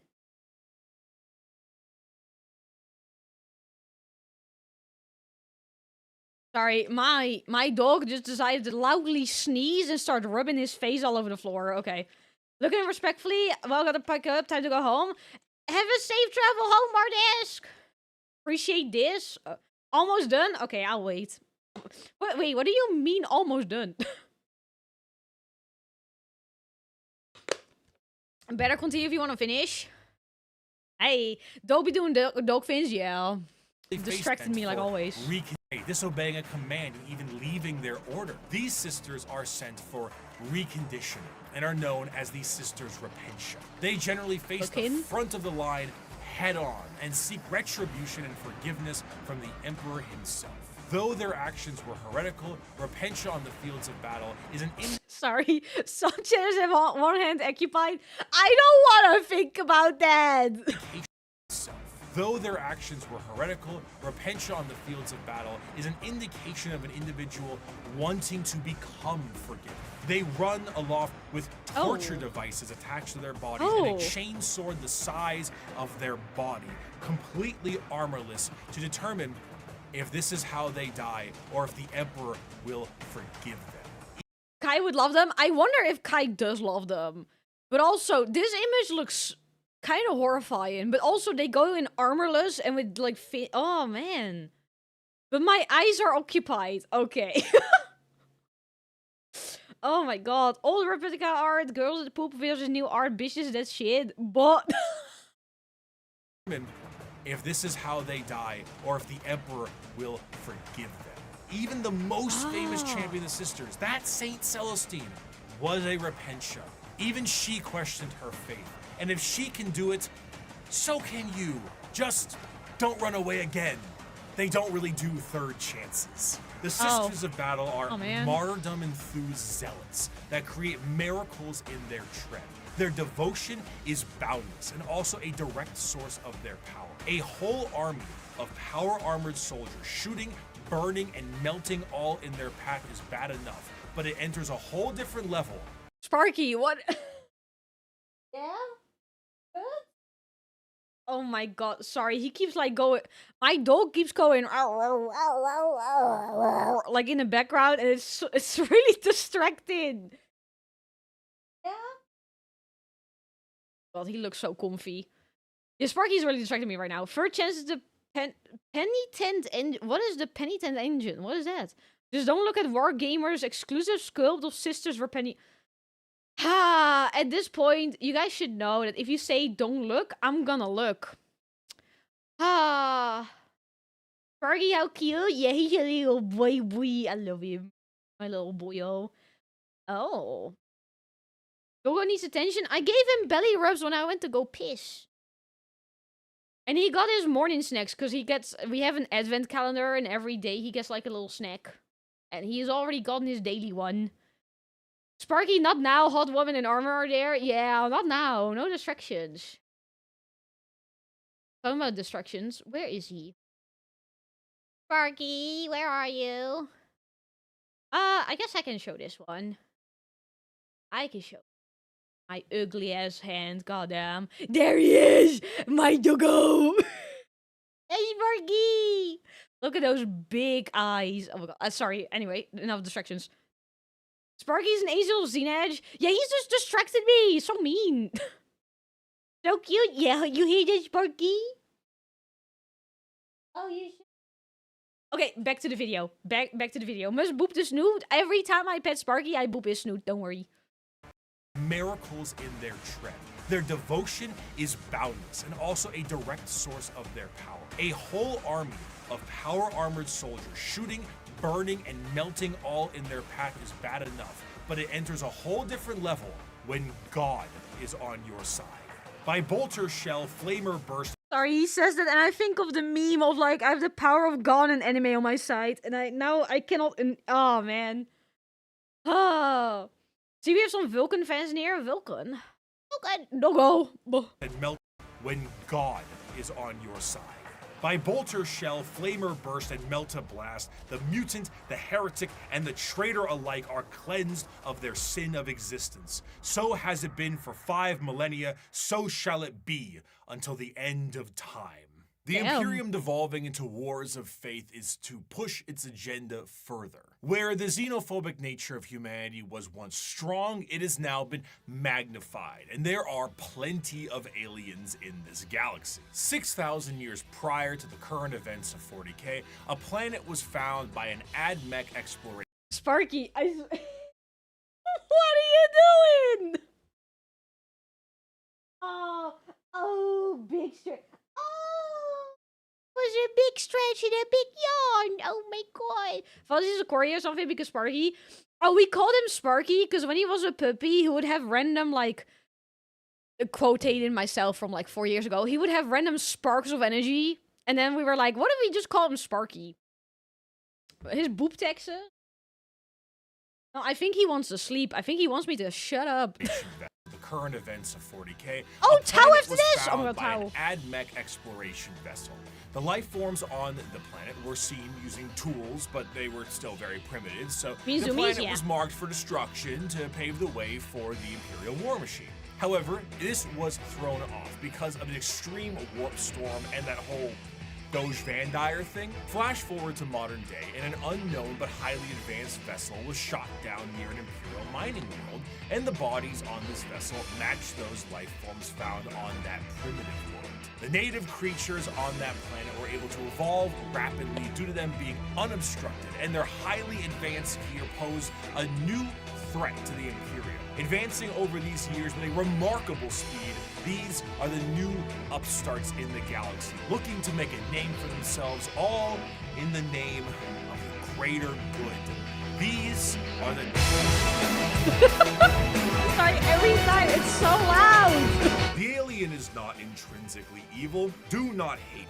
Pity him his ignorance. Seek to understand his differences and acquaint him with his inadequacies. Only then will he accept his place in the greater good. The greater good! The early history of the Tau is chaotic. What is that on your forehead? What is that? Oh my god, the Weeps are here, the Gundams are here. Ah, the Gundams! That was louder than you are, not even a joke. Yeah, it gets really loud. Oh my god.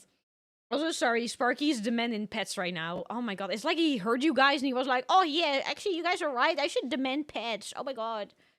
Oh my god. For the grade... That's their nose? How is that their nose? Rip Togi's wallet? I should be fine, right guys? Best in the greater good. The early history of the Tau is chaotic at best. Due to their extreme speed run to space travel, their journey to the stars were overburdened with inner conflict. It wasn't until the appearance of the Ethereals that things began to settle. These Tau to the warring tribes marked their unification under one common belief, the greater good of the greater Tau good. Law. What about the greater good? The greater good. How can this be for the greater good? The greater good. This system is a caste-based system that seeks to unify and organize the Tau into an effective and successful society while working for their mutual benefit. These castes, in order from lowest to highest, are the fire or... Guys, why are you guys all saying I can hear Toyo's wallet crying? My wallet is fine, right? Right? There's no need to panic, right? Right?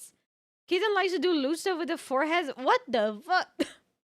This is why Toy is a fraud. Shut up!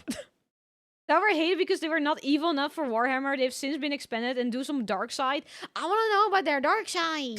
mutual benefit. These castes, in order from lowest to highest, are the Fire or Shas caste, which is soldiers, Earth/Theo, which is manufacturers and industrialists, the Water or Kor, being diplomats and traders, and the Air/Kor, being Navy officers. Also, you have the Ethereal/ Sorry, I can't. The forehead nose looks. I'm not gonna lie. It does look kind of like a forehead pussy. Oh my god. Copium time? I'm not coping. For now, prepare for Friday. What? Wait, what's happening Friday? I'll post a few Tau images in Discord. Oh, man. No. I'm moving on. And the Air/Kor, being Navy officers. Also, you have the Ethereal/ which is the lords and leaders of the Tau. Now, unlike the paths of the Eldar, the Tau don't get any say into which caste they're in. It's determined upon birth due to inheritance from a parent. Trying to deviate from your caste or trying to do tasks or even use tools assigned to another caste is a grievous crime against the Ethereals, and those guilty of this crime tend to be sent to re-education camps, which sounds not so greater good, but a greater good than the good that the Imperium sees as greater. The guidance of the greater good also. Sorry, I can't watch it with you guys saying these things. Oh my god! Now I'm gonna be like, oh, if I like the Tau, I like the Tau push. Oh no, don't say that. Sorry. Than the good that the Imperium sees as greater. The guidance of the greater good also encourages the growth of the Empire through the absorption of other races and cultures. The expansion of the Tau Empire is split into spheres of time. So far, there have been 5 spheres of expansion, with a 6th one being planned in the current timeline. The first 2 spheres hang on. We have, you mean Tau? No, Sai, I'm sorry. Hang on, spheres of time. Okay, I need to take notes. And at the moment with the re-education, sterilization, class of race segregation, brainwashing, pheromone control, propaganda, gaslighting. There's a lot of hate about. Ooh, that is crazy. Ooh. The water kids can make humans fall in love with them using hormones and charisma. That is crazy. What the fuck? Racers developed nuclear technology, but did not know that they had radiation was killing them before. What the fuck? They were just using radiation. What? You act like you don't say this shit from time to... Hey, I never say anything. Don't worry about it. Why am I getting Discord pins? What did Robo DM me? What is this? Do not open on stream. Okay. I will save that for later. Okay, got it. Spheres of the Tau Empire is split into spheres of time. So far, there have been 5 spheres of expansion, with a 6th one being planned in the current timeline. The first 2 spheres saw the Tau move beyond their homeworld and settle new planetary systems, known as seps. And hang on, noting the down. First and 2 spheres. How? New planetary system. How do you spell sebs? What is that? Leaking Robo's DMs. He just linked me something. Don't worry about it. Tau's were hated for being broken in the 7th edition. Yeah, I've heard about that. Nuclear fusion. What we're working on. Sebs. Thank you. New known as septs. There you go. Move beyond their homeworld and settle new planetary systems, known as seps, and absorb multiple races into their ranks. But the 3rd sphere... Absorb multiple races... ranks... There you go. They will the Tau had a very long attack range and people hated playing against them. I've also heard that they've been nerfed since then. Don't look at me. I don't play the tabletop, so I have no idea. Known as seps, and absorb multiple races into their ranks. But the 3rd sphere is where we see the Tau interact with the Imperium for the first time, which went about as well as you think it did. The Tau, as mentioned before, are highly advanced compared to some of the other species in the galaxy, and their military tactics are highly precise. Instead of the Imperial methodology of throwing everything at a problem, the Tau carefully assess any battle and take as many precautions as possible. Commonly, you will see a Tau warrior in a heavily modified battle suit with advanced targeting systems. The Tau do not often consider close combat to be something very effective, so they don't really put much stock into it. Their Gundam-like battle suits have a multitude of functionality range. He said Gundam. Sorry. They're fight to fight now. If anything, they're a bit underpowered. Oh, okay. Oh, that's interesting. I had to guess it's because Seb means 7. Just a hard guess, though. But they don't have... I don't know. Don't look at me.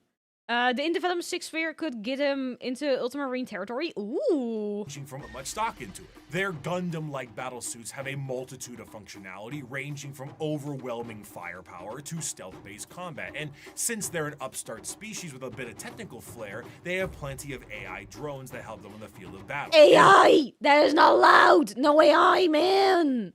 But also, I'm beginning to kind of like them. Don't look at me, though. Don't look at me. Species with a bit of technical flair, they have plenty of AI drones that help them in the field of battle. In addition to this, the Tower also joined in the field of battle by some of the species that have been absorbed into the fold of the greater good. These auxiliaries often employ tactics of the... What the fuck are those? Oh my god. If you want a melee Tau, go for the Far Side Enclave. Ooh. Ooh, I don't know what these two... They look shit. What the fuck? Absorbed into the fold of the greater good. These auxiliaries often employ tactics that the Tower are unable to do on their end, such as the brute force and almost primitive nature of the Kroot, combined with the Geonosian aerial shock attack style of the Vespens. But the Tau assimilate more and more species with time, including even some humans who wish to break off from the Imperium for...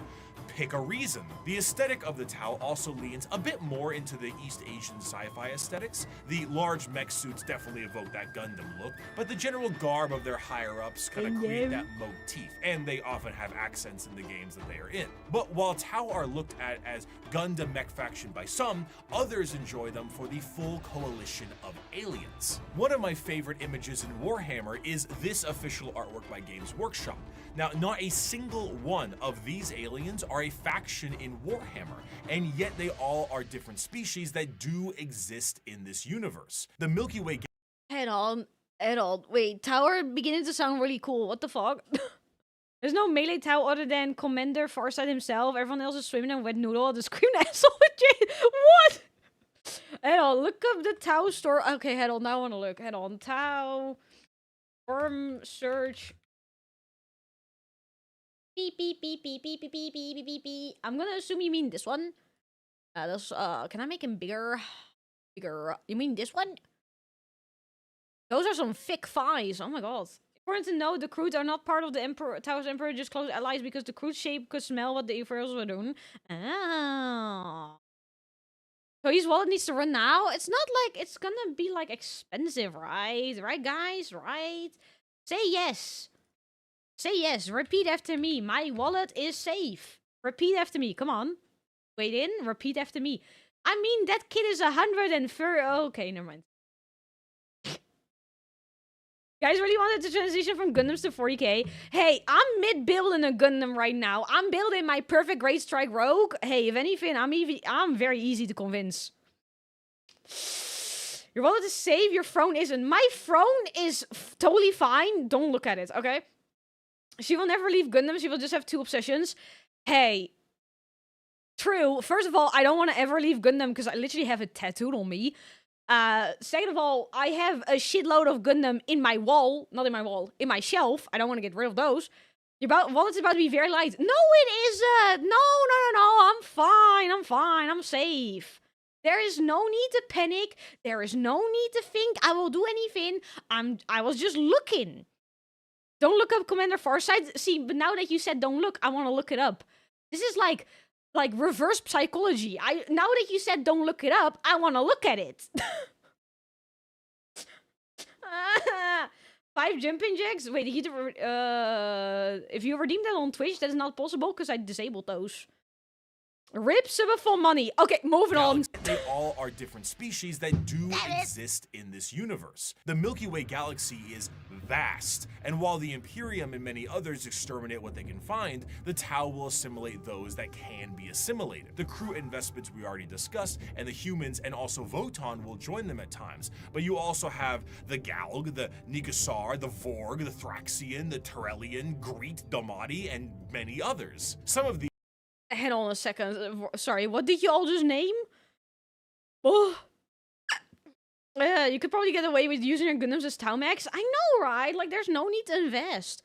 Sorry, what did y'all just name? Voton will join them at times, but you also have the Galg, the Oh. Nikasar, the Vorg, the Thraxian, the That's too many Terrellian, names. Greet, Domati, and many others. Some of these are just one-off lines, and some are major players in the civilization. The Nikasar are, for lack of a better word, gigantic psychic polar bears with bird-like faces. The Tau, Pause. You cannot just like brush it off. Wait, I want to a look at better them. word, I want to look at them. Oh my god. Not important, but I want to look.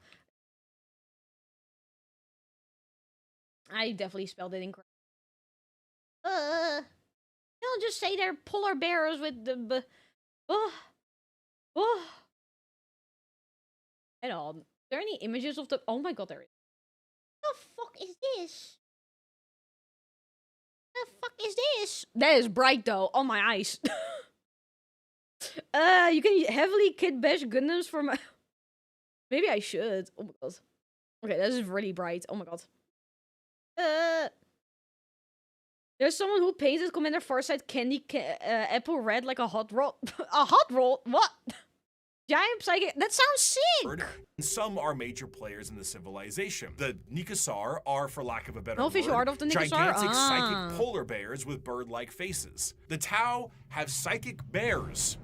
And the fact I haven't seen this is a crime. The Tau as a culture are generally marred by the various issues that an advanced civilization would have in an unadvanced galaxy. They do not travel through the warp because of the insane dangers, but instead use a more classic FTL jump. However, because they aren't going through hell, it makes them a lot slower than many other races. The Imperium might surf through hell and lose a few ships, but they will get there first. Often they will take enormous cannons and weaponry and defeat their foes before they can even close the gap. One of their light walkers carried a weapon of lethal effect. It fired a form of ultra-high velocity projectile. I saw one of our tanks after being hit by it. There was a small hole punched in either flank. One, the projectile's entry point, the other its exit. The tiny munition had passed through the vehicle with such speed that everything within the hole not welded down had been sucked out through the exit hole, including the crew. We never identified their bodies, for all that remained of them was a red stain upon the ground, extending some 20 meters from the wreck. The fascination of the Tau is that it— they use warp, but they skim on the surface. They use our skim on the surface. The big suck. Oh my god, the sucky. That's crazy. any other extending some 20 meters from the wreck. The fascination of the Tau is that in any other modern day world, their society would be horrid. Rigid caste systems, corruption, and politicking ethereals, and basically it's the greater good or nothing at all. But in the world of Warhammer, the simple fact that humans are accepted into their sphere should they please already puts them far and above the other races that would murder or eat them. But despite this, the existential dread that is the Tau Empire is ever so apparent. Despite being hyper advanced and welcoming a coalition of aliens, they are the upstarts, and they are painfully outnumbered on all sides. Almost any of I might be the closest 40 chaos of a good ending. Too bad everyone wants to crush it for trying. Feels bad, man. Humans are accepted, but they have suspiciously few children after acceptance. They do chemical sterilization. What? Like? Their factor, the upstarts, and they are you guys know what's coming? On all sides. Almost any other faction in the universe, given the right amount of force, can wipe out the Tau Empire from existence. They themselves might not be perfect, but their slight glimmer of hope is exactly that, a glimmer in a dark and crushing galaxy. Of course, nobody dares take the attempt to destroy the Tau Empire, because doing so is an enormous amount of resources, and for the same reason why you don't full send your whole army to one person in a commander game of Magic. Okay, hang on, let me write that down. No one trying.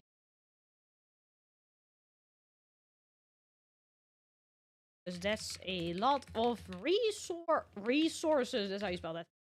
They put chemicals in the water to turn the frogs gay. Oh my god. Bugs are soon. Your whole army to one person in a commander game of Magic. You open yourself up to player 2 and 3.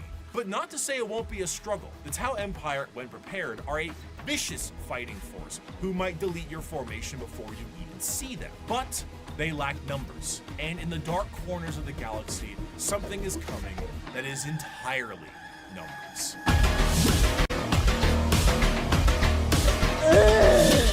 There is a cancer. Head on, pause it before anything. Head on.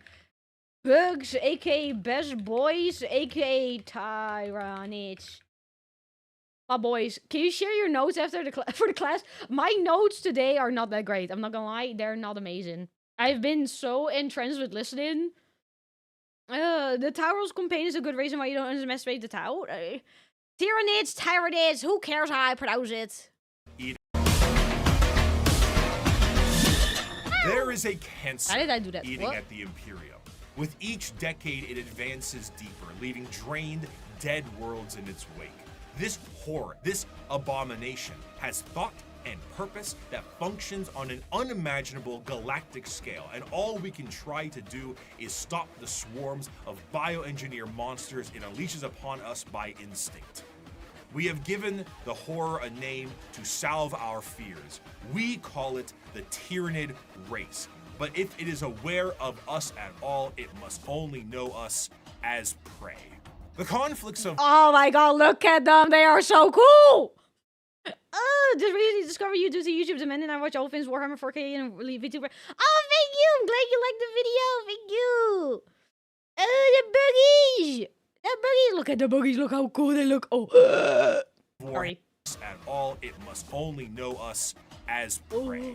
The conflicts of Warhammer 40k are chaotic enough with the sheer volume of violence that exists in the confines of the Milky Way. However, there is a threat to the galaxy that extends beyond our known galaxy that is creeping ever closer and cannot be negotiated with. What drew them to the galaxy is unclear. It may have been the light of the Astronomicon itself, like a moth to a flame. It could have been a Xenos device detonated in the Horus Heresy. It could have been that they were done eating the Andromeda galaxy and they have come to take ours. Or they might be running from something. And I'll note down, can you explain to me why books are so liked by girls? I have no idea. Personally, I just think they look really cute and really silly. Like, for example, if you look at... You just activated my hyperfixation. If you look at the frog-legged beetle... You know what? I'm gonna show you. You don't know what you just did. Oh my god. Frog-legged beetle. If you look at a frog-legged beetle, it's so silly. It is so silly. I love it. Cute? I think they're cute. I think they're adorable. Hang on, let me get a good picture. Another picture of two of them fucking. Hang on. Why are there so many pictures of them mating? What the fuck? You have too many hyperfixations? Books is a big one. Also, weevils are also really cute. Oh my god. I think weevils are also fucking adorable. Like, if you look at a frog-legged beetle, the whole thing is... I think this is the males. The males have these giant back legs, and the reason why they have this is kind of unknown. But they have these giant legs, and that is so funny. New people always go for tyrant. Hey, I just think they're cute. Girl, what? Hear me out, guys. Hear me out. And also, weevils. Look how cute and silly they are. Oh my god. It's like these Star Trek mates. Generally, in biology, if anything is excessive, like giant legs, obvious colors, loud ass mating calls, it's all for mating. It's all to get a mate. And it's 9 out of 10 times the males that have that. Heretic books info. Hey, what can I say? Okay? What can I say? She's a book VTuber? Yes, I am. Hello. Hello. Oh my god. Also, my whole mascot is based on a book as well, so... Book, Xenos lover... Hey, I just think books are cute! I have taxidermy of them, like a couple of butterflies, I have a taxidermy of a frog, but that's not a book. I have, some moths as well, I have some butterflies... I already said butterflies. What else do I have again? I have some beetles. Oh my god, love the hungry bugs. I just think bugs are cute! Has horns, but have you guys? Oh my god, wait, what is the book called again that has it? I can probably not find it, but hang on. Check if she still has her genes. What do you mean? Hang on, what were you called again? What is this? What is this book called again? Pippi. Can I find a video of it? Do I need to go for YouTube for this? Oh my. See, this is what happens when you trigger my hyperfixation. Oh my god. Find a good video of this. A good video. Might be that's loud. Can I mute? Thank you. No, that's not it. Why? I accidentally. Oh my god. That is the book though, but I cannot find the video I was specifically thinking of. Because I'm stupid and I don't know how the internet works because I'm a boomer. Oh my god. Do I need to find the TikTok of it? Because I found a TikTok of it. No, that's not it. What the fuck is this? Probably not find it, knowing me. I don't know if oh, I found it. Never mind. Let me just mute the video because I'm a. Actually, I might just find. Sorry, this is. I'm spending way too much time on this. Beep beep beep beep beep beep beep beep beep beep beep beep. Okay, this video is extremely blurry, but ignore that. Ignore that. But like, look how silly it is! His little feet! Look at those little feet. Look at those little feet. Oh my god, like look at the you could like oh my god, you're so cute. Okay, anyway. Enough of that. Nice looking hair, thank you. Thank you, Drollin, for redeeming that. Oh my god. It is doing little stompies! Oh my god. As if we're already 4 hours in. Ignore that. And also, like, isopods are so cute as well. Especially the rubber ducky isopod. They're so cute. But above all, my favorite... This is the last thing I'm doing. Then we're moving on. Okay? My favorite beetle of all time will always be the Goliath beetle. And no one can tell me otherwise. I love Goliath beetles. Can I find a good video of it? No, that's a Hercules beetle. That's not what I googled, you fucking dumbass. Like, my favorite. My favorite, look at it. It's first of all, giant is one of the biggest. Look at it. It's so it's so silly. I love them. Oh my god. Anyway, back to the video. Finally, someone says it. They're cute. Can you imagine Togi doing stompies when she's angry? Okay, moving back to the video. Eating the Andromeda Galaxy, and they have come to take ours, or they might be running from something far, far worse. Regardless of the why, the where, when it came to the first official contact with these creatures, was the planet of Tyran. This is the site where the Imperium encountered a fleet of these creatures before being utterly torn. I freaked out my sister with the knowledge of Goliath beetles. Goliath beetles are sick. I love them. This is the site where the Imperium encountered a fleet of these creatures before being utterly torn to shreds. Thus, these creatures became known as the Tyranids. There's plenty of evidence that the Tyranids have been lurking in our galaxy for years beforehand, but this was the first true instance of their presence being fully known. Unlike other creatures in the realm of 40k that can be talked to, captured, or negotiated with, the Tyranids are unable to be reasoned with. They are hang on. Unable to be reasoned with. That's why they're so cool. They will just fucking fight you and you cannot talk to them. To capture or negotiated with, the Tyranids are unable to be reasoned with. They are, at their core, animals. But not the fun kind of animals. They are the xenomorphs of 40k, and boy are they hungry. They are instinctively hardwired to either kill or be killed, and they are an unrelenting... Hardwired...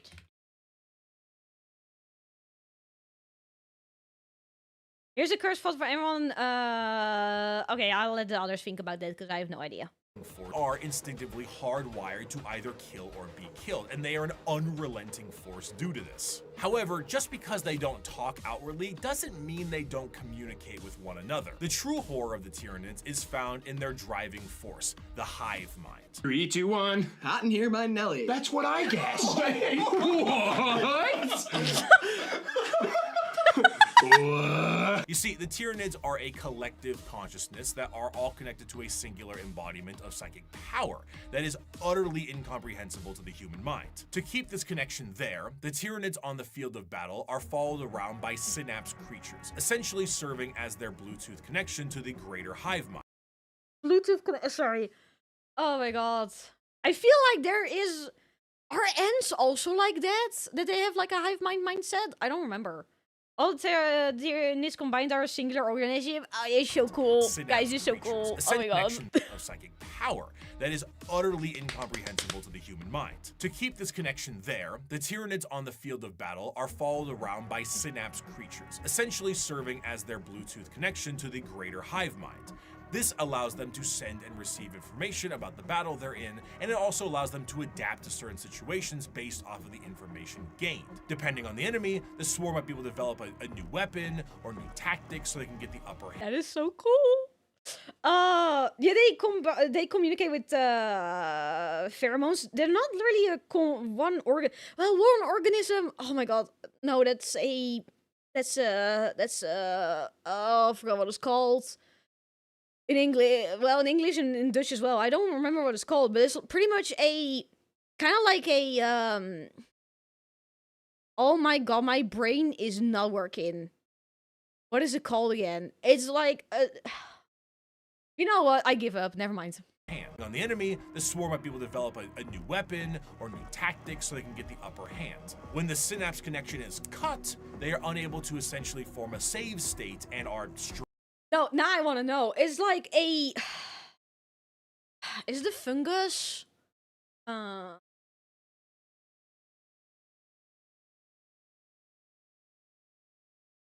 Oh my god, I had... It's not microzone. No, that's not... Cordyceps? I don't know, and I'm probably not gonna remember. I just know it looked like slime, and it was like... multiple celled organisms, but they all combine into one. I don't remember. You know what? I'm starting to give up. It's gonna drive me crazy. I'll probably remember later. It's fine. It's fine. I hope. Synapse connection is cut, they are unable to essentially form a save state and are stranded.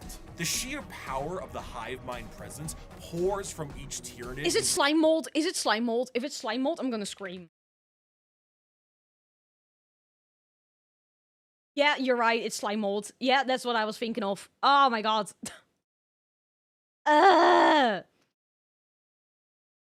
Is it slime mold? And now I'm gonna double check. Is it these? Because these combine when they're gonna be individual cells coming together to form fruit in bodies that produce spores. Most live in damp places and rotting wood. It might be those. I might be thinking of those. And then a specific one of them, but I don't remember which one. Either way, I think it is slime mold. Yeah. Okay, that answers my question. Oh my god. Whew. They are just dangerous feral animals when they are cut from the hive mind. Oh, hang on. If they are cut...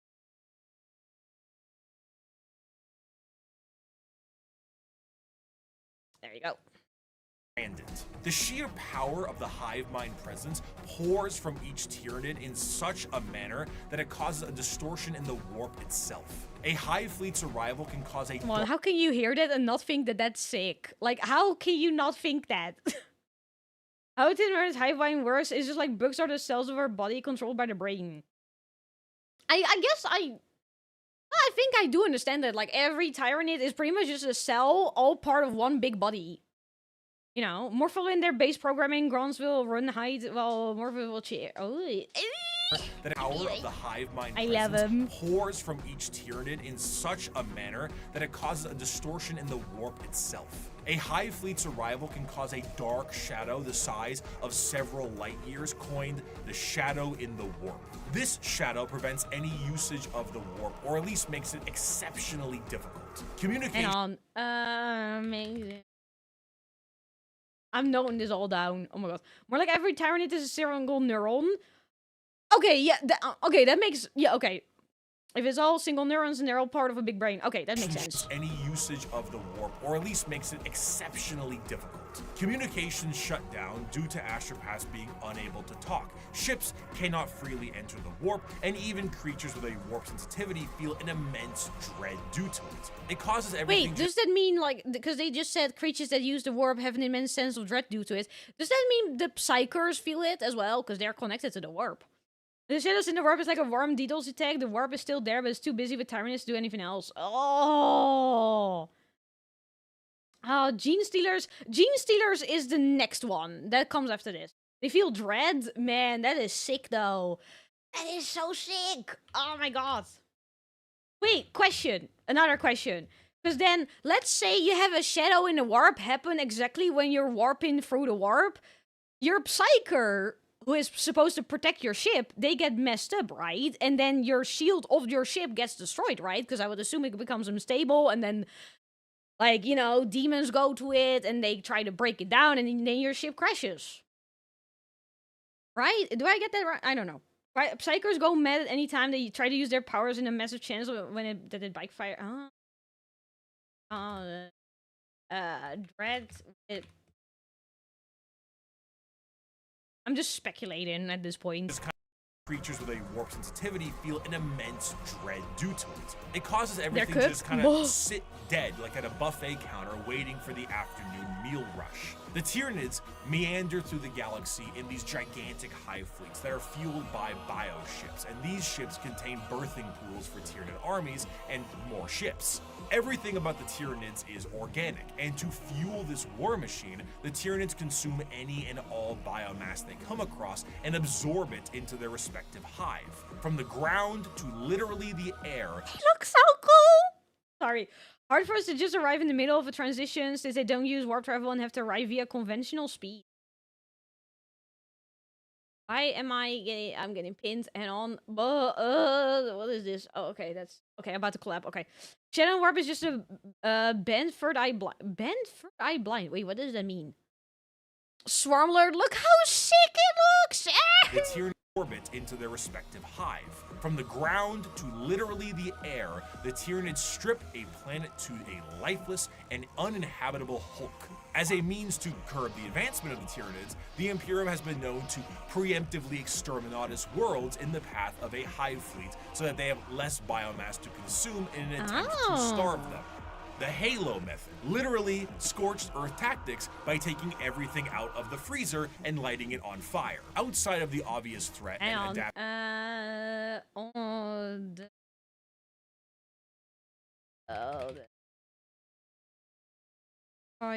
planet.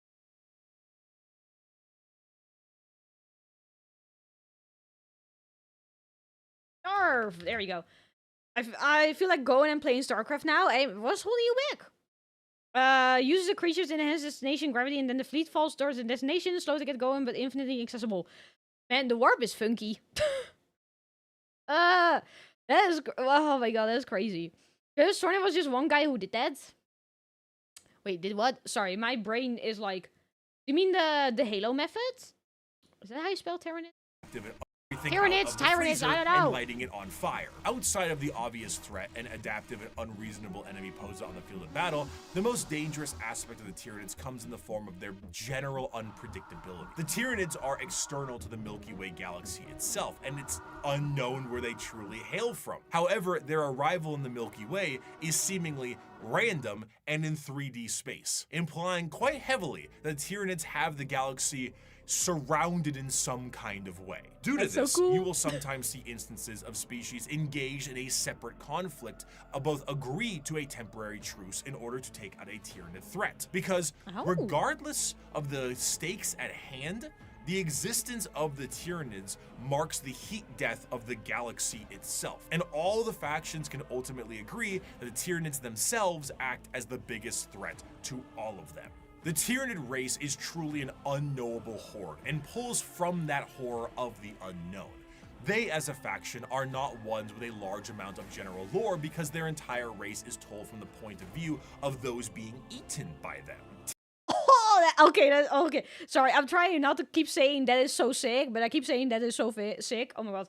Their lore is told through through the point of those who are eaten. That is sick. Scariest thing about the Tyranids is supposedly that the entire galaxy is surrounded by them. That is crazy. Scariest. The entire. Surrounded by. I don't know if he's. You know, if he. Okay, I'm gonna watch the rest of this. If he doesn't touch upon something, I'm just gonna ask. Because I'm curious about one thing. Books are always from a victim's perspective. That is kind of sick. Oh my god. Desert Raiders, if you want a good novel, is not very long. It's about a world that's a desert. Okay. Desert Raider. Yeah. Okay. The Tyrannus Codex shows a map of the galaxy and how it's surrounded by it. That is sick. Oh my god. How many NID models are you gonna get after this? Depends on how much money my bank account can suck out of. That's a weird sentence. That is weird. That is a really weird sentence. Oh my god. Ignore that. Tyranids, their entire race is told from the point of view of those being eaten by them. Tyranids are called that due to the planet Tyran they destroyed, as we mentioned earlier, and their names are often phrases given to them by their victims. The Swarm Lord, Old One-Eye, the Death Leaper, Von Ryan's Leapers, and so on. Despite the inability to even perceive the vast psychic hive mind of the Tyranids, they are fiercely intelligent. Special poisons and items designed to counter them are... I think this section is the section I've been taking the most notes out of. Oh my god. There's a video by Morelord that shows all the time. Oh, I'm noting it down. I'm noting it down. Morelord that shows all the types of so far. And does not include it. Stop mentioning throat. Don't worry about that. I'm gonna lose it. I'm gonna shit myself. My wallet is fine. I'm just looking.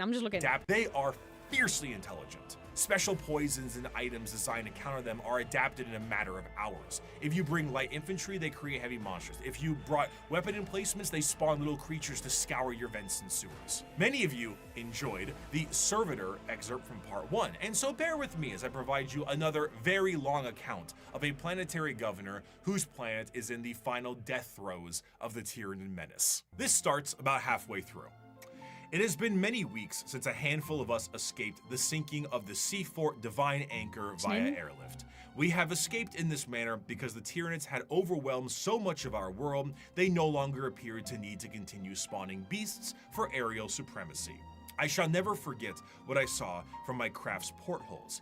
Alien biostructures dominated Huto's surface. Gigantic, lumpen barnacles pumped out clouds of matter to further poison the planet alongside pulsating, brain-like nodes that resembled lethal fungi. Immense capillary towers stretched high into the poisoned sky. The glistening chitin coating their flanks crawled over by chains of lesser beasts fulfilling some sick alien purpose I cannot know. Digestion pools spread for miles, replacing our once great lakes with reservoirs of bubbling biomatter. Tides of creatures bloated with consumed... Hang on, I need to pause the quote, because he did say it was going to be a long one. Oh my god. It's too late for a water... No. Wait for the Hyopent Biotitan? What? Think about all the Gundam molds you can buy with the money. But the niche, though. What do you mean? Yes, Sparky. Good morning. That was a yawn. Oh my god. Good Tyranid fight bug. Devastation of Baal.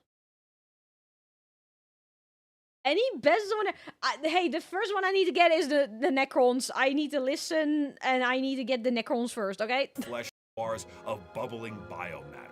Tides of creatures bloated with consumed flesh vomited their guts into the pools or threw themselves entirely into the billowous liquid. Amidst the seas of feeder beasts consuming all in their path, we would every so often see an explosion or a burst of fire. Were these heroic final stands by other survivors, or merely abandoned ordnance detonating at random? I will never know. I cannot rejoice in the deaths they inflicted. The biomatter of the dead Xenos was surely recycled by the Xenos regardless in no time at all. Our aircraft ran out of fuel a week ago. Now I stand in the snow, not far from the peak of Mont Saint Hila. I am the only one left that I know. One by one, those with me perished. My God, this the is a long slightest quote. cut on a mountain rock resulted in an immediate infection that left the pilot screaming in agony. Her co-pilot fired the shot that ended her torture, and my senior aide threw himself from a ledge. The reality that there was no escape hitting him. I have no idea what happened to my chief medicae. Others were slain by lone beasts the rest of us were unable to kill or drive away. A justly deserved end will soon be mine. I have failed on every possible level. We were not even able to send word. An alien disease has me within its grasp. My limbs are numb, my tongue is dry as sand, my head throbs. Even at these chilled heights, I sweat profusely. From here where I sit, I can see— Yeah, there's a long ass quote. Oh my God.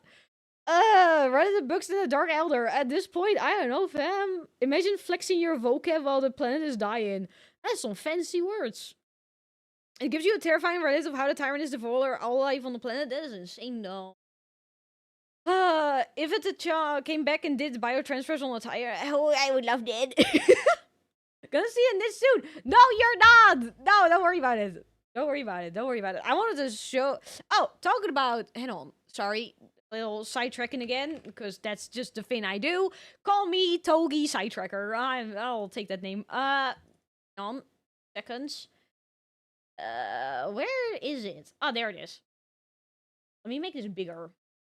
That is too big. That's what she said. No, she never said that. I'm sorry. I mean, with the subathon, I do have the Warhammer paint in that, if it gets hit, I do need to paint a Warhammer on stream, so, you know. That's probably gonna be the Necrons that I need to buy, so. Or the Tyranids. I might go in and buy Tyranids. Anyway, imagine saying that. That's crazy. If the Tyranids avoid your planet, that means there's an inevitable inhabitant in it. That is kind of terrifying. Oh. Story about the space station being swallowed whole is more terrifying. You know, I like them. They're scary and I like it. These chilled heights, I sweat profusely. From here where I sit, I can see the final death unfold on the planet entrusted to me. Before me is the Radarin Ocean. The water level is visibly dropping, hour by hour. They are even taking our seas. There are enormous beasts with great, slowly flapping wings and immense open maws moving through the sky. I may be at high altitude, but the air is thinner here than it should be. I know enough of mountaineering to know that. They will not even leave our air. There is an isthmus I can see, upon which is sat one of the Xenos capillary towers. Now I believe I can tell what they are truly for. High up, foul Xenos bioships cling to their flanks like twisted calves at their mother's udders. They are feasting, oh my God, I it's still am going. sure, hungrily filling themselves to burst on the hideous gruels that are what remains of my people. I have witnessed the planet's death from sinister start to hideous conclusion. I see the power of our foe, and though I have shown boundless weakness these past months, I do not see how we could ever have won. If this is any sort of good news, it's— That's kind of a depressing quote, though. Oh my God. Take everything the thing they can transfer private and oh, they just keep going like the tyrant. And we going. Eat your planet. Oh my God. Don't tell her what the tyrant. Oh no, don't. You're doing the reverse psychology on me. Oh my God. They eat all things. Man, that's kind of a pity. Oh. Actually, this is one of the ones I really want. Oh my God. Ah! What a bad quality picture. Oh my God. That is an awful quality picture. But this is one of the ones I want. I closed the video. Oh! Hang on. I accidentally closed the YouTube video. I'm an idiot. Oh! Damn it! I did not panic. Don't worry about it. You panicked. Maluk is just cooler. That is my favorite one. Okay, that. Oh, they fucking turn back again. When hang on, it's right. I have it right here. Right here. Right there. I love this one. I think this one is the sickest out of all of them. I want.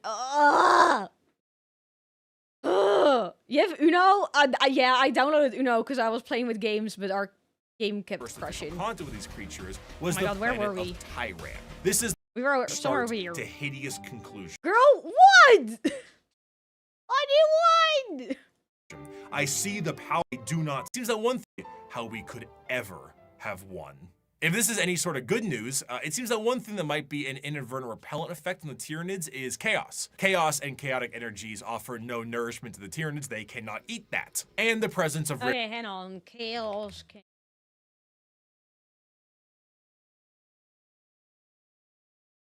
Sparky, what do you want? It's 4 p.m., mister. Wait, it's 4:33 p.m. Penis! Oh my god. If some chaotic energies offer no nourishment to the Tyranids, they cannot eat that. And the presence of rifts and warp storms work as a means to starve out the Tyranid fleet. The Tyranids, of course, are attempting to adapt to this, but it seems that even at the most primal core of the galaxy itself, Chaos agrees that these dinner guests are not welcome in any way, shape, or bioform. In the end, though, the Tyranids represent the final fears of the galaxy itself. Despite the goals to conquer the galaxy as a whole, the remainder of the universe may very well be dead and derelict space. Instead of endless worlds and solar systems, it may just be bones and ash. The tendrils of the hive mind have wrapped themselves around the galaxy, and the only thing that's guaranteed is that dinner is served. However, the Tyranids are not simply the unending hordes of bugs. Beyond the more general buffet tactics of the force of the Tyranids, the hive mind has a more secretive and dangerous means of planetary conquest in the form of something a bit more terrestrial. General upheaval and revolution. However, though the idea of a society... Hang on.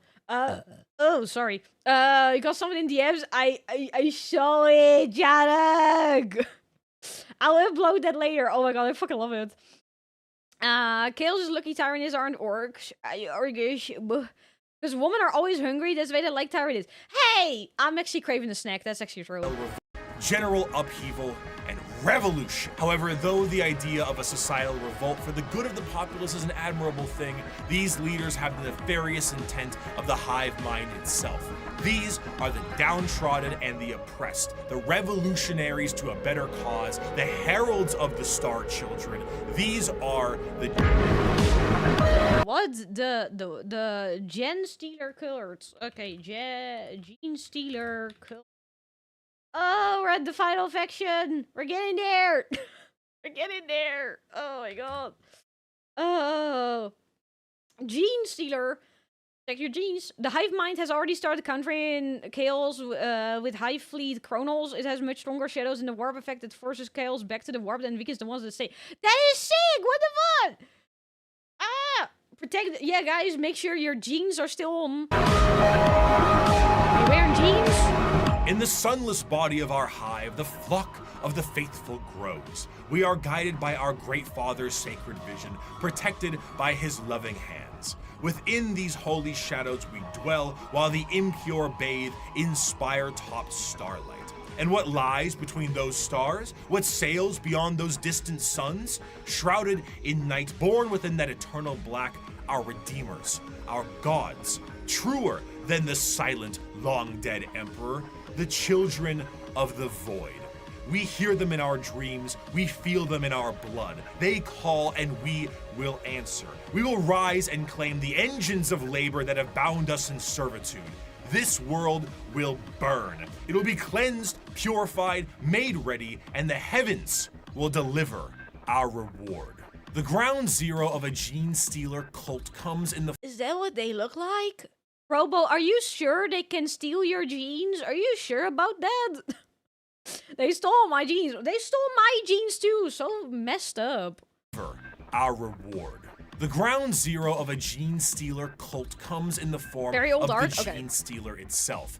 Deep in the depths of a planet, a gene stealer acts as almost an advanced recon unit for the Tyranids, and were the first Tyranid units encountered by the Imperium itself long before the first Hive Fleet made its presence known. Unlike the Tyranids that can only reproduce through the birthing pools in the fleet, a gene stealer reproduces via the Big Smooch. The gene stealer...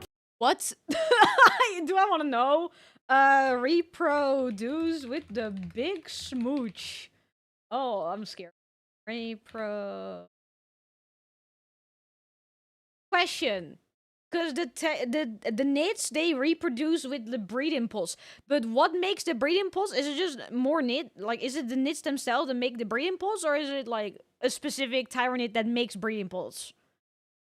How the gene stealers get added back to Darktide? Wait, what do you mean get added? Oh, get added to. Why did I add back to that? What the fuck? Oh, the big smooch. I'm scared.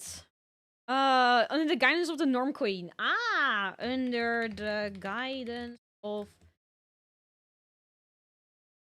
Ah, do not look up the Gen Stealer Broodmother. It's the same fucked up shit as that. I'm not gonna look. I'm not looking. I'm not looking. Hi, Brent Sprinkles. How are you? Hi. Norm Queen creates nits in a huge bioships. Okay. So nits themselves. Okay. A gene stealer reproduces via the big smooch. The gene stealer kiss is essentially what the face hugger in Alien does. It attaches to a victim and releases an embryo. However, instead of a chest burster, the embryo alters the genetic makeup of the host itself, turning it into the primary conductor of a localized version of a hive mind known as the brood mind. Any offspring that this host produces is known as a gene stealer hybrid, and the host assures their survival to continue to reproduce. The first few generations of a gene stealer hybrid look more like the gene stealer itself, which in our current reality would be terrifying. But considering how the vast majority of humanity is a little mutated in 40k, it doesn't stand out as much as it should. As the generations continue, the mutations and the general alien... Wait, yeah, so do they just keep kissing and keep absorbing and evolving? The kiss worked on both male and females? Nice. Can even persist, even in the EdMag, there was an infection person made into a cyborg and he was still loyal to the... That is kind of sick and also kind of terrifying. Oh my god. Look as it should. As the generations continue, the mutations and the general alien look is almost entirely phased out, and the resulting hybrids look almost identical to the species that they once were. Due to the size of most worlds, the makings of a gene stealer cult can exist almost entirely in secret, generation after generation. After a certain period of time, those hybrids will make their way into generalized society, still connected to... Hang on, let me pause here. Only the pure stain do the kiss, later generations just breed. Ah, okay, hang on. Only the pure do the kiss, later generations. Okay, so it doesn't really, like, keep evolving. Okay. And pretty much the Zergs, which they are, what are Zergs against? Oh. GC failed when they tried it with orcs. The fake orcs weren't violent enough and got bullied to death. Wait, hang on. Wait, so they did it with the orcs, but then the fake orcs weren't violent enough, so they got bullied? That is crazy. The mind period of time, those hybrids will make their way into generalized society. Still connected to the mind of the gene stealer itself, the hybrids operate with the express goal of gaining power within society itself in a political and religious sense. Most of the time, they will present themselves as revolutionaries, looking for the betterment of the population. And honestly, it sounds great for a lot of the folks on the planet. By the people, for the people. As they expand more openly, the crossbreeding continues. Oh, hang on. Or island. See, another reason to like the orcs. Another reason to like them. I experimented with it, but something has happened to the research. There's something in quotation. I never played StarCraft. Okay. They can infect any race, but most have a way of telling they are infected, though. Okay. See, I never played StarCraft, so I have no idea. Use people for the people. As they expand more openly, the crossbreeding continues until all aspects of the planet's society is infiltrated. However, all bets are off when a hive fleet comes close enough. When a Tyranid hive fleet gets close enough to a planet, the brood mine activates essentially an endgame scenario. The once political and religious leaders become bloodthirsty fanatics that work to finalize the collapse of society and the death of those who oppose them. But to those in the brood mine, the god they believe in is coming, and this is holy justice and vindication for their religious and political beliefs. As the hive arrives, the planet is essentially ripe for the taking. The original gene stealer pieces out to the next world or is reabsorbed for deployment elsewhere, and the Tyranids begin to take the planet for themselves. The cultists sing praises and holy songs as the Tyranids begin to eat everything up in kind of a meet the pyro sense of religious religious delusion. But as they are harvested, some of them are snapped back to reality, oops, there goes gravity, before they are thrown into the biomass soup.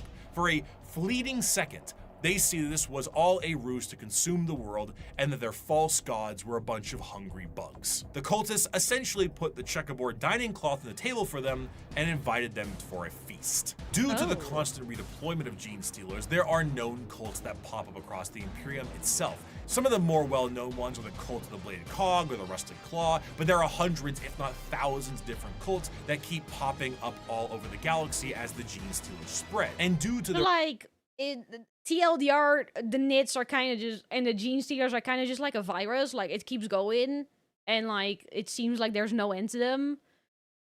Kills on Terra as well. StarCraft was supposed to be a 40k game. Ah, okay. Novel that makes the kills so sympathetic. They really sympathetic. I don't know.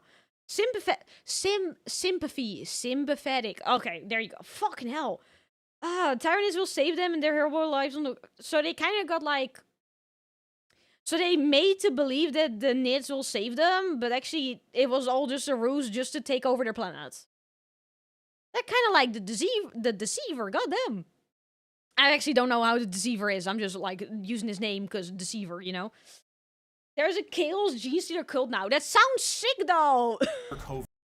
That keep popping up all over the galaxy as the gene stealers spread. And due to their covert means taking over the planet, they are not generally viewed to be a threat until it is far too late. And due to the know-how of gene stealers, they tend to be predatory to those in the lower classes of a given planet. The gene stealer cults overall have really come into their own, commercially and artistically. They have very much embraced the revolutionaries aesthetic and crafted a fascinating method in doing so. It's this great combination of this pseudo-Marxist Bolshevik uprising mixed with the hills have eyes in the populace. What's particularly enjoyable about their uprising is that often from their point of view... Deceiver comes later. Necrons was in part 1, right? They got brainwashed into thinking the Tyranids are divine beings, seen them as saviors. Oh my god, that's kind of fucked up.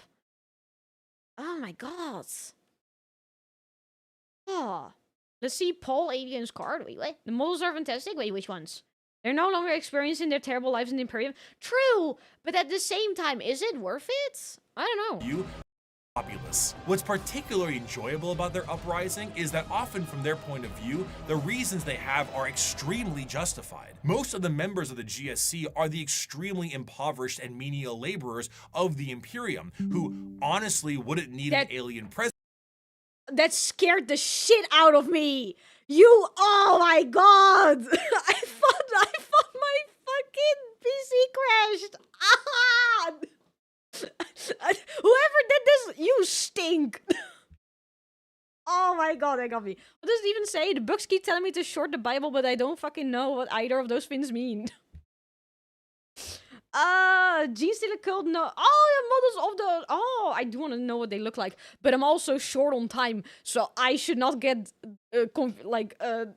redirected. Or sidetracked, that's the word.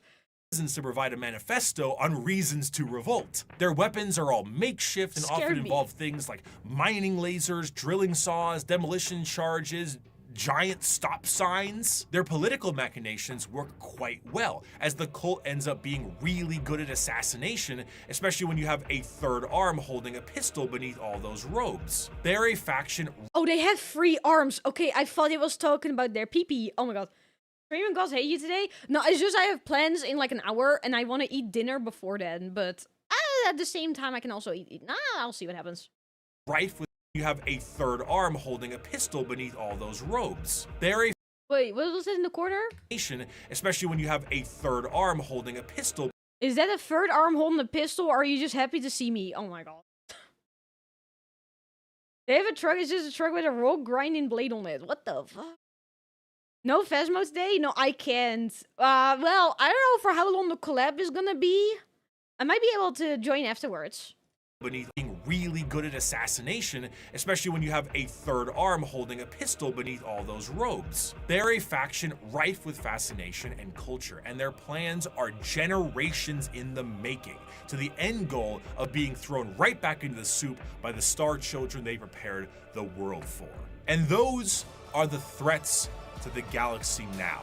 The degradation of almost every species is now behest by the Tyranid menace, and all of the infighting between each and every single one of them will be their undoing. I want to play Space Marines again. The world of Warhammer is a bleak and horrendous one, and that is in its own right the charm. It is so large, so vast, so absolutely horrendous and insane, and yet is treated with 100% severity and seriousness. In the beginning of part 1, I gave you an abridged and different opening to the Warhammer world, the grim darkness of the far future, and I leave you with this part 2 with the full quote itself. It is the 41st millennia.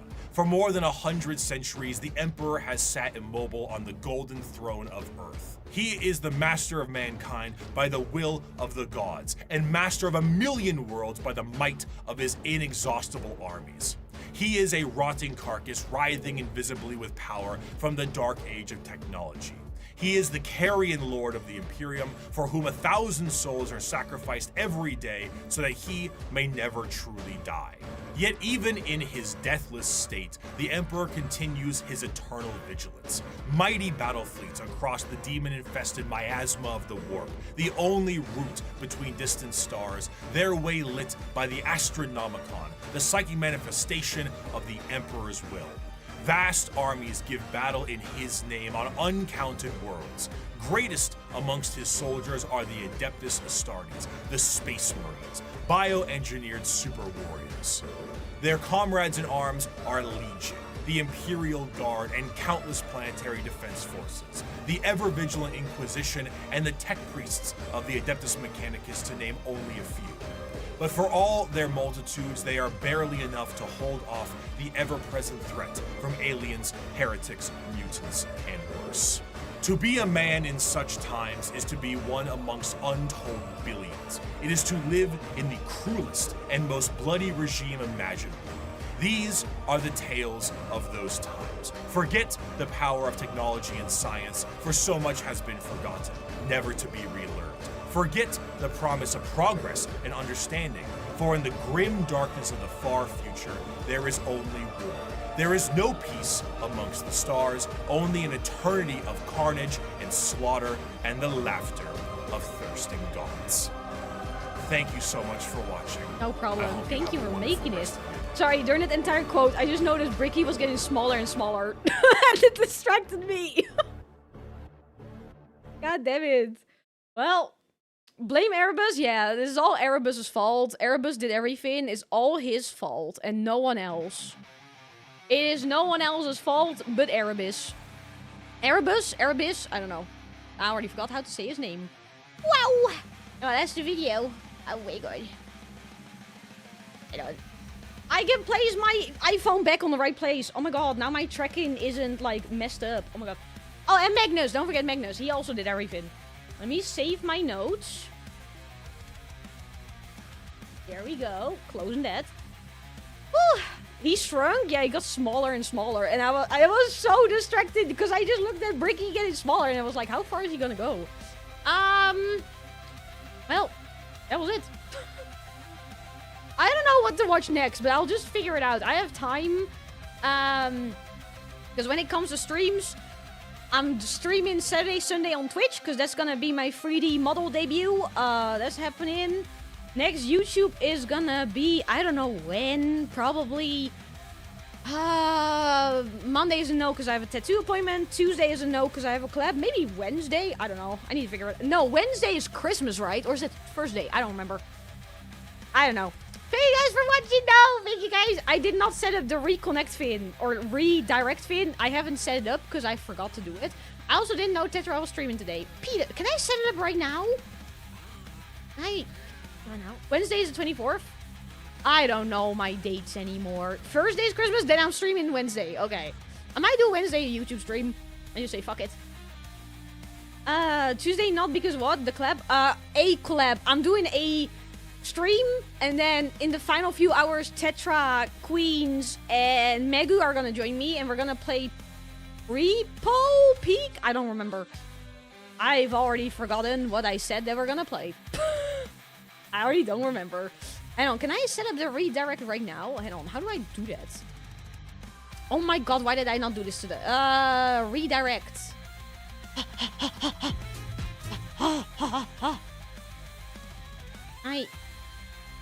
I don't know if this is gonna work, by the way. No, that's not it. Collab time? Yee! Play a game, alright? A game. Oh, there she is. Can I? Save. Now, then, if I end stream, do you guys just get redirected? I don't know. I guess we'll find out. Thank you guys for watching with me. I'll see you guys next time. We will make this a YouTube video, just like last time, and we'll cut out any parts I got heavily distracted, which is a lot. It's a lot. Anyway, guys, take care of yourself. Take care. Bye-bye. Bye. I don't know. I forgot how long the delay is. So I'm just over here waving, and I don't know, fam. I don't know. I'm just gonna click the button now. Bye.